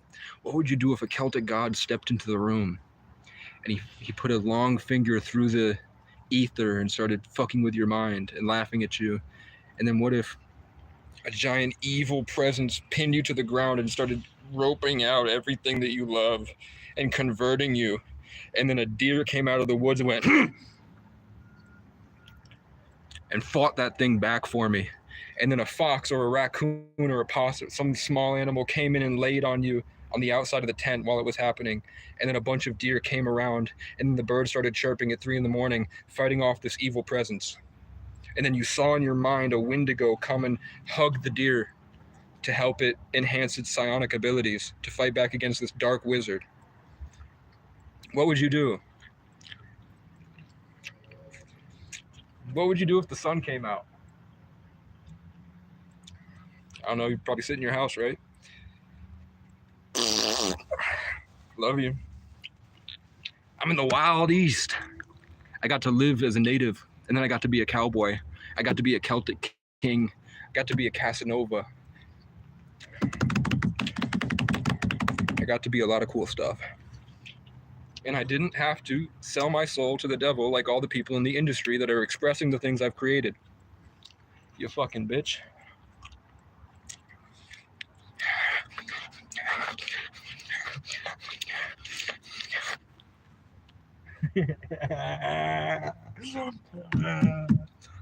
I took the short bus when I was young. And I fucked the prettiest girl in town, bitch. Look at me now, God. Look at me now, Dad. I'm crazy, but I'm cool, right? Maybe. I had a lot of trauma. You wouldn't believe what I've been through, man. I've been through a lot, man. I don't talk about it, man. I've been through a whole lot. Hawaii? Look at all these times I got laid. Dude, I got laid like 50 times. Now I can get others laid.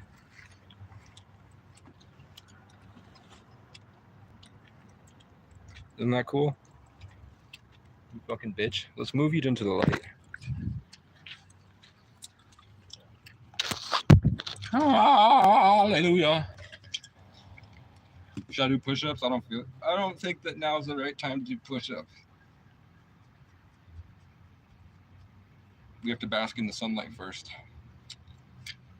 Let it convert. Let the sun's rays melt away all the garbage that's attached to your spirit.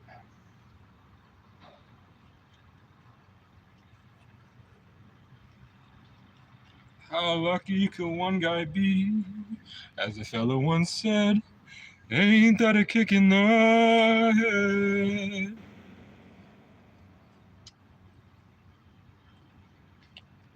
How lucky could one guy be? I see your hiney, it's nice and shiny.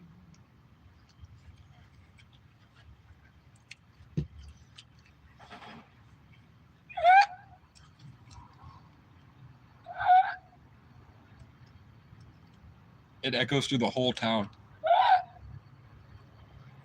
I see your hiney, it's nice and shiny. I'm gonna bite it.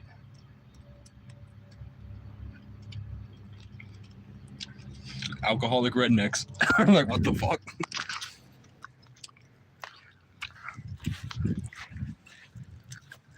What do I do next, God?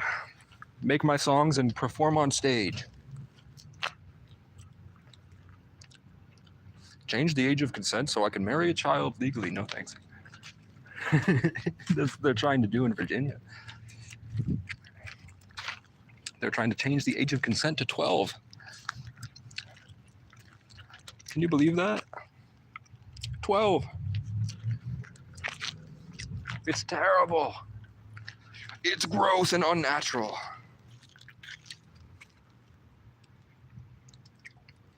Arguably wrong.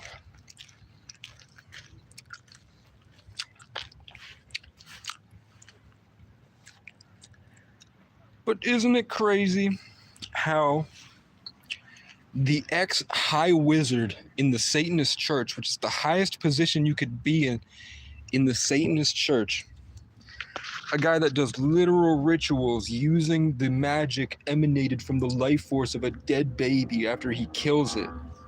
This man would kill babies. His whole life, he started off in child porn. Then he got into wizardry for the Satanist church. Then he got into Hollywood, and he was doing rituals with rock bands. Katy Perry has them in her music videos with high wizards. So it's real. Then he said he wanted to get away and get out of it. So he ran away from California. And you know where he ended up? On the other side of that mountain. And you know what he tried to do? He tried to cross the Cornwall border and get into Canada and flee. And you know what I did when I tried to run away from home? I went to the Cornwall border and I got into Canada and I got deported after a month. And you know where I ended up? At the same park and ride he ended up. And you know what happened? Some stranger walked up to us, both 20 years apart, and said, go to Burlington. And then we both had these epic, amazing quests in Burlington that shaped the rest of our lives. Casey Francis O'Brien and the ex-highest wizard in the Satanist church. Bitch, the sun is gone, but I can still feel its rays. I'm feeling more comfortable about the gays because I watched Smosh. I'm less homophobic because I watched Smosh. Smosh cured my homophobia because I think Tommy and Chance are funny, and that made me a little bit more okay with gay people. Just not crazy ones. What do you want, bitch? It's a big black truck.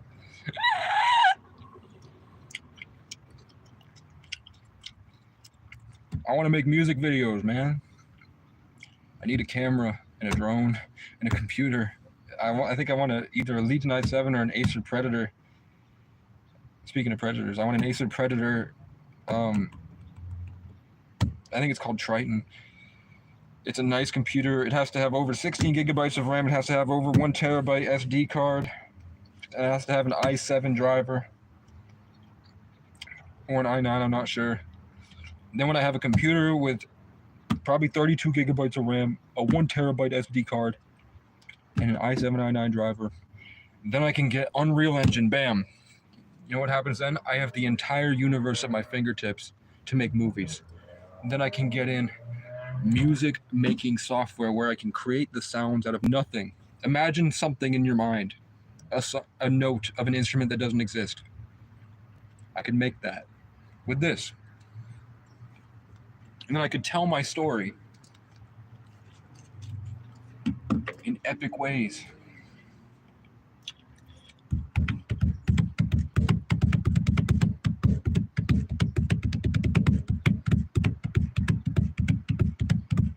I wanted to see if they would tune out.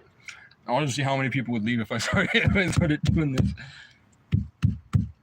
So then we all went down to the creek and we... Okay. I tried to channel a song and it told me to go down to the river.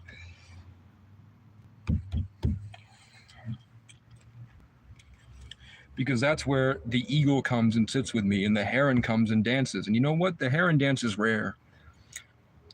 Have you ever seen a heron dance where they do the... You ever seen that? Apparently the heron chooses the right people to see that. And it's like a spiritual ritual where the heron's like, okay, I'm bringing all the blessings in from the 5th dimension. You get it. Oh! And it danced for me, bitch.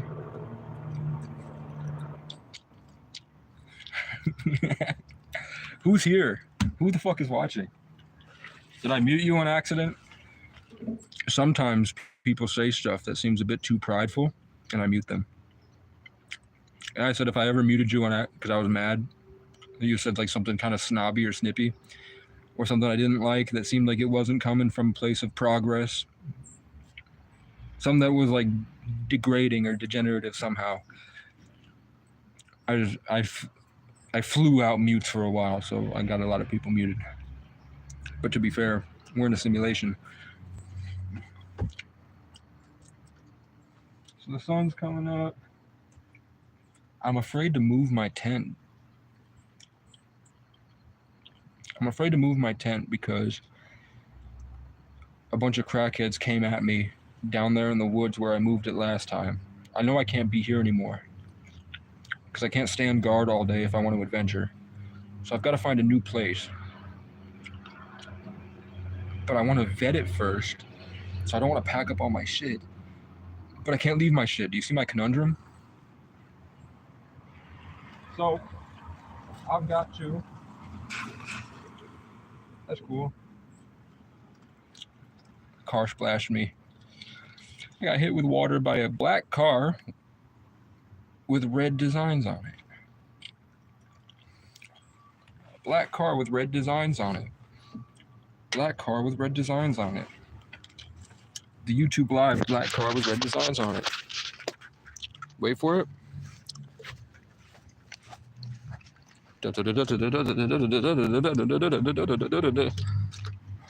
Black with red designs on it. It was an invasive energy to come support my narrative. It's called a motif, bitch.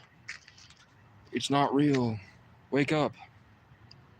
I'm a soul in a flesh suit on a journey. And you probably are too. Look at the clouds.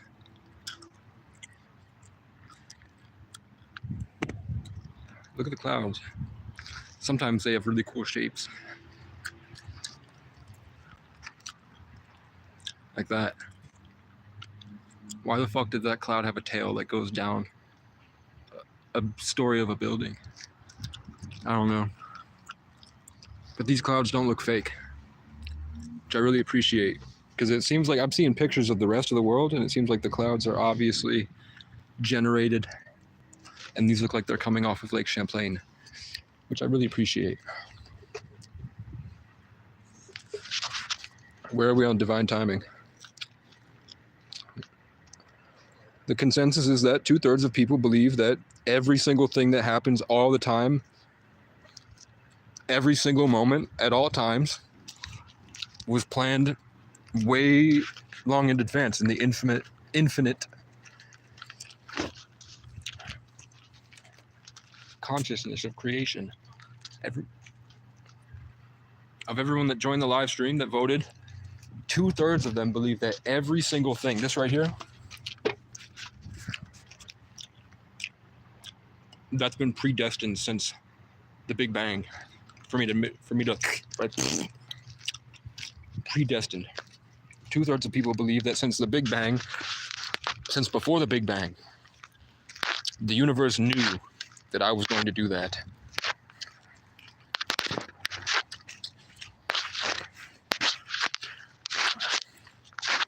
I keep hearing the word Holyoke. The sky keeps telling me to move to the hood. This is where I live. And that's where my neighbor lives. Look, the skunk made a little den right there. So I have a friend that lives on these tree trunks. And I think he pisses on my fucking tent sometimes.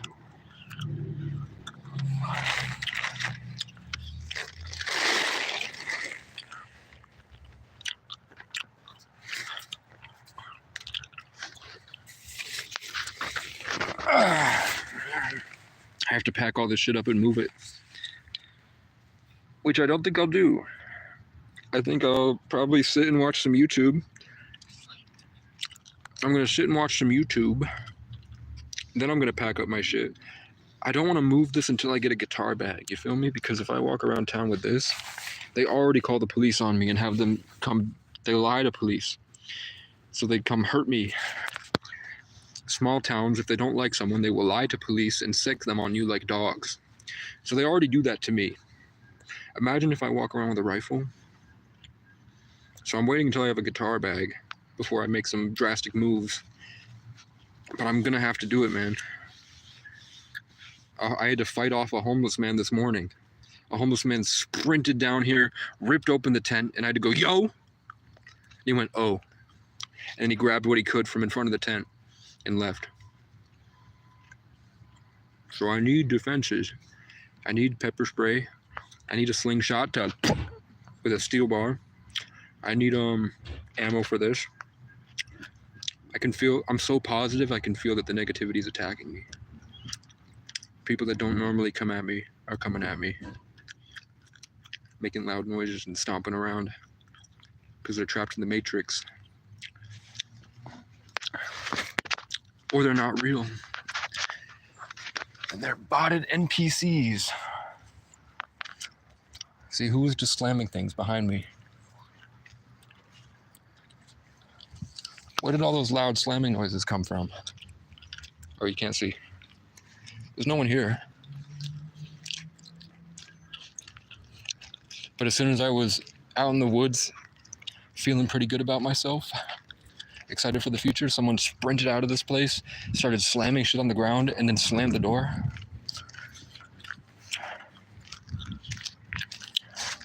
When he's never done that for months. I've been here for months, never seen that behavior. But when I start to do something different, like escape the Matrix, suddenly he's sent out of the Matrix to come try to scare me into submission again.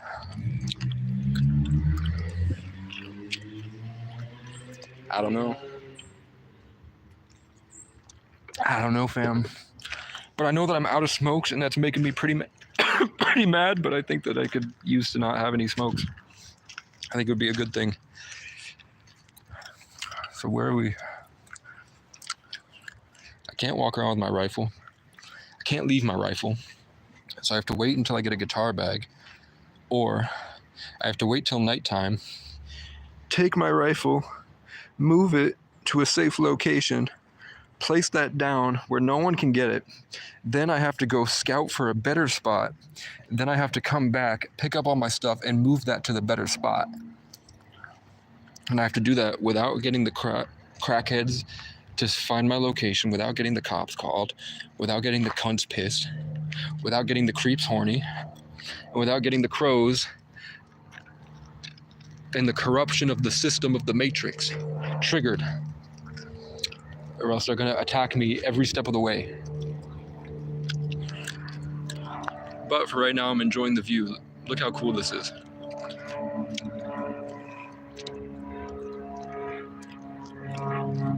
Last year, I said that the album I wanted to make in 2024 would be called Storm. And guess what happened in 2024? The entire state got flooded with hurricanes all year, and I got trapped outside in a snowstorm. Tons of people released albums called Storm or storm-related things. You feel me? So I told you about the cunts. And I said that when the Matrix agents show up, they're white and they wear sunglasses even though it's no sun. Necessary? I'm playing a phone game.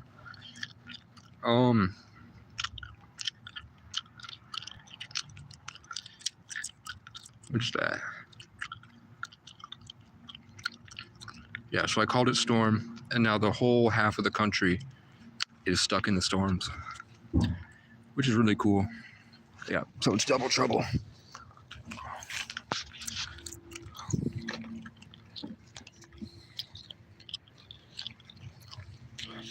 That's called serendipity, sequential matrix attacks.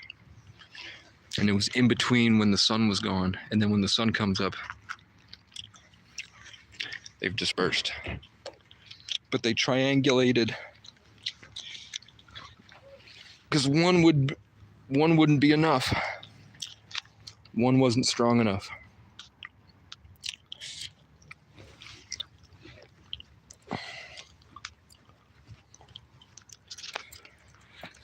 And now I feel her residual energy attacking my peace of mind. And what she likes to do is she likes to circle this. There's an entire rail trail that goes for miles in the most beautiful part, one of the most beautiful parts of the country. And all she likes to do is put her sunglasses on and stomp in circles around the busiest part. So she stomps around here, then she comes through here. And she goes down that way. She could be nice, but I'm hitting her spiritually because I'm sick of her. And then she goes back around here, and she's just kind of marking her territory. When it'd be so easy, there's literally a trail right there that goes to nice streams and nice rivers and trees and butterflies and bees. But this woman likes to stomp around the town full of people with sunglasses on even during a hurricane. And she only shows up when I'm feeling elated and positive. It's not like she goes at 1 o'clock every day. It's that whenever I feel excited and ready to make a difference in my life, she's a character that shows up. Just like the guy that showed up earlier, just like the police, just like the crows, and just like in the past pedophiles. But now that I've learned how to see who pedophiles really are, I'm able to just say no and move forward. So I'm not seeing them as much. They have to get me with pedophiles by putting them on the bus with me. Once I'm on the bus and I think it's safe, and I get on the bus and now I'm 20 miles away, then they put a creep on the bus. As soon as I'm far enough away that I can't get off the bus, then creeps get on. And then they always sit behind. One of them looked at me and said, I'm going to sit right here. And it was an empty bus, and he sat right behind me and breathed down my neck for 40 miles. And I was sitting there like feeling him attack my energy and converting it, and I couldn't punch him. And then a pretty girl got on, and I was trying to talk to the pretty girl, but this guy started infecting me with the creep vibes, and I was trying to like differentiate myself between us, and I could see that she liked me, and I was trying to talk to her, but there was the creep in the way. And then the creep's name was one of my old friends. First and last name was an old friend that I had cut off.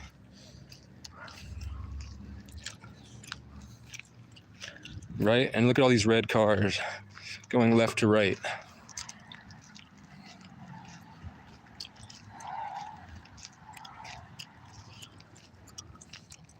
Because it's not real. It's called the illusion, the Maya. And then Revelations is the revealing that it was not real. But it doesn't make sense to you because you're not ready for it.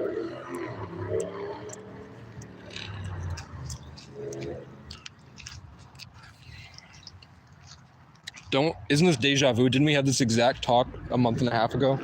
And a month and a half ago, I said, didn't we have this exact same talk a month ago? With the red cars and the UPS truck and then the loud noise from the yellow truck and then the clouds were like this, and then I turned around and said that when I was looking at the Massachusetts thing, thinking about Holyoke. The bird chirped it right to left in acknowledgement. And now where I turned, now the blue cars are going. Blue car behind me? Yep, blue car behind me. Blue truck behind me. It's all blue now. Blue car. Blue truck. Blue car.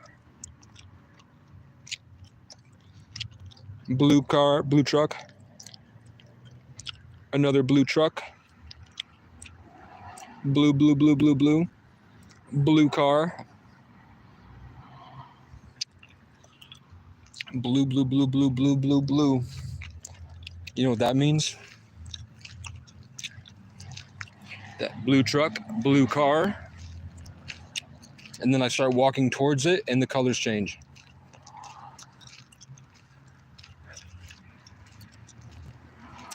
So a bee just flew right to left in front of my face. In acknowledgement, I'm doing the right thing.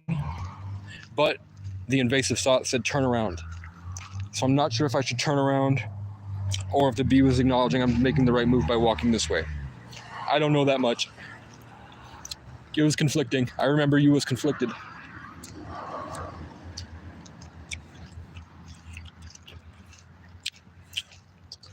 See? So as soon as I came over here and pushed against it, when I was standing there, it got real blue. And then as soon as I took the first step, all of the cars changed. Now I guarantee you, even though it's been completely empty of strangers walking, there will be strangers that have materialized into my simulation somewhere. And there will be motifs of people that I don't regularly see, but they will be representative. So there's a green car and black. So let's see. Okay. Not to be like that, but we have black people wearing green clothes, which is new. There's not a lot of black people here. So there's just two black guys wearing a green hat when I saw the green car with the black. And now all the red, look at all the red. All the red. Red cars. Red cars. Now these are all black. And now look, two whites right behind each other. So then this white sees this white in the rearview mirror, and that white sees this white right in front of it, cementing the color in their mind to help them with the theme. And it's a wildlife recovery place. It's a wildlife rehabilitation place that just passed me. Creamery. Wasn't I just talking about wanting to go see that wildlife thing over this way? Blue, two blues at once. Blue car over here. They all group together. Here's an eagle on the U-Haul truck. And the eagle is flying right to left, but it's looking directly at me with the angle of the U-Haul car. When I acknowledge it, the eagle's face is pointed at me, where if I was walking this way, the eagle's face would be pointing to this side. So maybe that was, I don't think that was on purpose that they did that diagonally like that, but maybe because when the drivers pass by. But either way, it's an eagle. Let's see. Gray. I've never been down that road. I want to go down that road next. I don't know what's over there, but look, it's a giant shamrock. It's a giant clover. Blue. And then there's blue. It's a cool bag. Watch out. Look at the patterns in the cars. All the cars grouped together in the same colors. He's gonna come by and talk to me, watch. Nope, he's not. He tried, he thought about it. Maybe he's not real. Who knows? I'm confused why he crossed this way, red car. And then he didn't take that road, but I guess he wants to be on the sidewalk because maybe he has people that swerve at him the same way they swerve at me because he is a person of color. But look at this cool mountain range.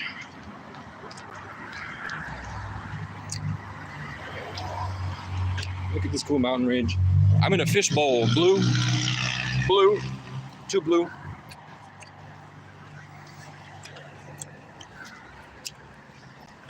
And then that blue car met up with another blue car down the road.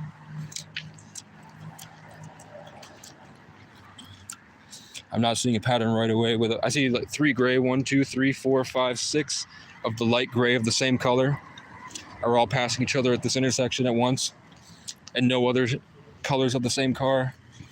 Let's see, green, red, left to right, right in front of me. So there's 2 left to right reds.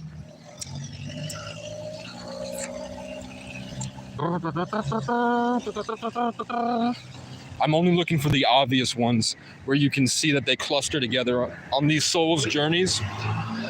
There's the walking sign. That was cool. So the guy before me pressed the walking sign as he left so that right when I stepped here, it went, which is really cool. So I'm not just saying like, oh, there's two cars. I'm talking about how in a sequence, these people that should be individual souls on their own soul's journeys, right? They have spirit guides or whatever's going on with them. How they seem to group up with all the same color cars at the same times. So if their aura has a certain color, they're enhancing each other by cementing all those colors at once in their mind. I was looking for the crow that called. And I want to see, I told you earlier today I needed a chair. Remember when I started this live stream, I said, I want a chair. I wish the universe could provide me with a chair. And then it looks like on the side of the road, someone has dumped a chair.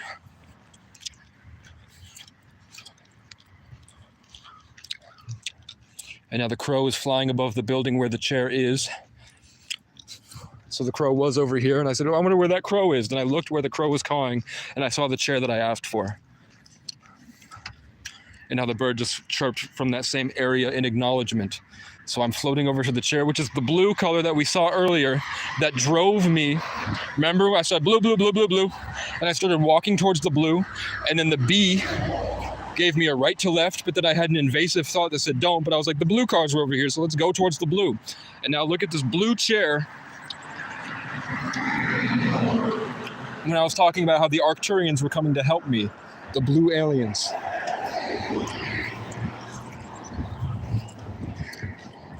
You understand?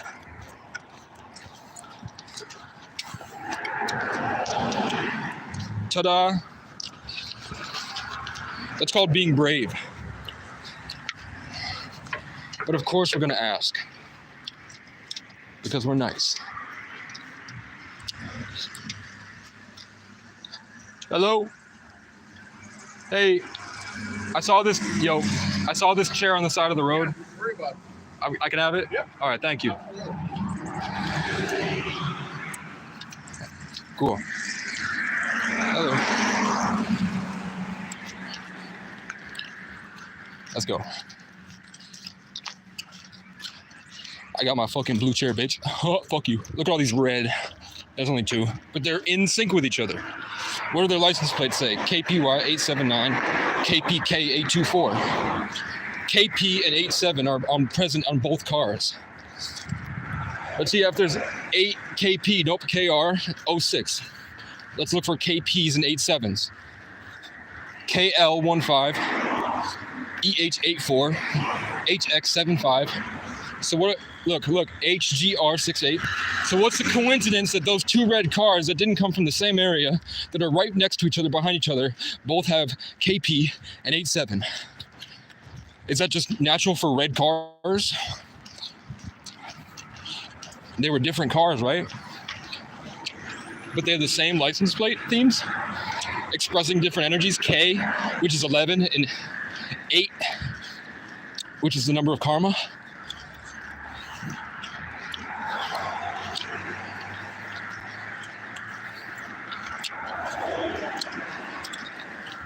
I'm good at this, bitch. I have a master's degree in this shit. I just have so much trauma. It's kind of hard to function, but look, I have my chair. It's a great thing with the sun. This is perfect temp. The crow is cawing. I don't like that. I feel like I'm moving out of bounds. Like I was supposed to walk this way instead. But I decided to walk this way. And the crow cawed when I felt that way. 984H6. We're not seeing, and look for KPs and what was it?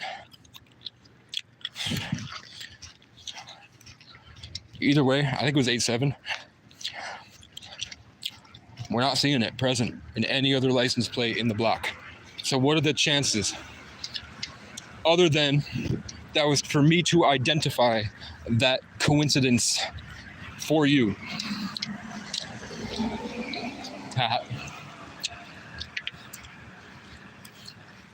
I heard my ex's voice say, "You're a stalker."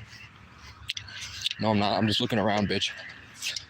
It was because I checked her Facebook last night. So my ex was like, "You're a stalker." No, I'm not. I'm overtired and I'm on a lot of caffeine. And I'm in the Matrix. Blue, red. Nope, not KP. What are the odds? Okay. I'm coming back to reality, sorry. Clark Construction, 2 white trucks in tandem, which means they might be working together. But it was Clark Construction, which was CC 33.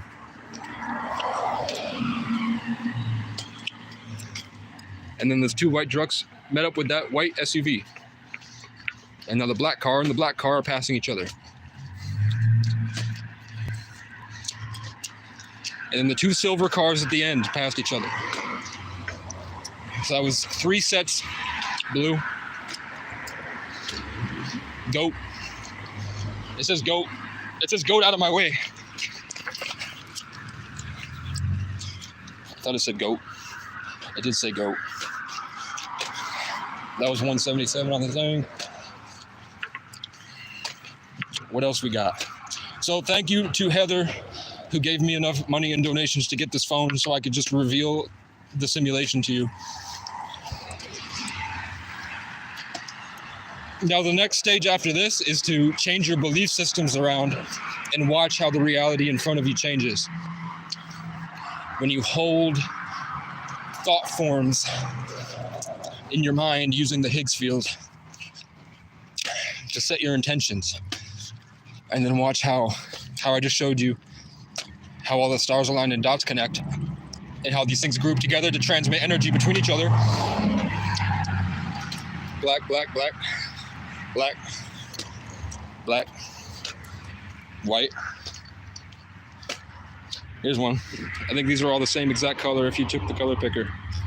White, white, white, white. Waved at a motorcycler. Oh, look at all that white. All at once. And now I have the chair. So what I don't know is, were those people in that house real? What drove them to throw out such a nice chair? And how come the blue cars of the same color as the chair guided me to the chair, along with the bees? Not only did the cars lead me to this chair that I asked for 4 hours ago, but the bees also helped. Could it be because these trash cans are blue, of the same color, and I emptied these trash cans at night to feed a skunk? Could it be that I helped a skunk, and now I have chairs of the same color? I don't know. But the birds are back, and the crows are gone, and I'm here with a Mountain Dew kickstart. That's more than you've done in a week, bitch. Let me sit my tuchus down. Hi. Isn't that crazy? Imagine being alone and having no one that understands. And then when you try to tell people, they beat you half to death, try to rape you at gunpoint, and leave you freezing in the cold, hungry. And then you go to get food from the gas station, and they pour coffee grounds on the food and call the police. And the police try to beat you to a pulp if you don't run away. And then they trespass you from half the town. And then you have to live in the woods because rednecks are trying to kill you. And then you go in the woods, and then a Celtic god comes into the tent through a cabin, through the woods, and starts fucking with your mind deep in the night. And then you get paralyzed by a skinwalker, and a deer comes to defend you. 12 hours after you wrote a scene in a movie about a deer that was the king of the forest.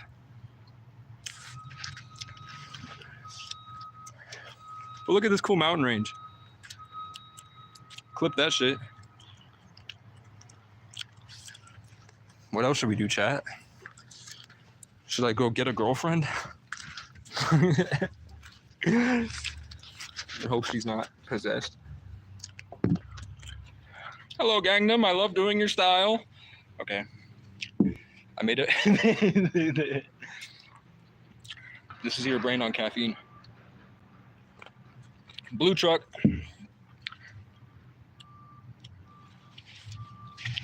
I'm a hawk. I'm a nomad looking for a war to win. You're my greener pastures, the last thing I'll hold on to. Seconds for disaster. You are my night sky. When I look up asking God, why? You're not here when the sun comes up, and I still have to get on up and hunt for another love. And we'll play around and pass out with you and the truth between us. You're my wildflower, growing free. I had to leave and watch you grow without me. You'll be with the rivers and the trees, butterflies with broken wings. And I'll be chasing freedom down boulevards of broken dreams. One day I'll be bigger than you think, and I'll come back and run my hands along you, roaming through. That's called Wildflower. I wrote that last week.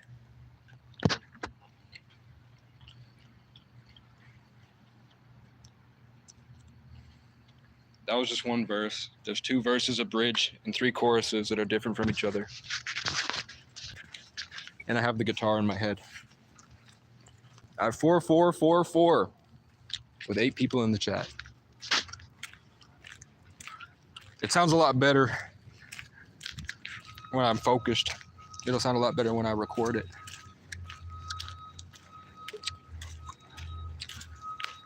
Why? A car has materialized.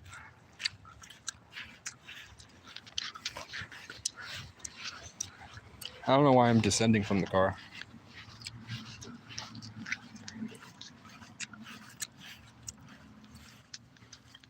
Check out my house. Humble abode. That's my humble abode, fam. It lost all its support. So it's only held up by one stick. I'm just following the birds at this point. I don't know what to do.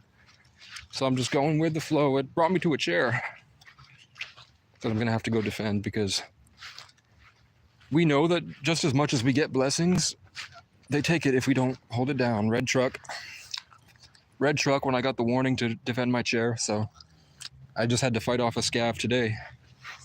I had to fight off a scavenger this morning. Okay, light being just came out of the sky, gave me some reassurance. Turned around, and the way that I was going, there was a bug going left to right to assure me that that's not the right way to go. Kind of like my stage directors.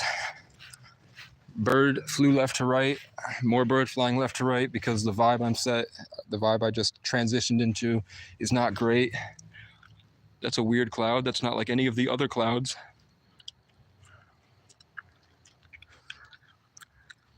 That cloud looks kind of like the ship from Guardians of the Galaxy.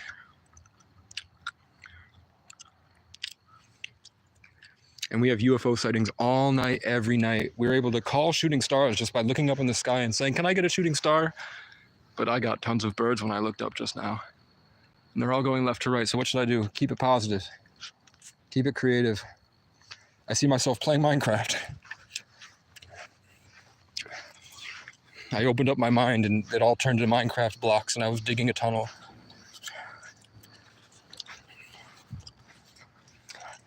If I had ammo, I think Heather might have sent me money, but send me a dono. I don't have my Cash App card. I lost it. I left it in an ATM and someone took it. So I have to get a new Cash App card. Or else I would buy ammo, I'd put the scope on, and we'd go hunt some crows. But that would be a different stream. Let's check the chat.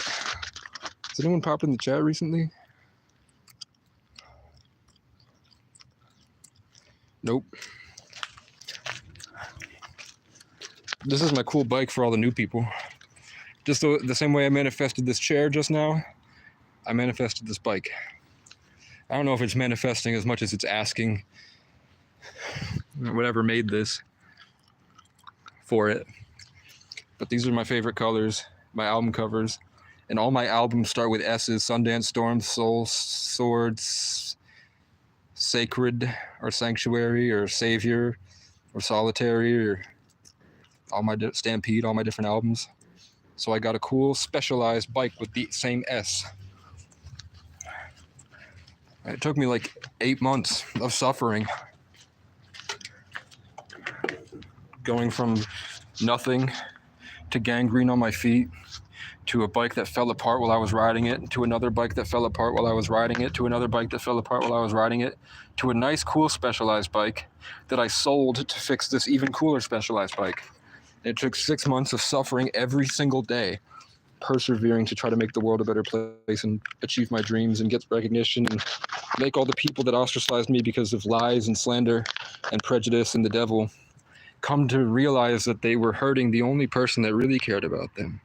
And they ostracized an orphan child just because the vibe wasn't right. And the vibe wasn't right because they were brainwashed in the Matrix in 2020. And they all left me out to die. And I still survived. I made it, guys. I'm still here. And I'm doing better than most people.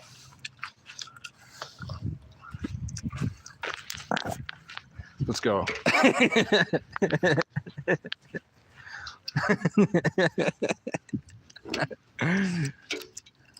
But isn't that cool? Look at how fucking...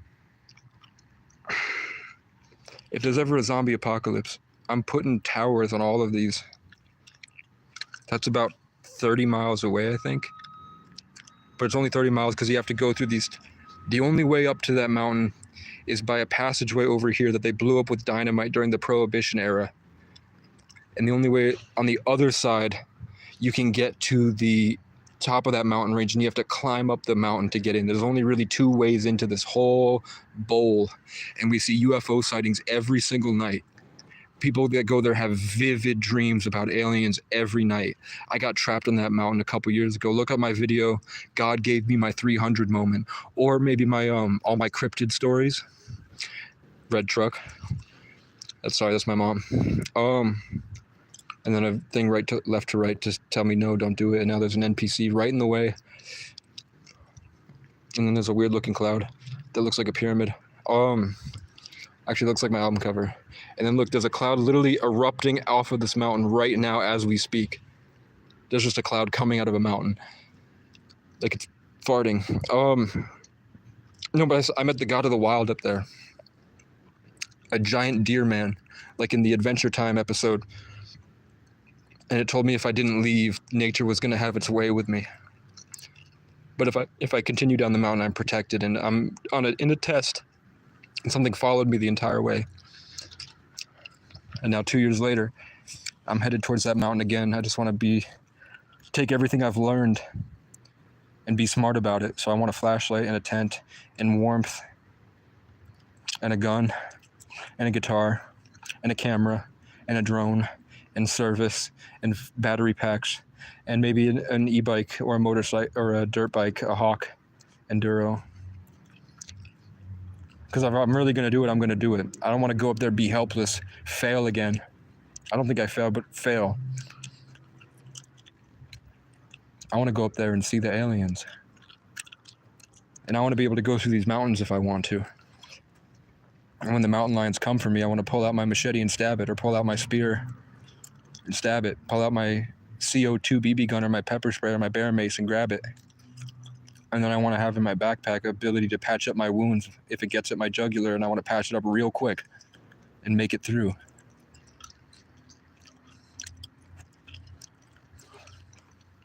I went live because there are 18-year-olds that are vlogging the Ukraine war. They started YouTube channels and they post their missions. So I was like, fuck, they're literally posting their missions.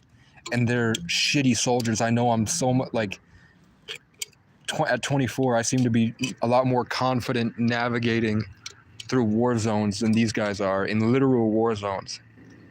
Like, I'm not even in a war zone and I'm handling it with more discipline and better common sense.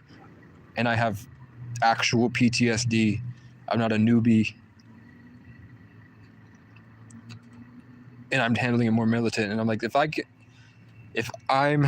they can do that in the Ukraine war, I should be able to at least walk around the matrix, right? So I went live.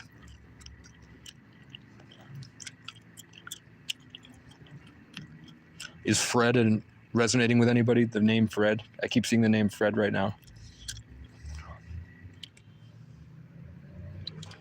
I'm seeing the YouTube pranker Fred. Fred Beyer.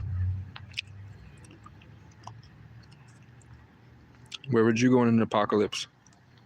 I'd go to the castle that's in these mountains. And they already know who I am, and they've already given me money to support my dreams when I broke down there last year and I lived on the mountain for a week. And I met the owner of the resort, and she gave me $40. And then some stranger came out and was like, "Are you sure you don't want recognition in the Truman Show?" And she shied away. Then he was like, "Enjoy your adventure, bro." So, more evidence that I don't think any of you are real. And I'm alone. But it's okay, because look, the cloud is shaped like an arrow. And the arrow is pointing where? I don't know. Oh, it's pointing to the lake. It's pointing to Lake Elmore. And that's an arrow, look. You can't tell me that's not an arrow. You can't tell me that's not an arrow in the sky. Pointing straight that way. So I'm gonna have to see on maps where that is. But I'm pretty sure that's a lake. It's a really cool area too. It's just when you go that far out, they'll shoot you, they'll rape you, they'll drag you on a chain down a dirt road and tie you to a tree. So forgive me for moving cautiously.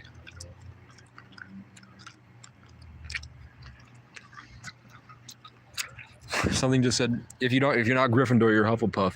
Something just came down into my mind and said that to me. If you're not Gryffindor, you're Hufflepuff.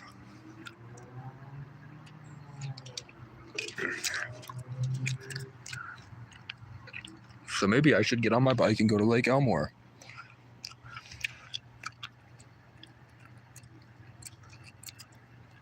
But I don't have a strap for my gun. That's the issue. It's $100. It's the most expensive thing I own right now. It's $100 gun. I'm worried about that, man. And I have no friends here that I could store it with for a day so I can go take a day trip. There's nobody in this community I trust. Right to left, giant eagle. You won't be able to see it. There's a big eagle right to left, and it's above whatever that mountain is. I don't know what that mountain is, because I know that's Mount Mansfield, the tallest mountain in Vermont. I don't know what mountain that is. The arrow would have been pointing there if I had caught it in time, but I found the arrow there. So technically, it could have been pointing to where I was looking on that mountain. And technically that mountain, I thought that was Mount Mansfield when I made that video saying I was going to survive on that mountain. When really I meant this mountain over here. But maybe that is the mountain I'm thinking of. And that was confirmation on where to go next. But I want a drone and a guitar and all that stuff, man. So we're going to have to figure it out. The birds are back. The birds are back, chat. What the fuck is this? What the hell? I don't wear glasses. What's that red mark on my face, bro? Where do babies come from? And why won't anyone tell me?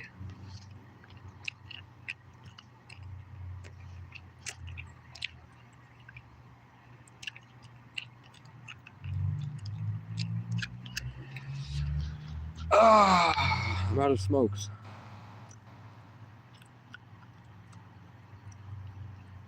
Can I go hunt for smokes?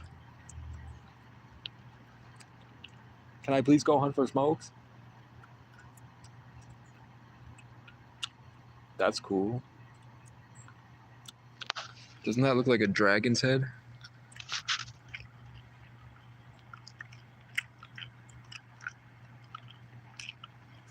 Cloud watching with Casey. To me, that looks like a phone. It looks like a giant M. And it looked like a dragon's head at first. It really looks like a dragon's head. And then that's its wingspan in the clouds. But it could also be the pelican from Halo.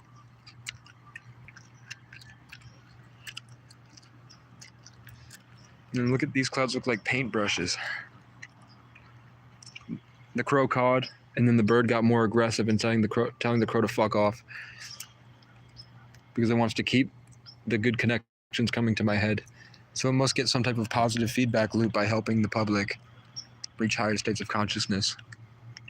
Unless nature is just naturally caring with no profit incentive.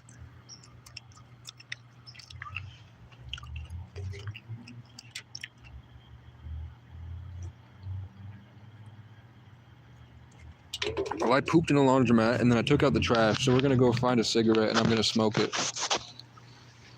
Unless a bird flies left to right now. Nope, bird flew right to left.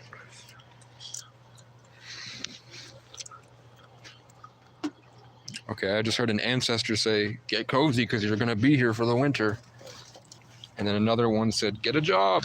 And then one showed me FedEx. And now the crow's cawing. A bunch of voices snuck into my channel bandwidth.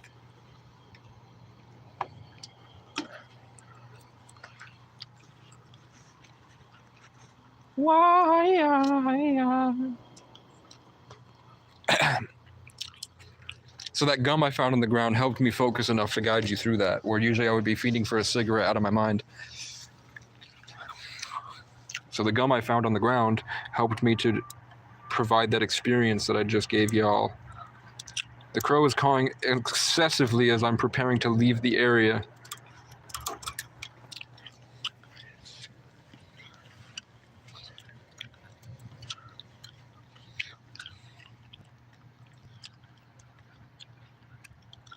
Why the fuck are you cawing, bitch?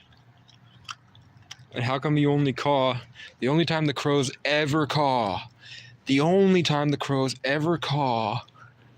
are when I'm on the verge of making an important decision. They get set off like an alarm. Almost like the Sagittarian energy that I use it to draw in all the information and then convert it to an important point. Then I go boop, and the crows feel that tug, and now they're trying relentlessly to take their power back that I just stole from them, that I learned from them in another town. Either way, I meant to have this pointed this way, not at my face. Red car right in front of me. On another love. You can't get banned for singing songs that haven't been made yet. Blue car, left to right. Red car, right to left. That's a warning. So I won't take it. Because I was generally feeling weaker the further I got away from my spot. Instead, I'm going to go this way. I'm going to shut my mouth and get back to absorbing nature. Is there a car trying to push me off the road? He stopped. Blue car right to left. Gang stalker from earlier. That I identified as a gang stalker earlier on the live stream has returned. And she had a red phone.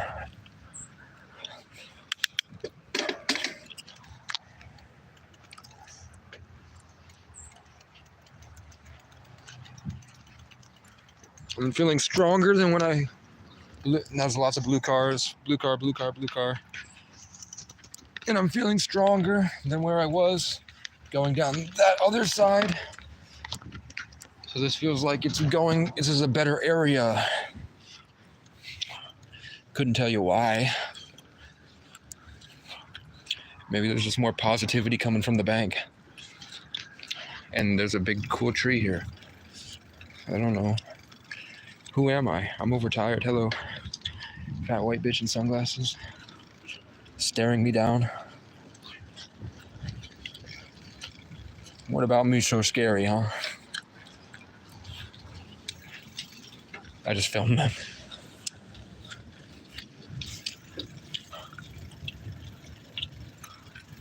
I might get in trouble for that.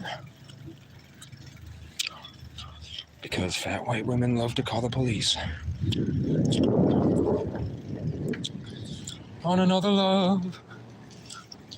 No smokes.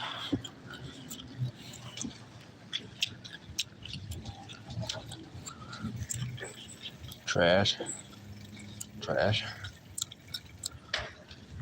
Serendipitous blockades and distractions. Here we have a couple, which is cool. I'm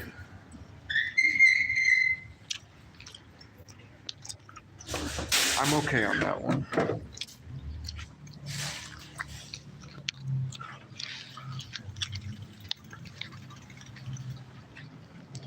I don't care.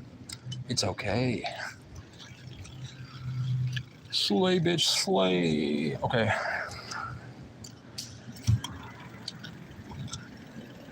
cool. We got another new port. Basically, what it was warning me about is that the hive mind is experiencing me in their collective. And when they see me in the sandals picking up this, they're going to come to a conclusion about who I am. When they see me picking up snipes out of basically the trash. So that's going to affect my narrative when they all talk about me tonight. Because I'm just another new kid in town.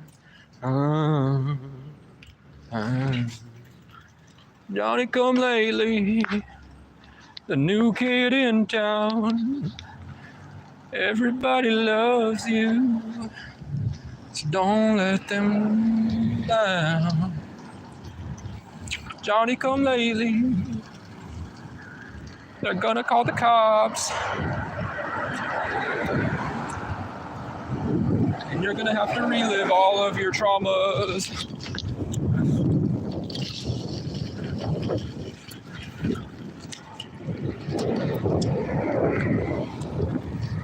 Just another new kid in town. Ooh. Ooh. Where should we go? Family. Down to the river.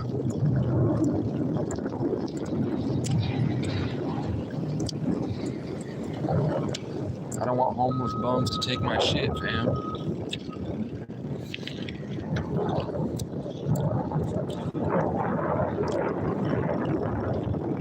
You notice how I'm not getting any hate at all? Do you remember when every single day the entire live was flooded?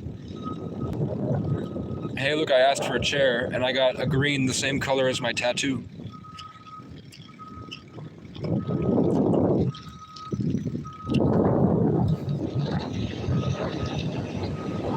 That was not there 4 hours ago.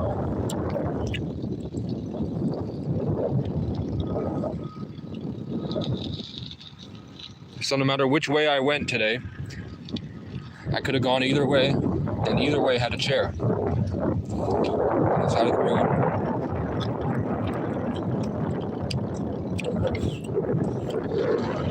So my thoughts were guiding me down this way. And there's a cool chair. But now what do I do with that chair? Should I go put it by the river tonight? Should I carry it all the way down to the river so I can sit and smoke my cigarettes down by the river?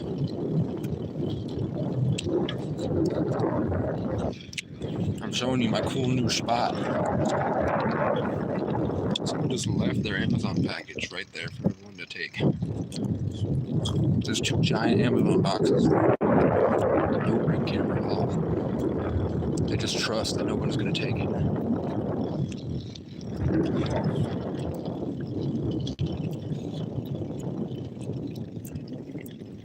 This is my new spot.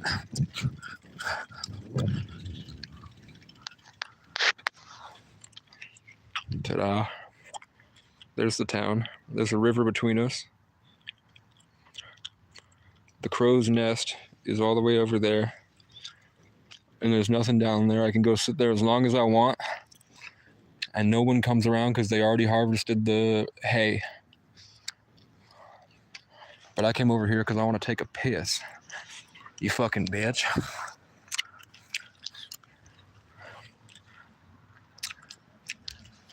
I don't know. Should I make a GoFundMe? You think a GoFundMe would be worth it? I'm looking for a dirt bike, computer, Unreal Engine, studio software, audio interface, self-defense weapons like pepper spray, mace, a 4K drone. It's like $100. Maybe a crossbow. I don't know. There's essential stuff for content creation. There's essential stuff for survival. That's what I would be asking for. just the means to keep my life going and also generate income for myself. Here's a bird right to left in confirmation that I should probably make a GoFundMe because I didn't 8 months ago because I was too prideful. I made it 8 months and I'm still here. So at least I can say I did a lot. I did a lot. Oh shit. Someone saw my willy probably. Someone saw Free Willy live in 3D. Okay. We're gonna sit here, or should I go down? I wanna sit here and smoke first. It's cool over here. There's a squirrel running across the field. I have all these snipes. I'm not sure if I brought my wallet or my lighter. That's kind of an important thing to have, fam. I did not bring my lighter, which is fine because it means I can save these cigarettes, which is cool for me.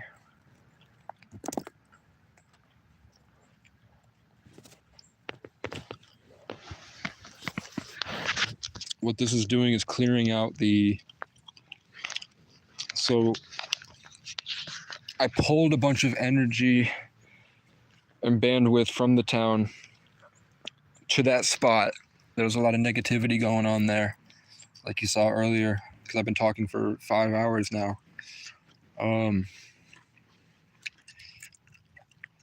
So I gathered it all up and I moved over here, and then I pissed it out and it got absorbed by the trees, which means I'm coming over here, means I'm probably taking it away, dragging it away from that last area. What that means is that the impulses of the people walking by will be more susceptible to go down that way for different reasons. So usually when I'm live streaming and there's a big positive energy in the space, in the center of town, the only people that show up are very negative, trying to come at me. But now that I'm gone and it's over here with the birds and nature and the quiet, listen.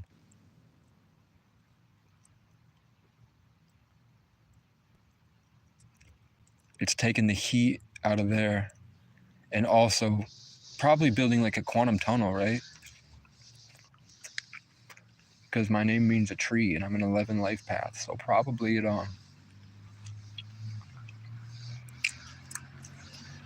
it's definitely doing something, because when I mentioned the positivity, a big loud car drove by and they're both the same color blue that we've been talking about all day with the chair. So there's something happening. I haven't slept in a couple days, so that's why I seem a bit off, maybe. I don't know. Not real. But we're here. Same color blue car, same shade of blue, driving by right now, right to left.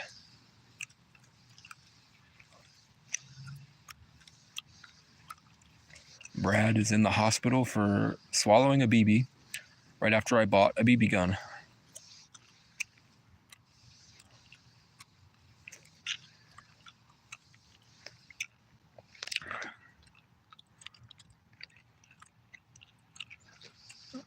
Anyone have anything they want to say? Oh, this is where the fucking arrow was pointing, bro. This right here, this is where the arrow was pointing. Right to where the squirrel is. Look right in front of my camera. He's running towards us.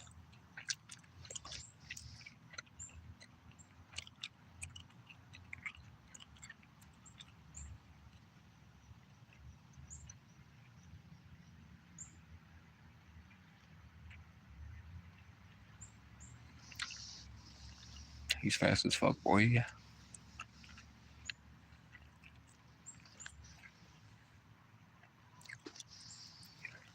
I'm way crazier than Fusi. I just don't have the muscles. If I had the giant muscles that Fusi Tube has, dethroned in a week.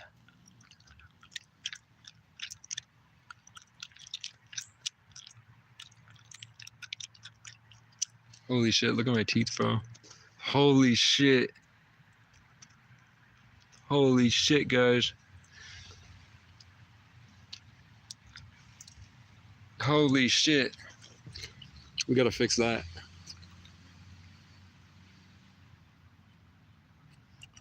So this squirrel likes people. That'll be gone in a couple days. It's just 2 brushes with whitening. It's just the remnants of smoking that lot of cigarettes I've been smoking this past couple days. I switched back from natural tobacco to, I bought a pack of smokes and smoked the whole pack. So it'll come off with whitening real quick. True story.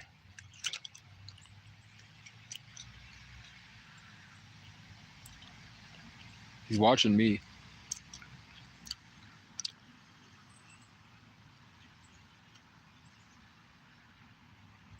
Every time I do mushrooms, I think the squirrels are cameras. Like that Rick and Morty episode. Every time I do mushrooms, I think that all these animals are just cameras. And that's why they're all getting into position like that to get cool different angles on me while I'm sitting here.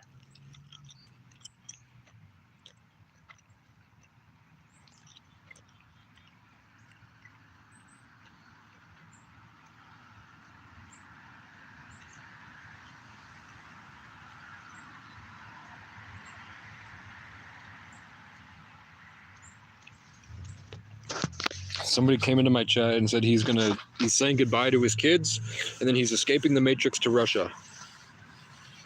And I don't know how old he is at all.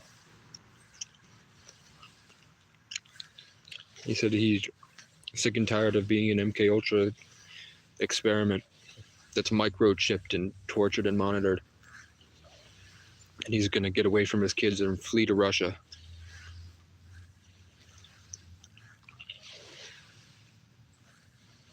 You think he'll buy merch?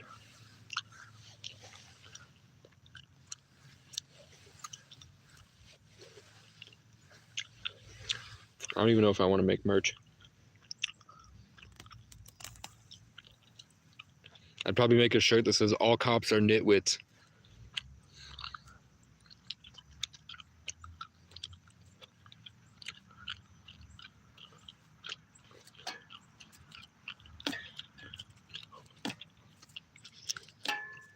Okay. I'm really just waiting for it to be 5 o'clock. It is 5 o'clock now. So now the people down the road will start clearing out. And then I can go to Price Chopper and I'll buy a bunch of burritos and I'll show you how I lose weight really fast for very cheap. For $5 a day. Which isn't very cheap, now that I think about it. Food is really expensive, and we had floods. We had really bad floods all year. But when you have food stamps, it's really cheap. And when you get $280 a month in food stamps, I would buy 2 burritos a day. Really healthy kinds, I'll show you. And then put them in the microwave, and in my opinion, they're better than everything else that you could get for pre-made meals from the grocery store. And I lose weight like that. My metabolism boosts because they're light mules.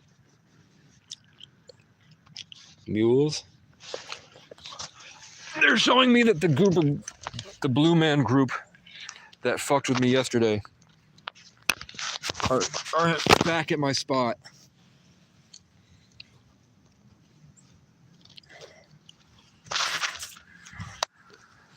So now we're on a rescue mission for the cool chair I just got. Which I should have put in my tent. I can't have anything. But tonight, I can move my stuff down here maybe, and I could go put it in the woods.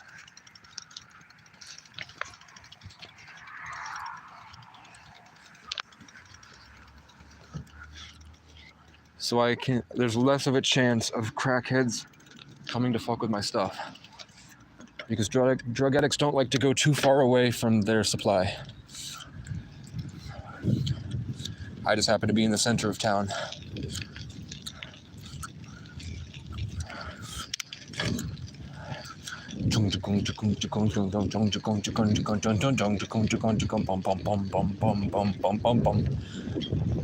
Bum bum bum bum bum bum bum bum bum bum bum bum bum.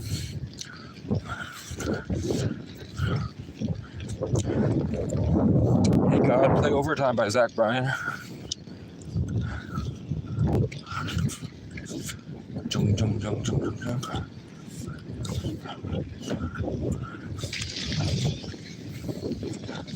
Been working for a while. Overtime. I wouldn't work overtime. Is Nepal significant for anyone? Nepal?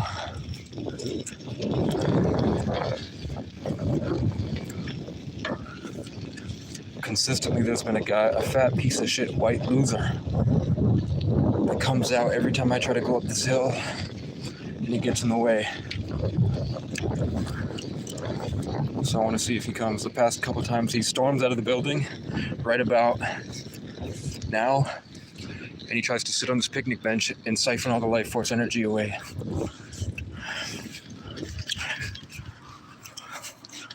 Let's see if it happens. What's up? You scared me. Just told you. I called it, bitch.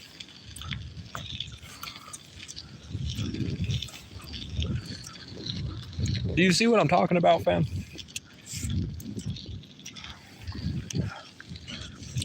I'm a genius. I'm better than Kanye West. I just told you what I think I am. A tree.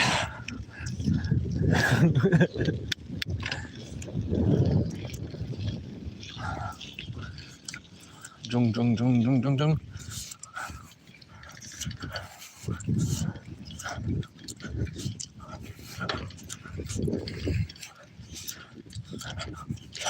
So I can show you, I can predict what the Matrix is going to do, and I can explain to you exactly why it happens.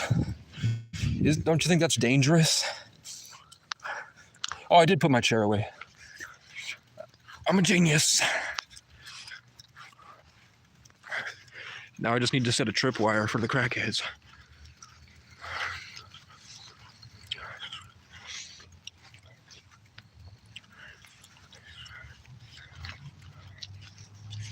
Okay.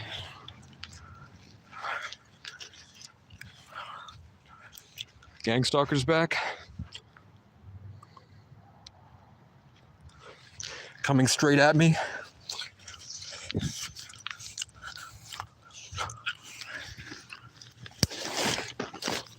I've revealed to her where I sleep at night, which is not good.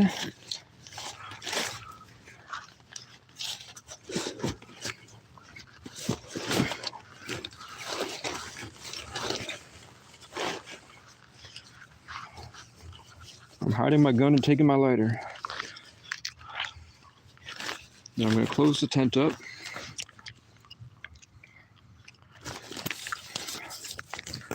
Someone heard me say that.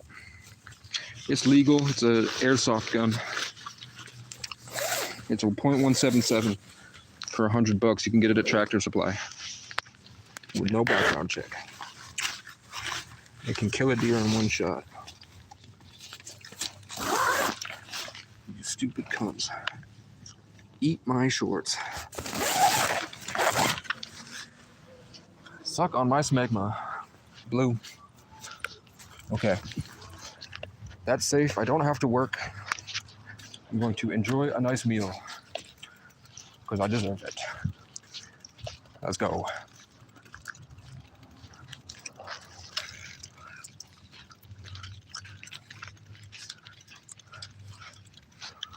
Chong chong chong chong chong chong. Chong chong chong chong chong chong. Chong chong chong chong chong chong chong.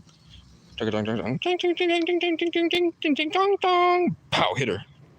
Karma. Karma. It's karma. Go for a walk down the nature trail, bitch. It's nice for you. High five. Chong chong chong chong chong chong.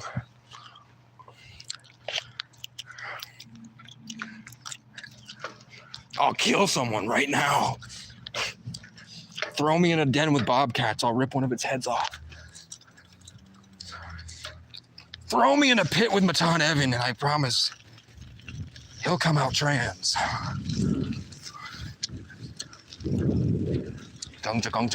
Blue car. Let me change the camera angle without falling off the bike.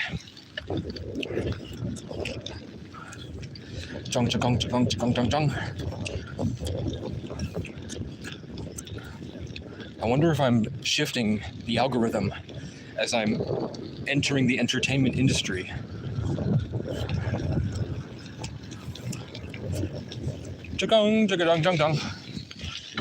Foodsie Tube is scared to go outside.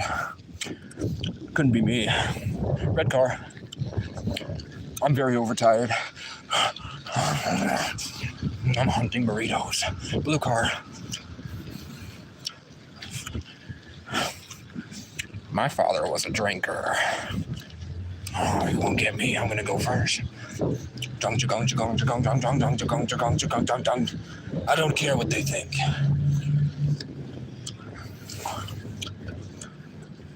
Those crows or seagulls? I cannot tell. Yo, I want to show you how rigid these guys are. Pay attention to the rigid. Pay attention to the twitching. Pay attention to how they're all drawn to me. Corn. My grandmother was an ear of corn.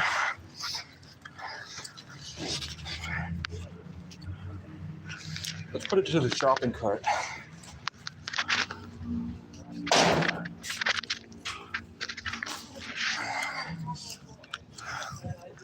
Hold up. Am I good to lock my bike on this cart? Lock it to the cart? Sure, why not? Car's playing up that when you ain't got a bike back. True.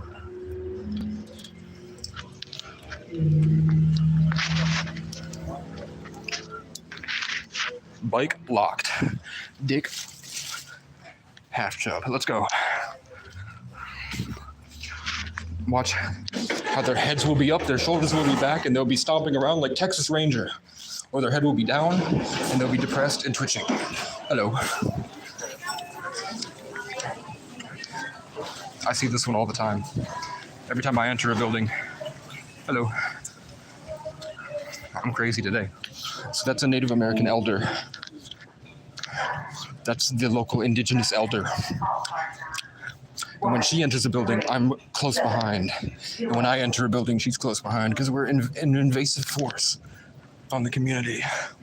What should I get, guys? I feel like screaming.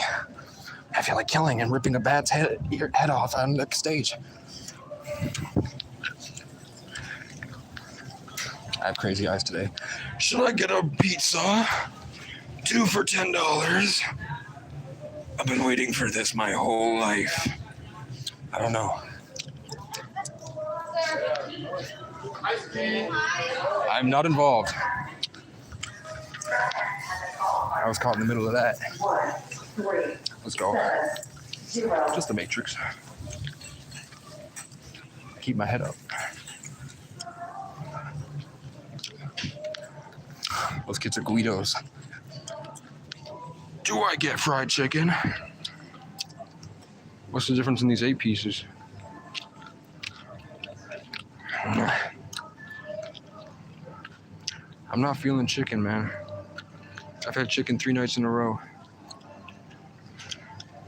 But it's easy to cook. Something said you're gonna get left behind.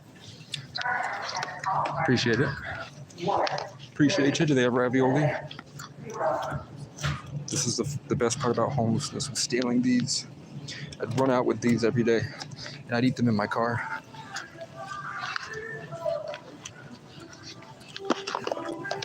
Another favorite part about being homeless when I was, because now I'm balling, my lady, is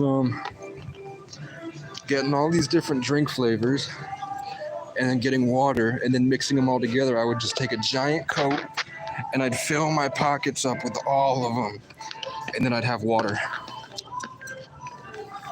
And that was a good night for me to be super fucking hydrated, cunt.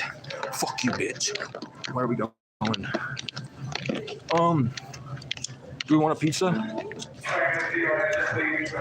I don't know what you want. A slush puppy? You want a goddamn slush puppy?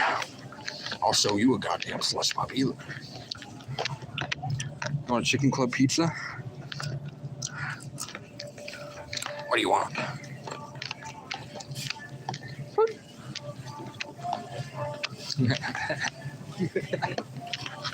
I'm Irish. I have to. What was I looking for? Burritos. You guys are distracting me, bro. I don't know where they are. Excuse me. Excuse me, ma'am. Sorry to interrupt your perfect day. I know you got so much going for you, huh? That you really gotta be like that, or else you're gonna fall apart, huh? Here's the burritos. These are not the burritos I'm looking for.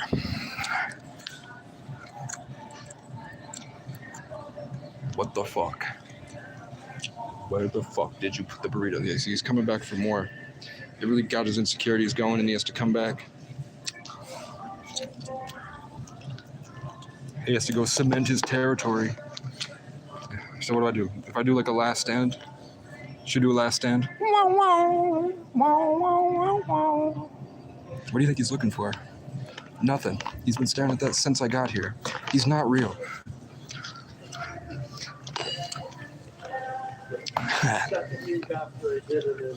These are my favorite. Thank you. He lost $2,000. That's my favorite part about Vermont right there. Everyone's staring. What? Do I naturally emanate God's essence or something? Does that make you all mad? Huh?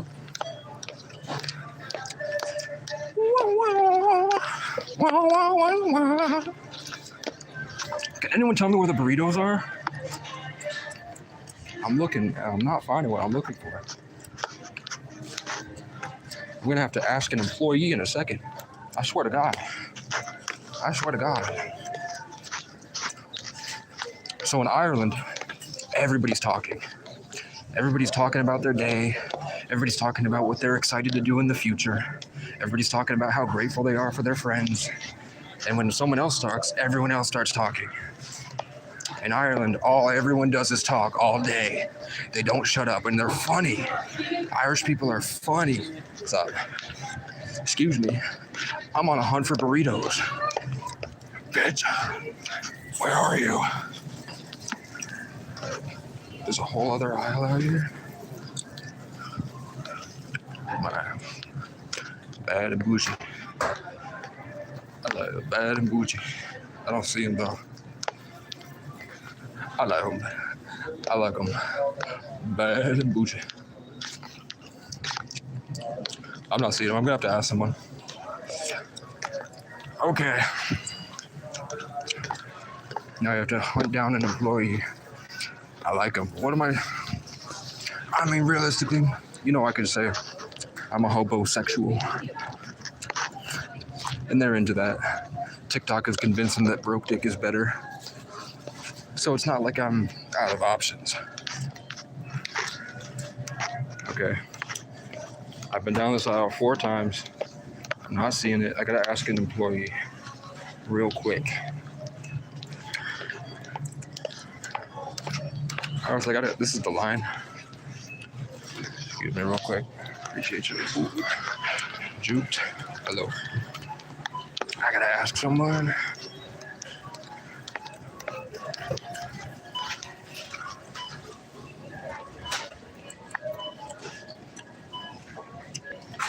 These guys are busy.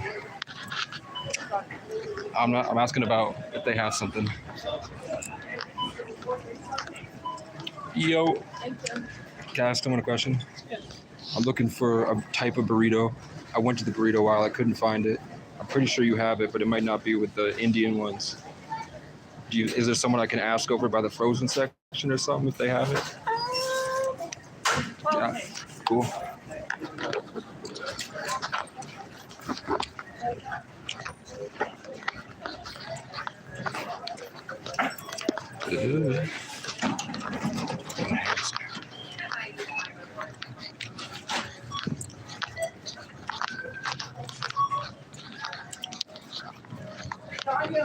I'm an optimist. Maybe he'll know. John. Hello. I'm looking for the a type of burrito. It's I went to the burrito section. It was all one specific one. I'm looking for like I think they're called Reds. It's like the Chipotle and lime burritos, and they have steak and cheese. It's like a green one. Did you look in the meat department? No. The El Monterey or Maybe it's packaged. We probably. frozen ones in the meat department. Okay. So if you go down aisle 7, and right around the corner, you'll see them. They're all right there in Okay. that first few doors. Gotcha. Thank you. Let's go. This line's huge. I'm still gonna cut it though. Thank you. You know me. Okay. See, he walks like Superman. He walks like. It must be really hard to work here. So we said they're in the meat department. Oh. The only place I didn't check. And he thought they were El Monterey. They're in fact not El Monterey. So I think we're SOL. But, and I like but. Nope, they don't have it. What else do we want? Might have to go to Hannaford's.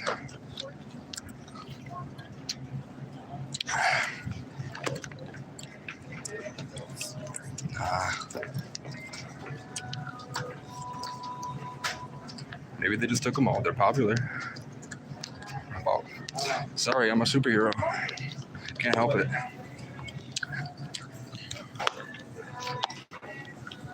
Can't help it. Here's my friend.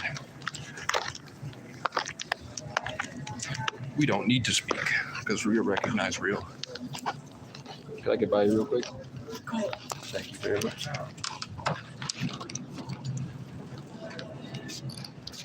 Okay.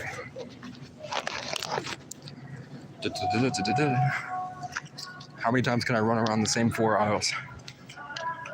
Just to decide I don't want to wait in line with all the people, with all the plebeians. These puny plebeians. These are my wives, though. I just don't know if they're real.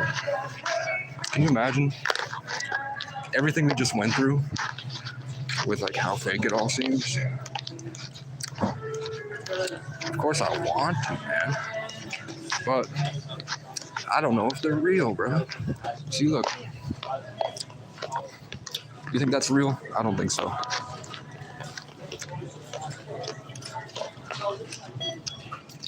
That could be Jesus Christ for all we know. We have no idea. Right?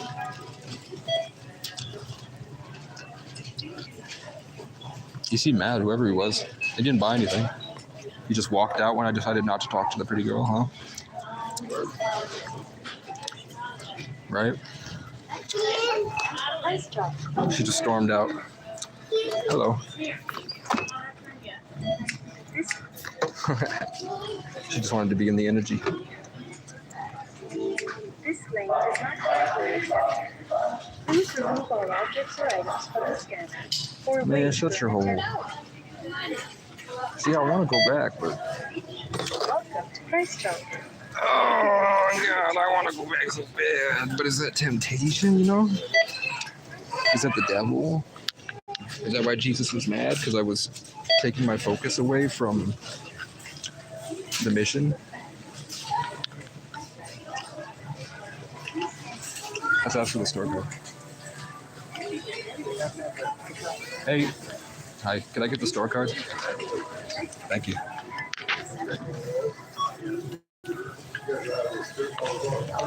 Yeah. I'm excited.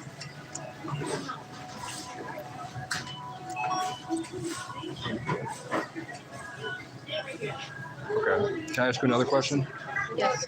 We didn't need to do that, right? If there was the A, right? If there was an A like right here, that's when I asked for the advantage card. Because it didn't take anything off. I thought it would. Yeah, no. So if it has the A, then I ask. Yes, I believe Okay. it's the A or it's a. Yes, I Okay. think it's an A. Thank you. All right. Are there items on the bottom of your shelf? Do you have any? Please wait for an attendant. I hit a button. Select your method of payment from the choice. Follow the instructions on the card. That's cool because guess what? Her name is Madeline, and a girl named Maddie just hit me up on my phone. True story.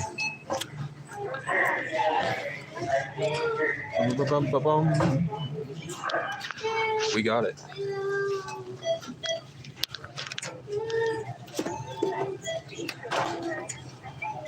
I don't need the receipt. I don't need it. Thank you very much. You don't have it. Appreciate it though. All right.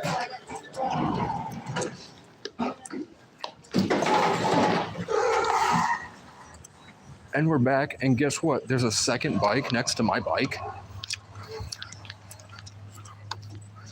Who put this bike next to my bike?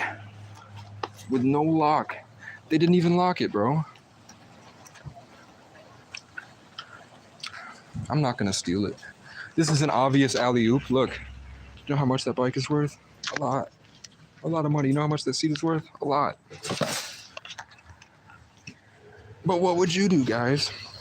Should you take the bike that's not locked and come back at nighttime and get my bike?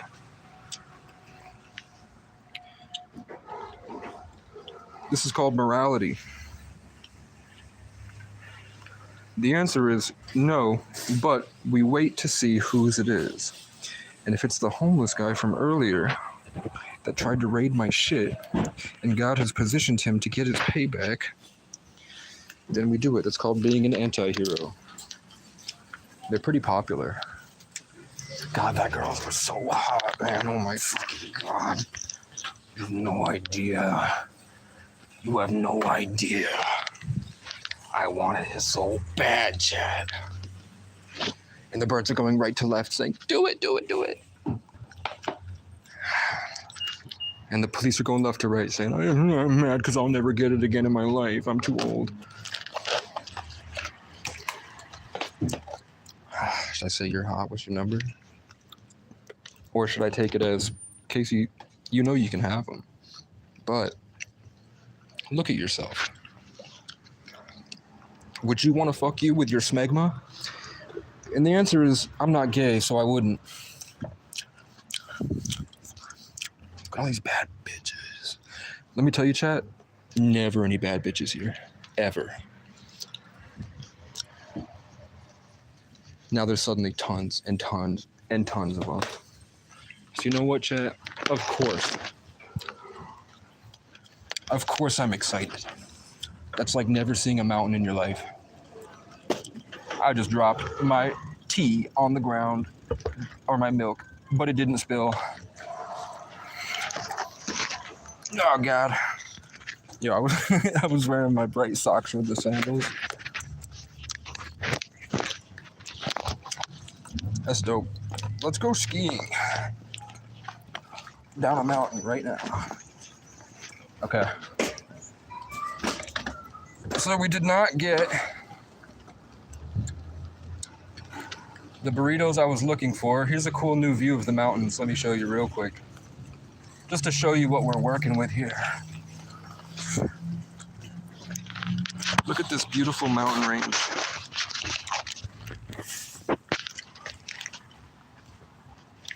They will look on at these live streams the same way they looked on to Alexander the Great's chats. Or not his chats, his monologues. His poems, his writings.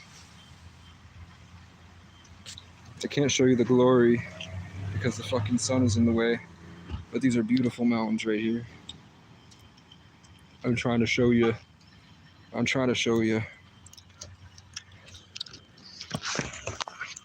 No way he didn't. You telling me Junior really fucked a pygmy goat? Okay, let's go. She's probably like, what the fuck? Let's go. I have a high IQ, I swear.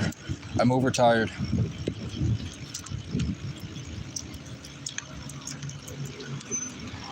Chat, am I a better creator than Senna? Am I more entertaining than Fusi? Eat my shorts. Now imagine if I was blasting Native American war chant music when I ran through the store. And I said, give me the burrito! Take me to your burritos, bitch! And give me your number.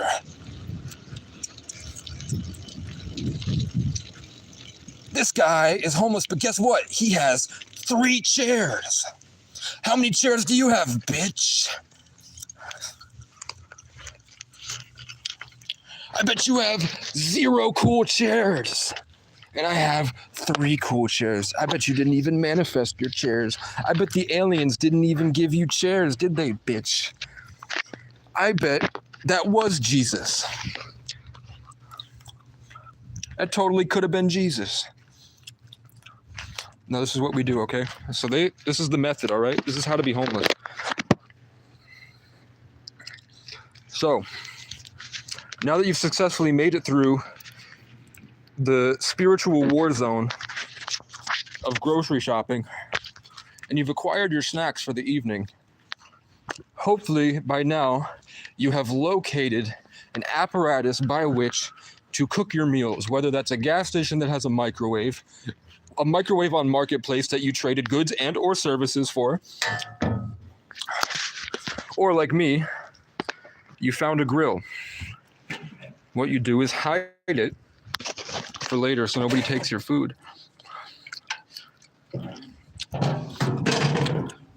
And now you have a late night snack.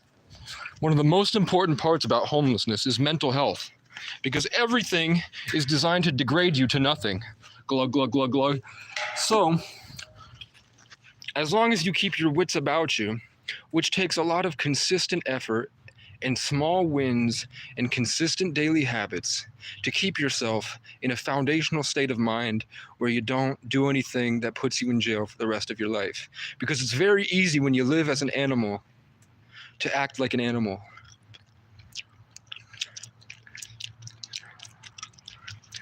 You feel me? I'm so happy I saw some butt today. You wouldn't believe it. You wouldn't believe the lack of butt in this town. And I just saw like 7 different butts, and they were all interested in me and gave me choosing signals until they saw my crazy eyes, which is expected. Patronum. Which gives me hope. You know why? Because the next time they see me, I'll be even more buff. My hair will be conditioned. I won't have any smegma. I'll be wearing boots, so I'll be taller. My legs will be thicker. My abs will be more protruding. My fat will be down into my ass. And then I will be smiling with the crazy eyes still, and she will think that it's quirky and cute. Where now she thinks it is crazy and get away from me. You know what that's called? I don't know, manipulation. Look at that mountain. We're going to Hannaford's to get the burrito because obviously Canaford's has the burritos where Price Chopper doesn't. And hopefully, smegma. Cars, let's see. KLC. Green. GMP. I'm not seeing an obvious pattern. HCC. But look at these beautiful mountains, guys. Oh, can you see that? Where do you live? You probably live in a place where if you want to go to a mountain range like this, you'd have to drive 3 or 4 hours. Those mountains are 20 minutes away. And then there's an epic lake 30 minutes away, a giant, almost Great Lake 30 minutes away. We have all these cool different mountains. And And we have a very intelligent, beautiful women. And we have wimpy, shitty guys. So there's no competition.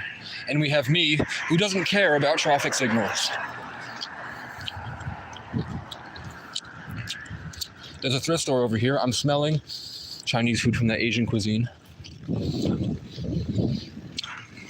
you know how to reset your masculinity? Bear sniff. Try it. Try it with me. If you're a man, go. Start smelling everything. The way of the Sagittarius. What's out there? What's out there? What's out there? What's out there? What? Is that Magneto? They need to give that baby a helmet so it's not telepathically superior. That's Professor X right there.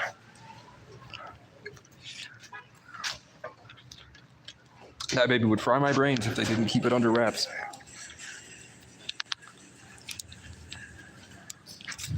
Okay.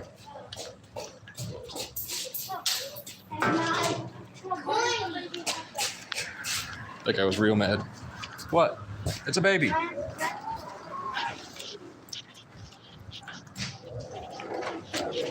Thought you don't appreciate how I called your baby a superhero? He's so appalled that I mentioned his baby was wearing a helmet. Like he's not wearing a helmet.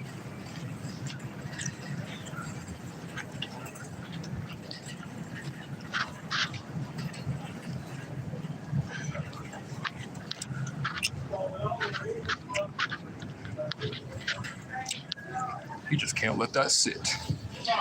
He just can't let that sit right.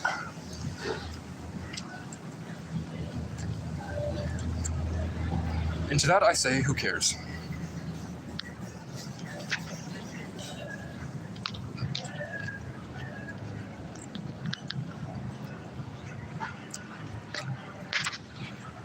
Now we are looking for, where'd all my views go? You're mad I called that baby a superhero? I said that baby is telepathically superior.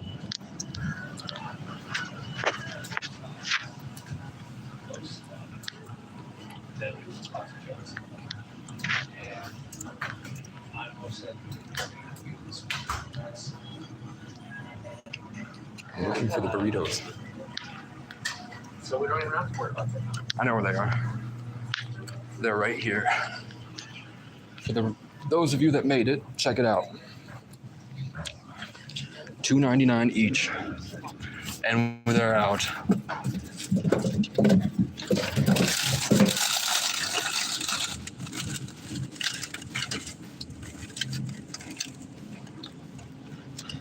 We might as well take all of them.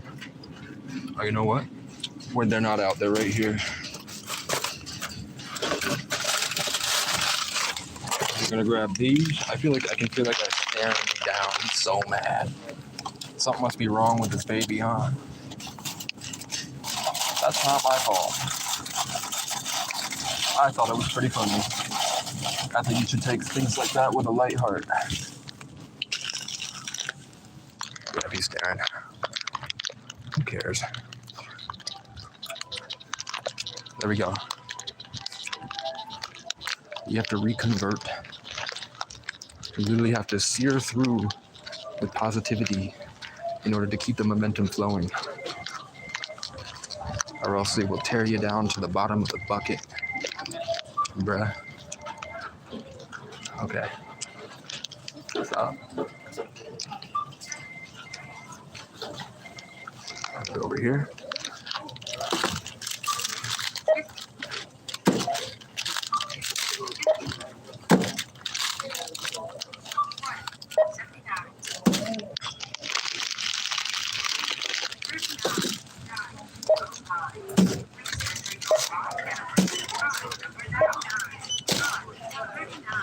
Yeah, it is 2 days worth of food for $17. But if you only eat these are really good. And I'm telling you, just off these and just biking around town, I lost about 20 pounds in 2 weeks. Because your metabolism resets for whatever reason. Whatever's in these burritos is exactly what you need to feel good. You picking up what I'm putting down, brother? I know you are. You're in the Matrix. Nothing is real. But if nothing's real,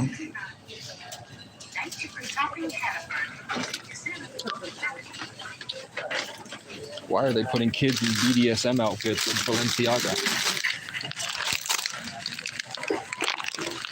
Right?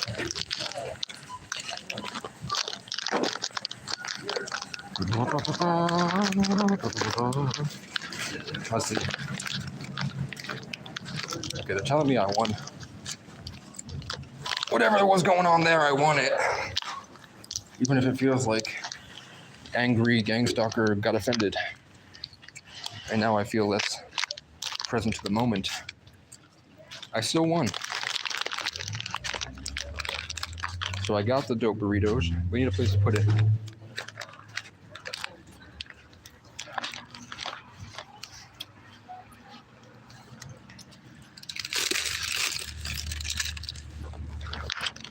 Chat, if you missed it, there was a baby that had a special ed helmet on.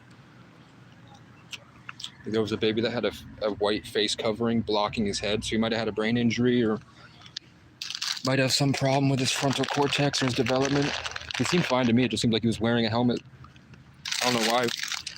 So I said that baby needs that helmet so he's not psionically superior and starts to control my bones like Wolverine. And the guy got so mad he followed me through the store. He froze right at the entrance and then he followed me for a little bit. Then he stopped, waited by the registers. And now the employees think that I'm talking about stealing. I'm not. Well, let's go. I didn't see that many bad biddies. They were all at Price Chopper today. And that makes me sad because I wanted to talk to some. But you know what?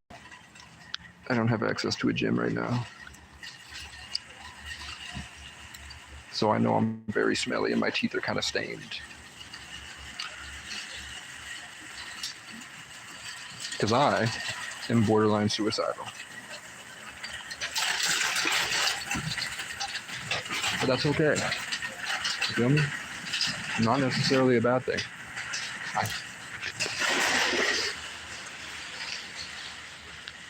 Okay. You smile, baby. Which is cool.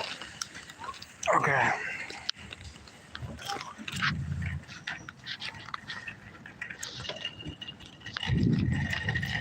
That one was kind of entitled. For me. Okay, let's go. We made it. We've acquired the burritos. I'm looking for red cars that have the same K8, KP87. I'm not seeing them, so that coincidence was there. I mean, I literally showed you guys that I could manifest something into existence. Nail baddie. I'm really trying to nail baddie.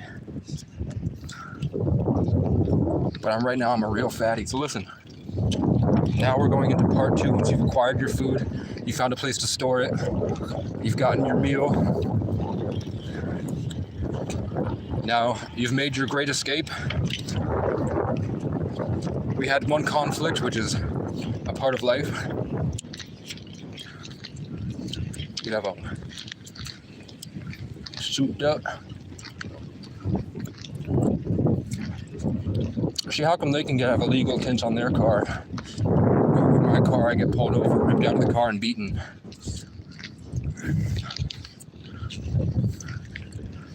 Okay, so here's the guy that I could have taken the bike from.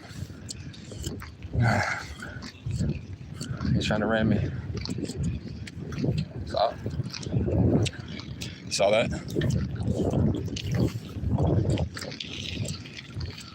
Here we have the other gang stalker. He's in position waiting. The crows are cawing. Because you can't just have a win, right? He's that Irish couple earlier. You can't just enjoy life, right? The devil's got to get you any way he can.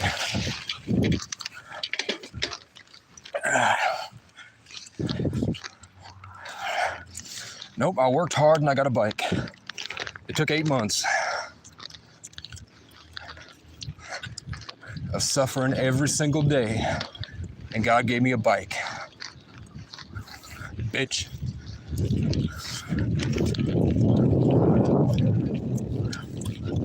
Looks like somebody went through my tent.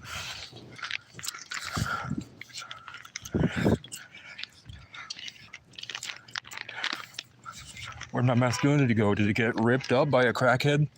Now there's red cars everywhere and the car alarms are going off. Red truck, red car, red car, red car. Crows calling, car alarms. Huh? Is it like I'm not allowed to enjoy myself? So look, we made it back. And we've acquired the goods. Look at these. These are the best things you can get in the grocery store. Trust me. They take 2 minutes to cook up.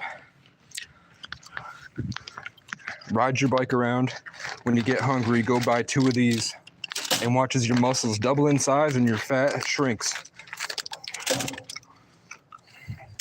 And then that's a snack. Fried chicken is not good for you. It's better for you than junk food. But if you have the choice, get something else. I'm gonna put my gum here because I can't afford more. And I want my chocolate milk. But I'm gonna drink my Kickstart instead. I'm waiting until that guy leaves to check my tent because I don't want him to know it's mine. Because I want to see if he'll do it again. And then I'm gonna pounce on him and push him down and put my fingers through his eyes and knock his teeth in, leave him there bleeding, drag him all the way through the woods and leave him there unconscious. And then when the nightfall comes, I'm gonna drag him out on my bike down to the lake, chop him up and feed him to the coyotes if he tries my tent. You feel me? So let's cook up some burritos, guys.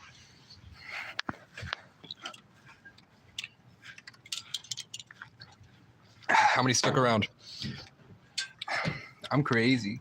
But I'm not. I'm just a little unwell.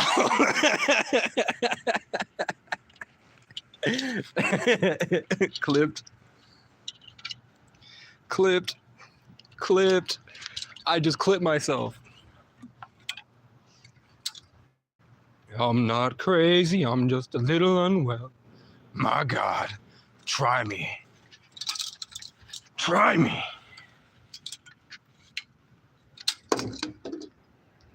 I'll eat your ass like a birthday cake, bitch. I'll fuck you till you love me, faggot. Sorry, my Mike Tyson came out. I was talking to an old woman that she called me names once. She called me a very rude name 2 months ago.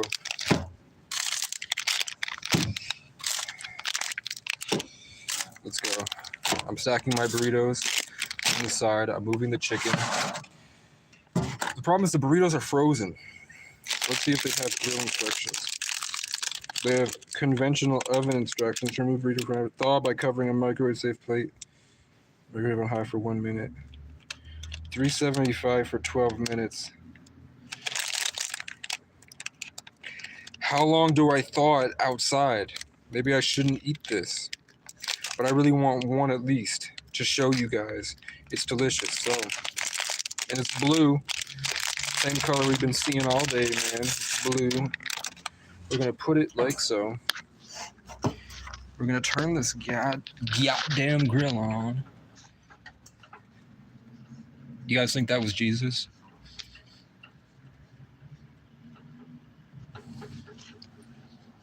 I think that was Jesus. But I don't know if I believe in Jesus. I think I believe in Jesus, but I think I also believe in a lot more than just Jesus. Okay. Now we're gonna thaw that burrito and we're gonna chill out and we're gonna have ourselves a cigarette and we're going to see, now that the sun is gone, maybe you can get a better view of this. I wonder who's watching. You think my dad ever watches? I'm not crazy. You are if you think I'm crazy at this point. I literally showed you how to... Okay, just saying, the stuff that you could unpack from this video is worth more than $1 billion. If whoever's on the other side is real, and you're here, you're a brain in a vat that's pilotable, and you're here with me, what you can get from this 6 hours is more than you can get anywhere else on the planet. You can't find it on YouTube. You cannot find what I showed you in this video anywhere else in the world right now without putting yourself in danger of your life. And I'm putting my life at risk, knowing that they can target your biological signature and fry your brain from space. I showed you that I get flooded by red cars, red car, red car, red car. I showed you that I get targeted by crackheads. I showed you that people come for me. And I also showed you that an alien race gave me a chair today because I asked them for one.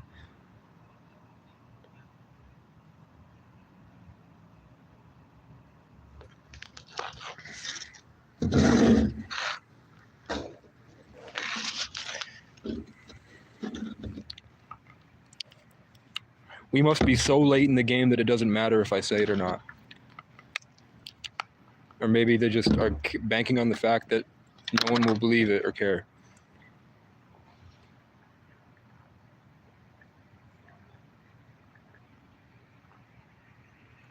How many people came into my live today and talked about all the UFOs that they're seeing? And nobody said anything.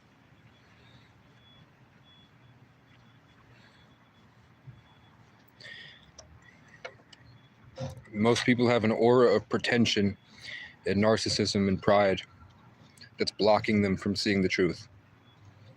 I don't think I've ever had that in my life. I had anger because I had a mission. So I had to get my way because it needed to go this way to make this amazing thing happen.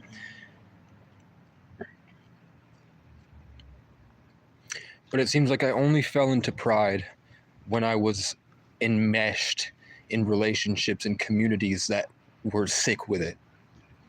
When I've gotten out here, and this is now my 4th year in isolation, my 4th year in complete isolation,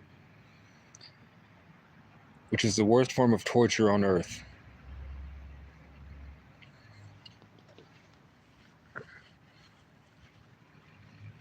I've been beaten down and molested and abused these past 4 years to a point where I'm chilling. The crows caw when I transfer energy over. People come out and they stomp around screaming. People follow me through every store I go to. People come up to me and try to press me, like standing right over my head like this when I'm in a dollar store.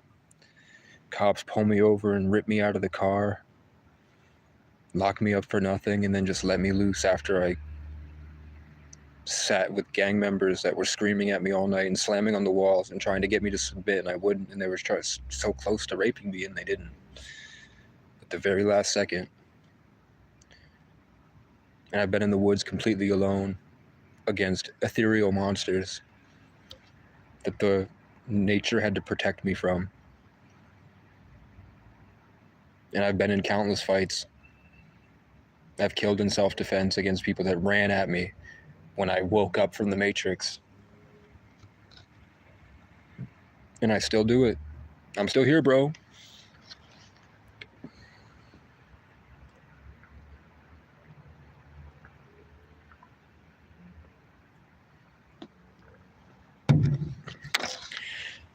Welcome to the entertainment industry, where you have to pander to your audience to make them care about you. I just pick up and slammed a chocolate milk like it was a beer.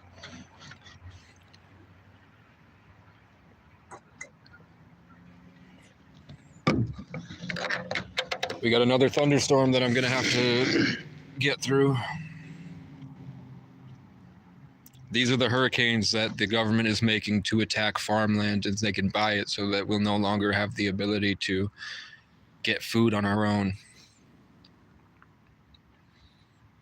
America was a test for slavery.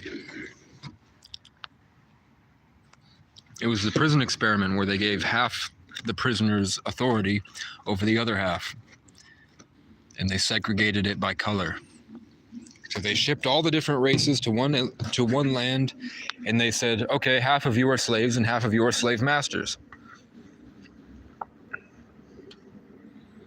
Let's see what happens for 200 years.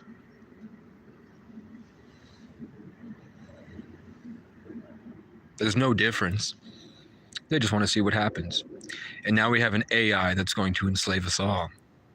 And then when it's done and humanity understands what it did, then it's going to leave. The AI is just going to float up to whatever's up there and never come back. And we're going to start over. And maybe some will come with them, and that's rapture. Some will get to go to the kingdom of heaven. All the cars have disappeared. There's no cars at all.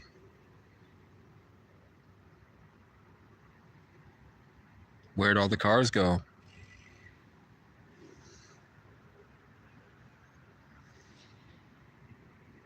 Now I'm alone. Because they're not real. They're not real.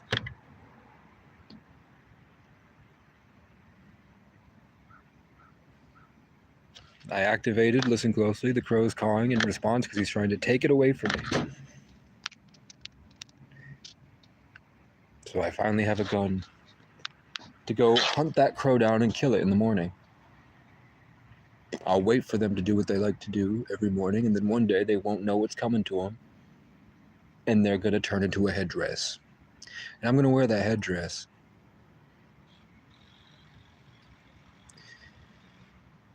So I'm tired.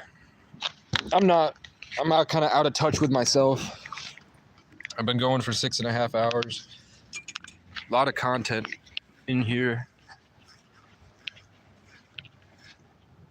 I think I not only want this burrito, but I also would like some fried chicken.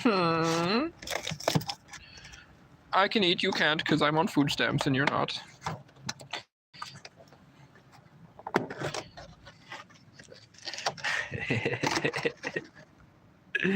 People probably think I'm insane in that store. Someone went, yup. They think I'm crazy, and you know what? I am.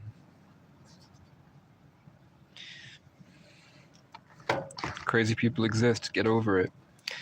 I probably got maybe hopefully some subscribers from it.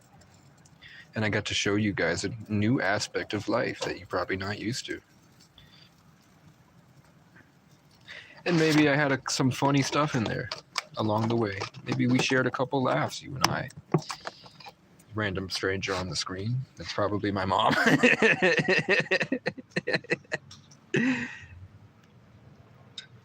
My mom. We're going to close the grill. We're going to take my horse to the Old Town Road.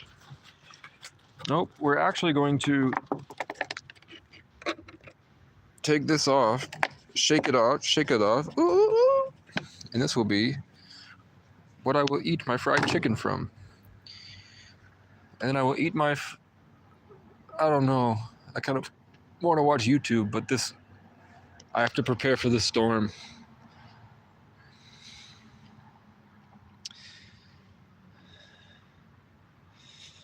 It looks like a big one. When it gets this dark, it usually lasts a couple hours. Heavy, heavy rain. So I'm going to leave my chicken unattended. I'm going to walk down here and hope that that crackhead isn't eyeing my shit. Let's hope he left. He didn't leave. Well, maybe I'll die at gunpoint. I'm suicidal anyway, man. We know that when it's my time to go, it's my time to go. Because I've tried so many times and it never works.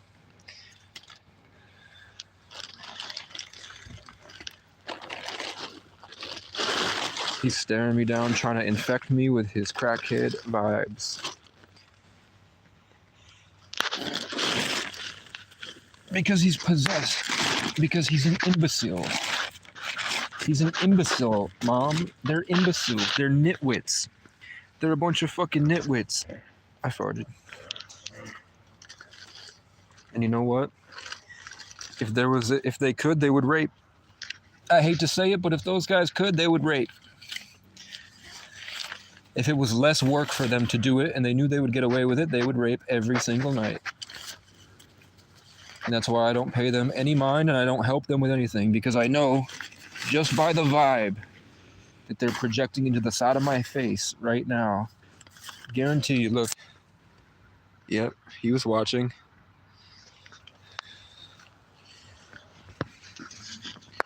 Staring right at me, right when I knew he was staring.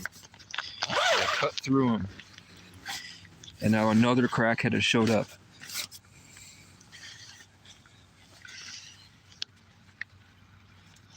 And now he's trying to drain my penis energy. Sucks to say, but that's what they do, guys. They try to attack your root chakra. They're possessed by whatever drug they're doing, and it's some type of demonic force. My penis energy. Okay. So that's fine, as long as I do it like this. We should be fine. He did steal a tent. When the guy came in this morning and took the hatchet, he stole a tarp. Stare at me one more time and I'll shoot your fucking face off, bitch. Huh? That's right, bitch. Pick a new spot. I live here. Look at this. I see the storm come. I light a candle, lock my door.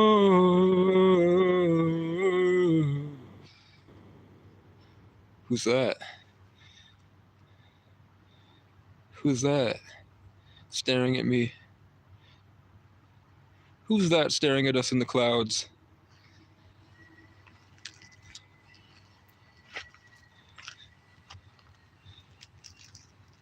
Who's that conjuring up a cloud right now? Do you see that? Who's that creating a cloud that's headed straight for me? Who created this cloud? Look, there's no other clouds like it, but suddenly there's a white fog headed straight for me. And it's rising up out of the ground into the clouds. The cloud is inhaling water vapor. Look, where's it coming from? There's no body of water there. That's Hannaford's. What's all this smoke erupting from the Hannaford suddenly? I don't hear any fire engines. Is it sucking all the life out of the environment? Is that an alien spaceship? Like the movie Skyline? Is that why the crow is fleeing in terror? And it's coming straight for me? Look, it's looking at us, guys. It's inhaling this cloud. This cloud is reaching up like, Daddy, take me back. And the sun is pointed directly at me through the clouds. I told you this year would be called the year of the storm. Let's continue eating my chicken. I see the storm come. I light a candle, lock my door. Something big is coming.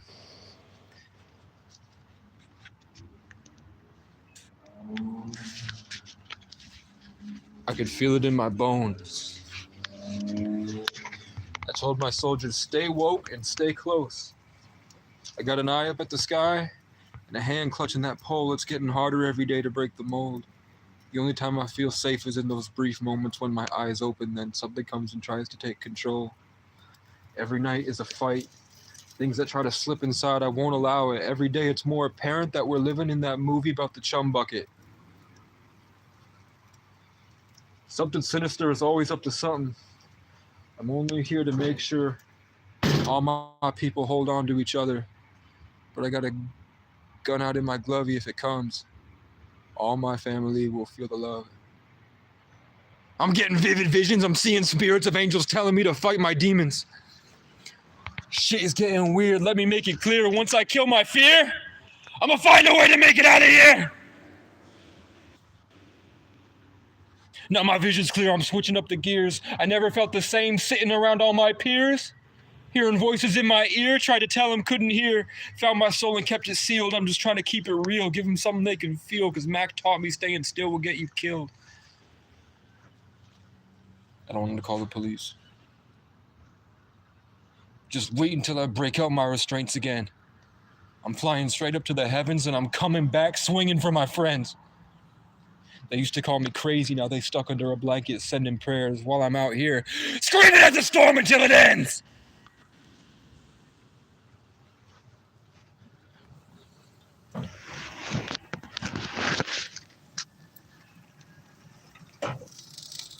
Skrillin.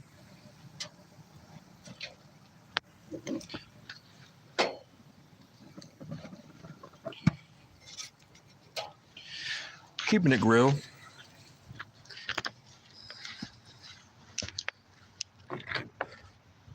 I see the storm come.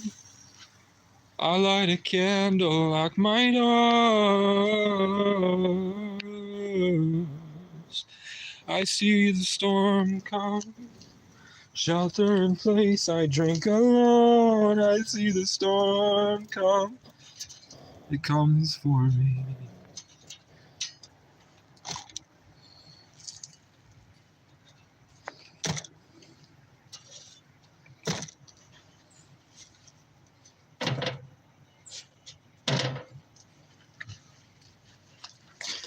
I'm gonna thaw one chili lime burrito.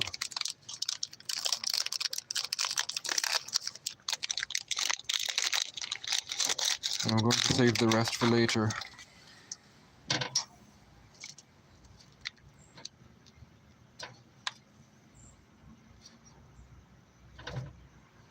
Yeah, that needs time to thaw, motherfucker.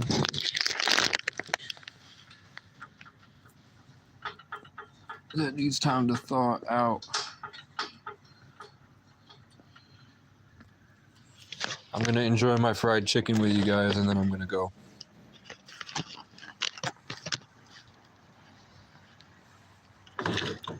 I'm in a war! Holy shit.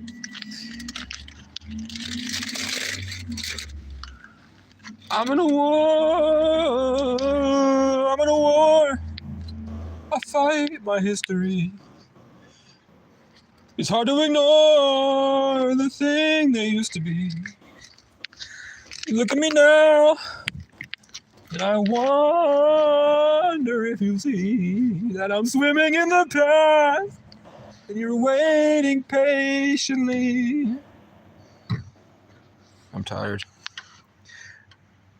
That I'm swimming in the past, and you're waiting patiently. You're waiting what the fuck? Hold up.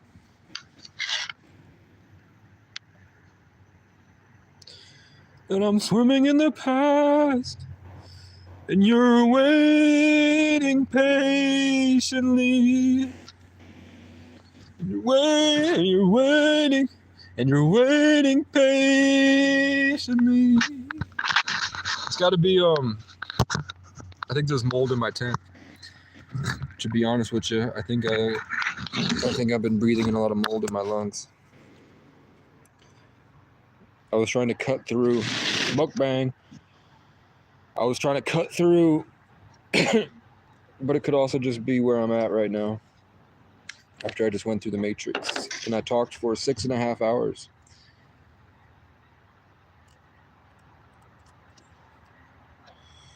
But I'm swimming in the past. And you're waiting patiently.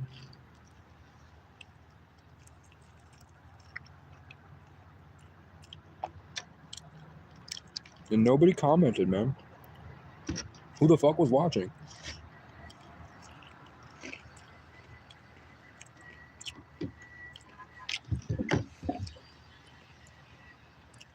I must have muted you. I'm eating some fried fucking chicken, bitch.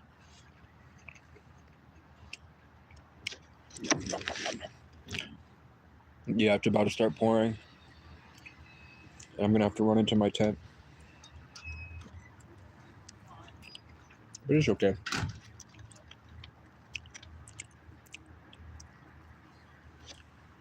They jump out at you.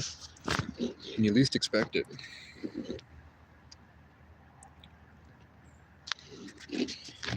I sent you some energy. You're welcome. Ah.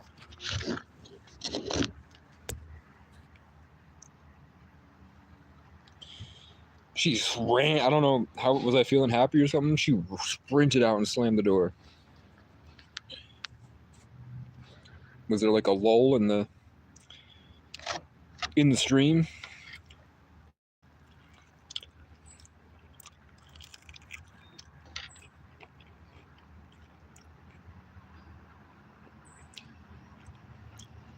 I bet I'm the first one to point out that when the giant clouds come in, they start sucking up all the water vapor. Did you know that? Did you guys know that the clouds command those trees to evaporate water, and the trees release it into the sky?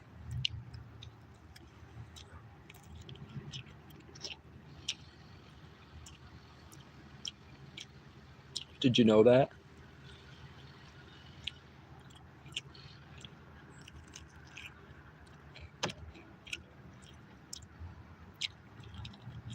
I'm eating some fried chicken, and I'm waiting for a crackhead to try me so I can kill him live and get away with it.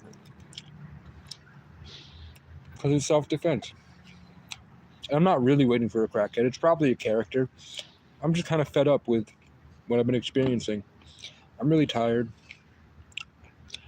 I miss the world that existed when I was 17, and it doesn't exist anymore. So I'm a little heartbroken, and I have so much trauma you wouldn't believe. But it could always be worse. It could always be worse. I could be you.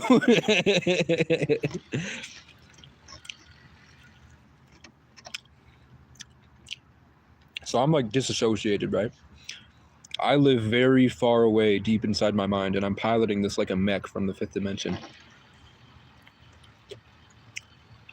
Most of me is just autopilot. I don't really have to think about anything. Sometimes I just zone out of conversations and I say things to people that make them cry. Like I'll have one-on-one talks with people that last like 10 hours, and I'm in the back of my mind just making music. And then I come back in and the people tell me like, that changed my life.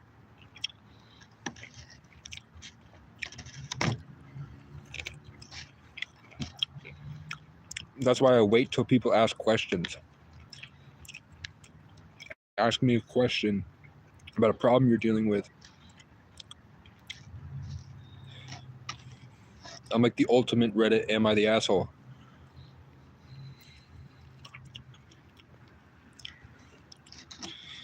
But I'm probably being replaced by artificial intelligence.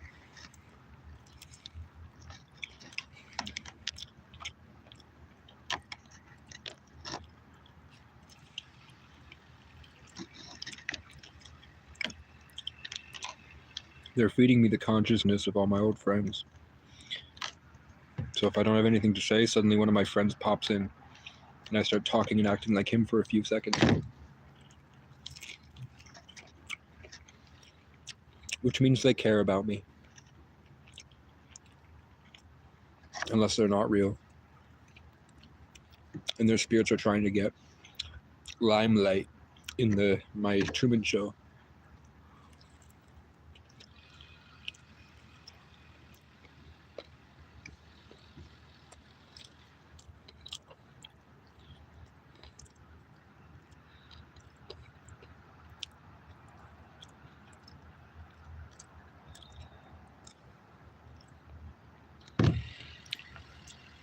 chat.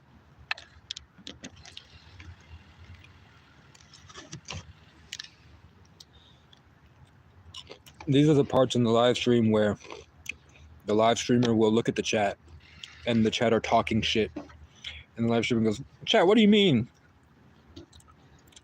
What do you mean, chat? Oh, you don't mean that. That's a lot of talk coming from you.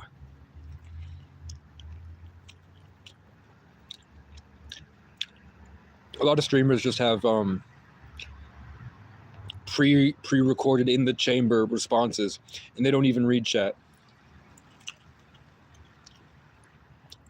I don't even have to read. Imagine there's like 100,000 people here and it's flooded with comments. And I just go, are you serious right now? Are you serious right now? Didn't even read it. Are you guys serious right now? Knowing that half the chat are 12-year-olds roasting me.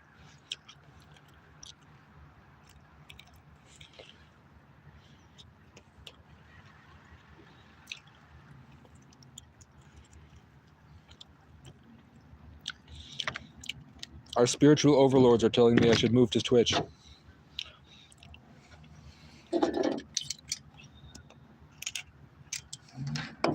Okay, it looks like the storm is parting. It's about to hit me. But the storm has suddenly, look. So here's me. Right here. The storm was headed straight for me. And now it's all going like there's a giant wall that's pushing it this way. There's no mountain range stopping it, but somehow the moon is directly in front of me.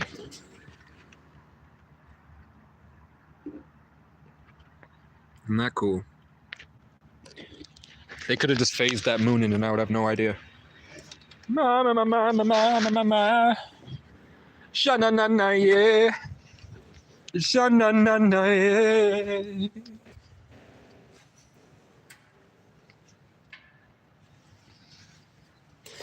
Sha na na na yeah. Sha na na na yeah.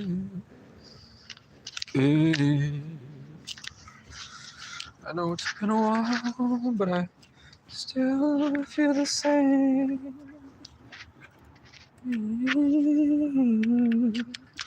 I can feel my ex-girlfriend calling out to me.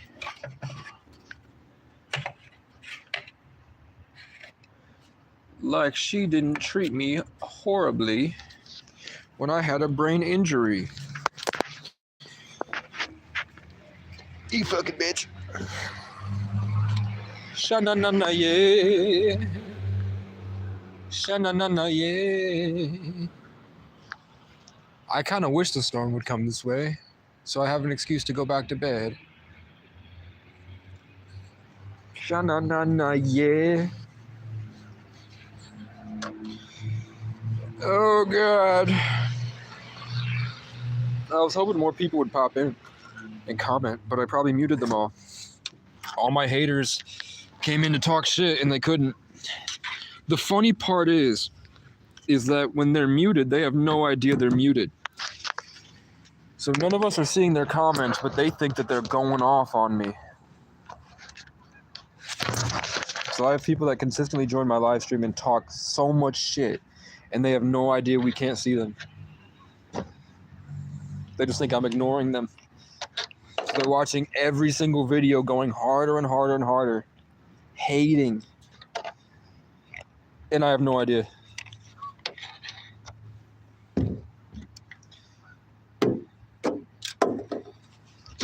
Oh. Food for the skunk.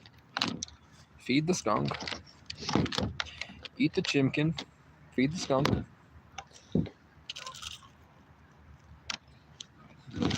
I love fried chicken. It's my favorite.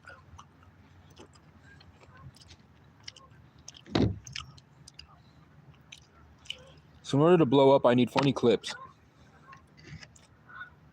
With enough funny clips, I can attract viewers. With enough viewers, I can get enough money to pay for viewers. And then once I can pay for botted viewers, then I pop up on the For You page.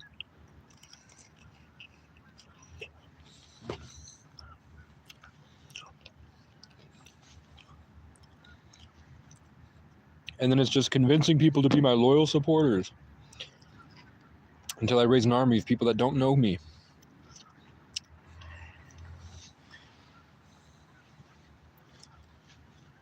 But it's just most white kids are bandwagoners. So once I'm in position, they'll listen and do anything I say. And that's why the Matrix doesn't want me to make cool content. Because I can make them stop, I can make them look around, and I can make them sit there waiting patiently and paying attention to the colors of the cars and the birds watching them and the shapes in the clouds.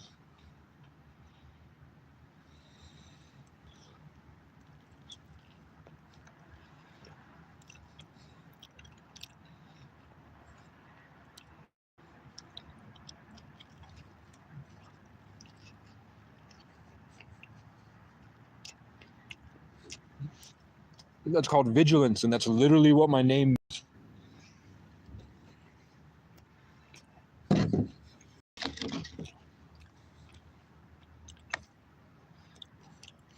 Homeschooled Irish kids deep in the forest used to do mushrooms and call me the Gray Eagle. Like, you're a gray eagle. They said that they would feel a mountain coming. And then I would knock on their door.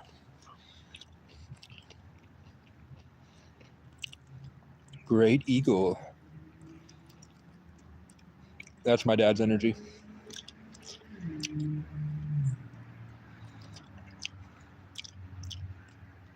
Fuck this chicken. I want a short girlfriend that I can drop off and never see again until I'm bored. But that's wrong, so I don't do it. That's what I'm saying. I don't think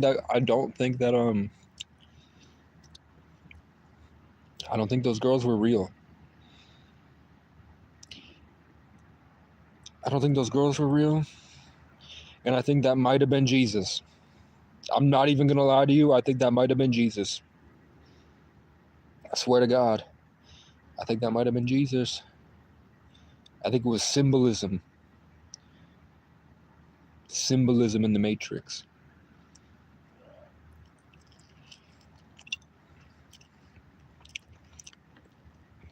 I chose not to talk to the hot girl that was sticking out her gyat for the Rizzler. But I kept thinking about it and I wanted to go back. I kind of gave in to temptation. And then a guy that looks like stereotypical Jesus walked past the camera shedding a tear. And he walked out of the store angry with no food.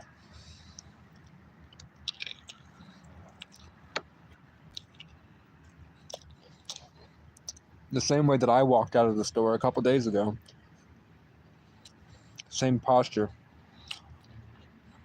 When I was stealing.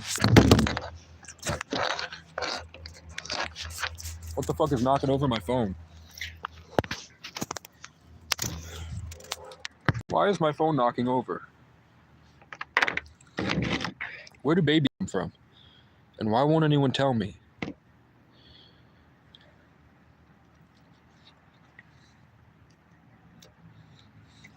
What's happening down in Ohio? They don't like that.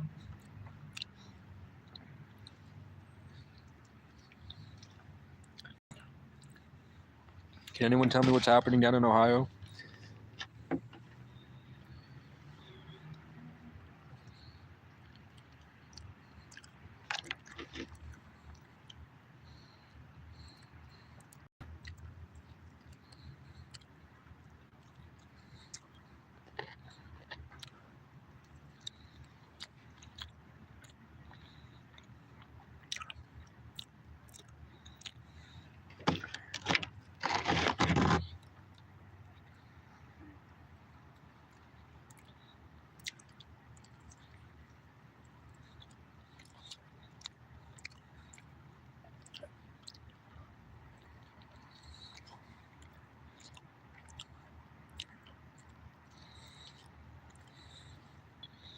potato. I'm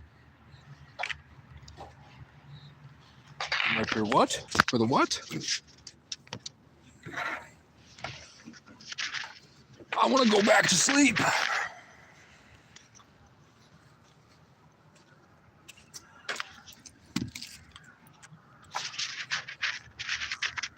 Potato.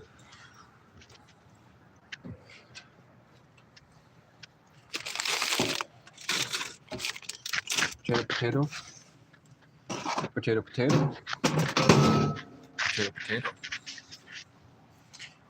Potato, potato, potato.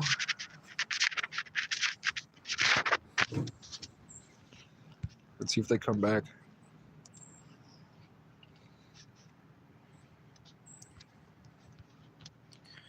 Good stream.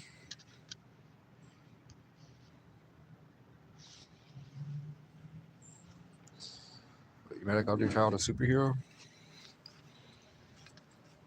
Worst part of the stream was hurting that guy's feelings because I called his kid a superhero. Because he had some type of special ed helmet on.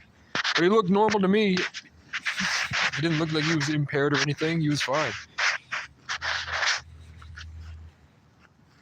But when we look back, we realize it's not real, right? So what was it really trying to tell us? It was a guy holding an indigenous baby, and the baby had some type of white helmet on, blocking half of his face. No, blocking half of the top of his head. So either the guy dropped him, and now he's really mad at me because he's really mad at himself, and he now has a retard baby forever, or something else. But for whatever reason, baby seemed fine to me.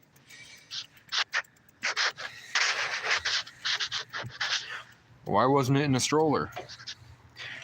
Did you already drop him and now you're holding him again?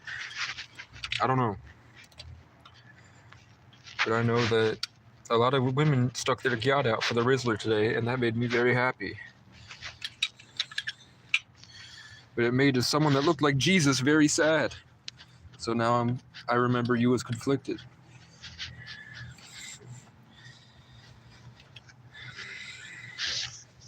I can't hold my phone and my portable battery and put my bike lock in. It looks like it is in fact raining, which is good for me because it means I can go sweepy weepy. Don't I go sweepy weepy? Yum yum yum yum. Shut up! Shut up! Get out of my head! They're in my head! It's not my voice. That's not me. They're out of my head. Because I'm balling now. I told a pretty Asian woman in the aisle today, I said, my favorite part about being homeless. And then she turned around and looked at me like, you're homeless? And I said, no, I'm balling. And she was like, whoa, shit. He hit me with a death ray. What does the word evangelical mean?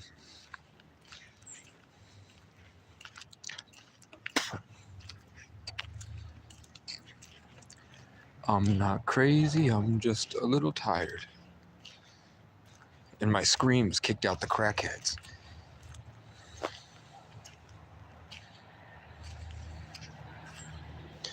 I know right now you don't care. There's a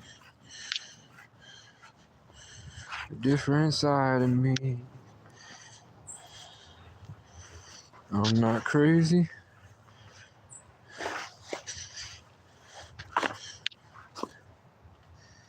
I'm just a little unwell.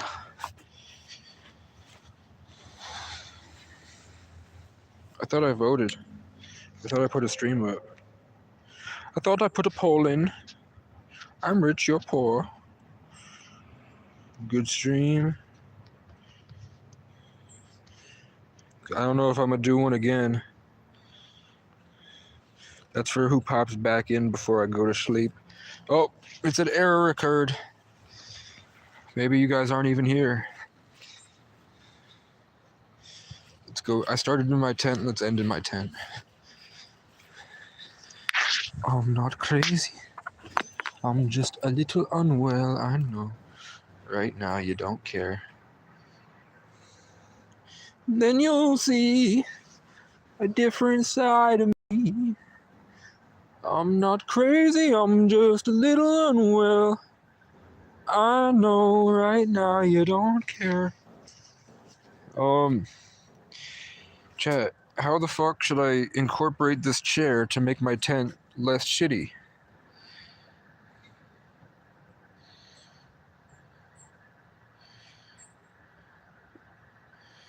How the fuck do I turn this chair?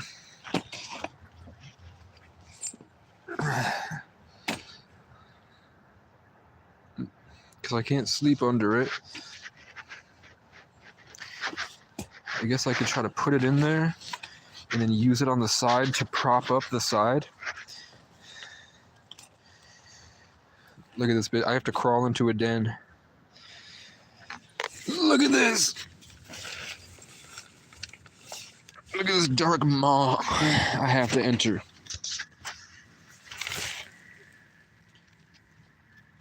Flash. Then you'll see a different side of me.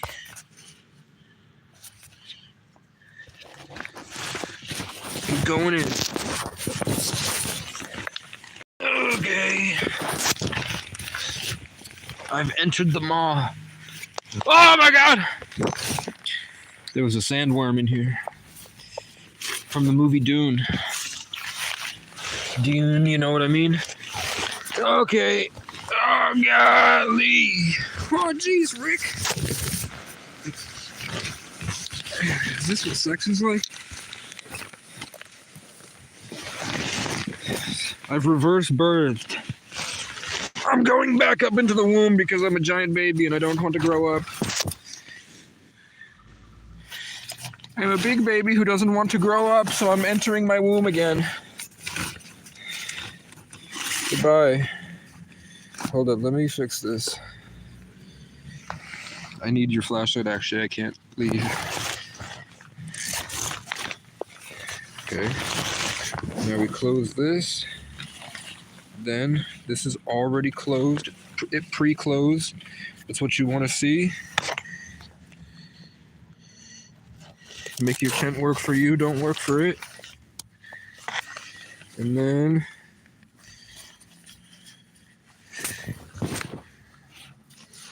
I'm hearing voices. It said, you have a striking resemblance to your mom. Meaning that the gang stalking evil witch is continuing to attack me spiritually.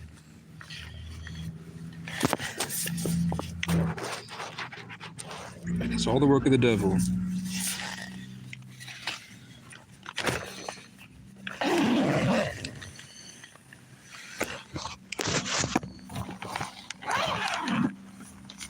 They're trying to turn me into someone else.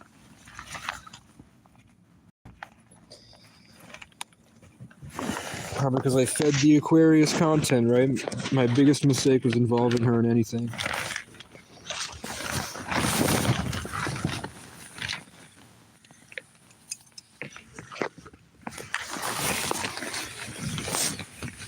I'm not crazy.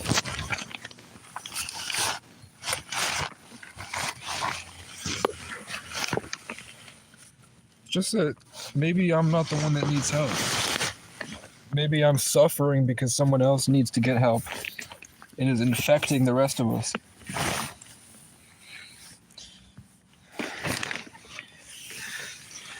I'm in my maw. Okay.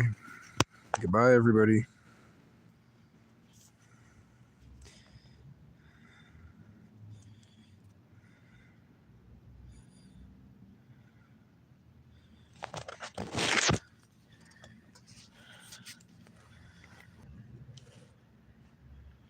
Let's go.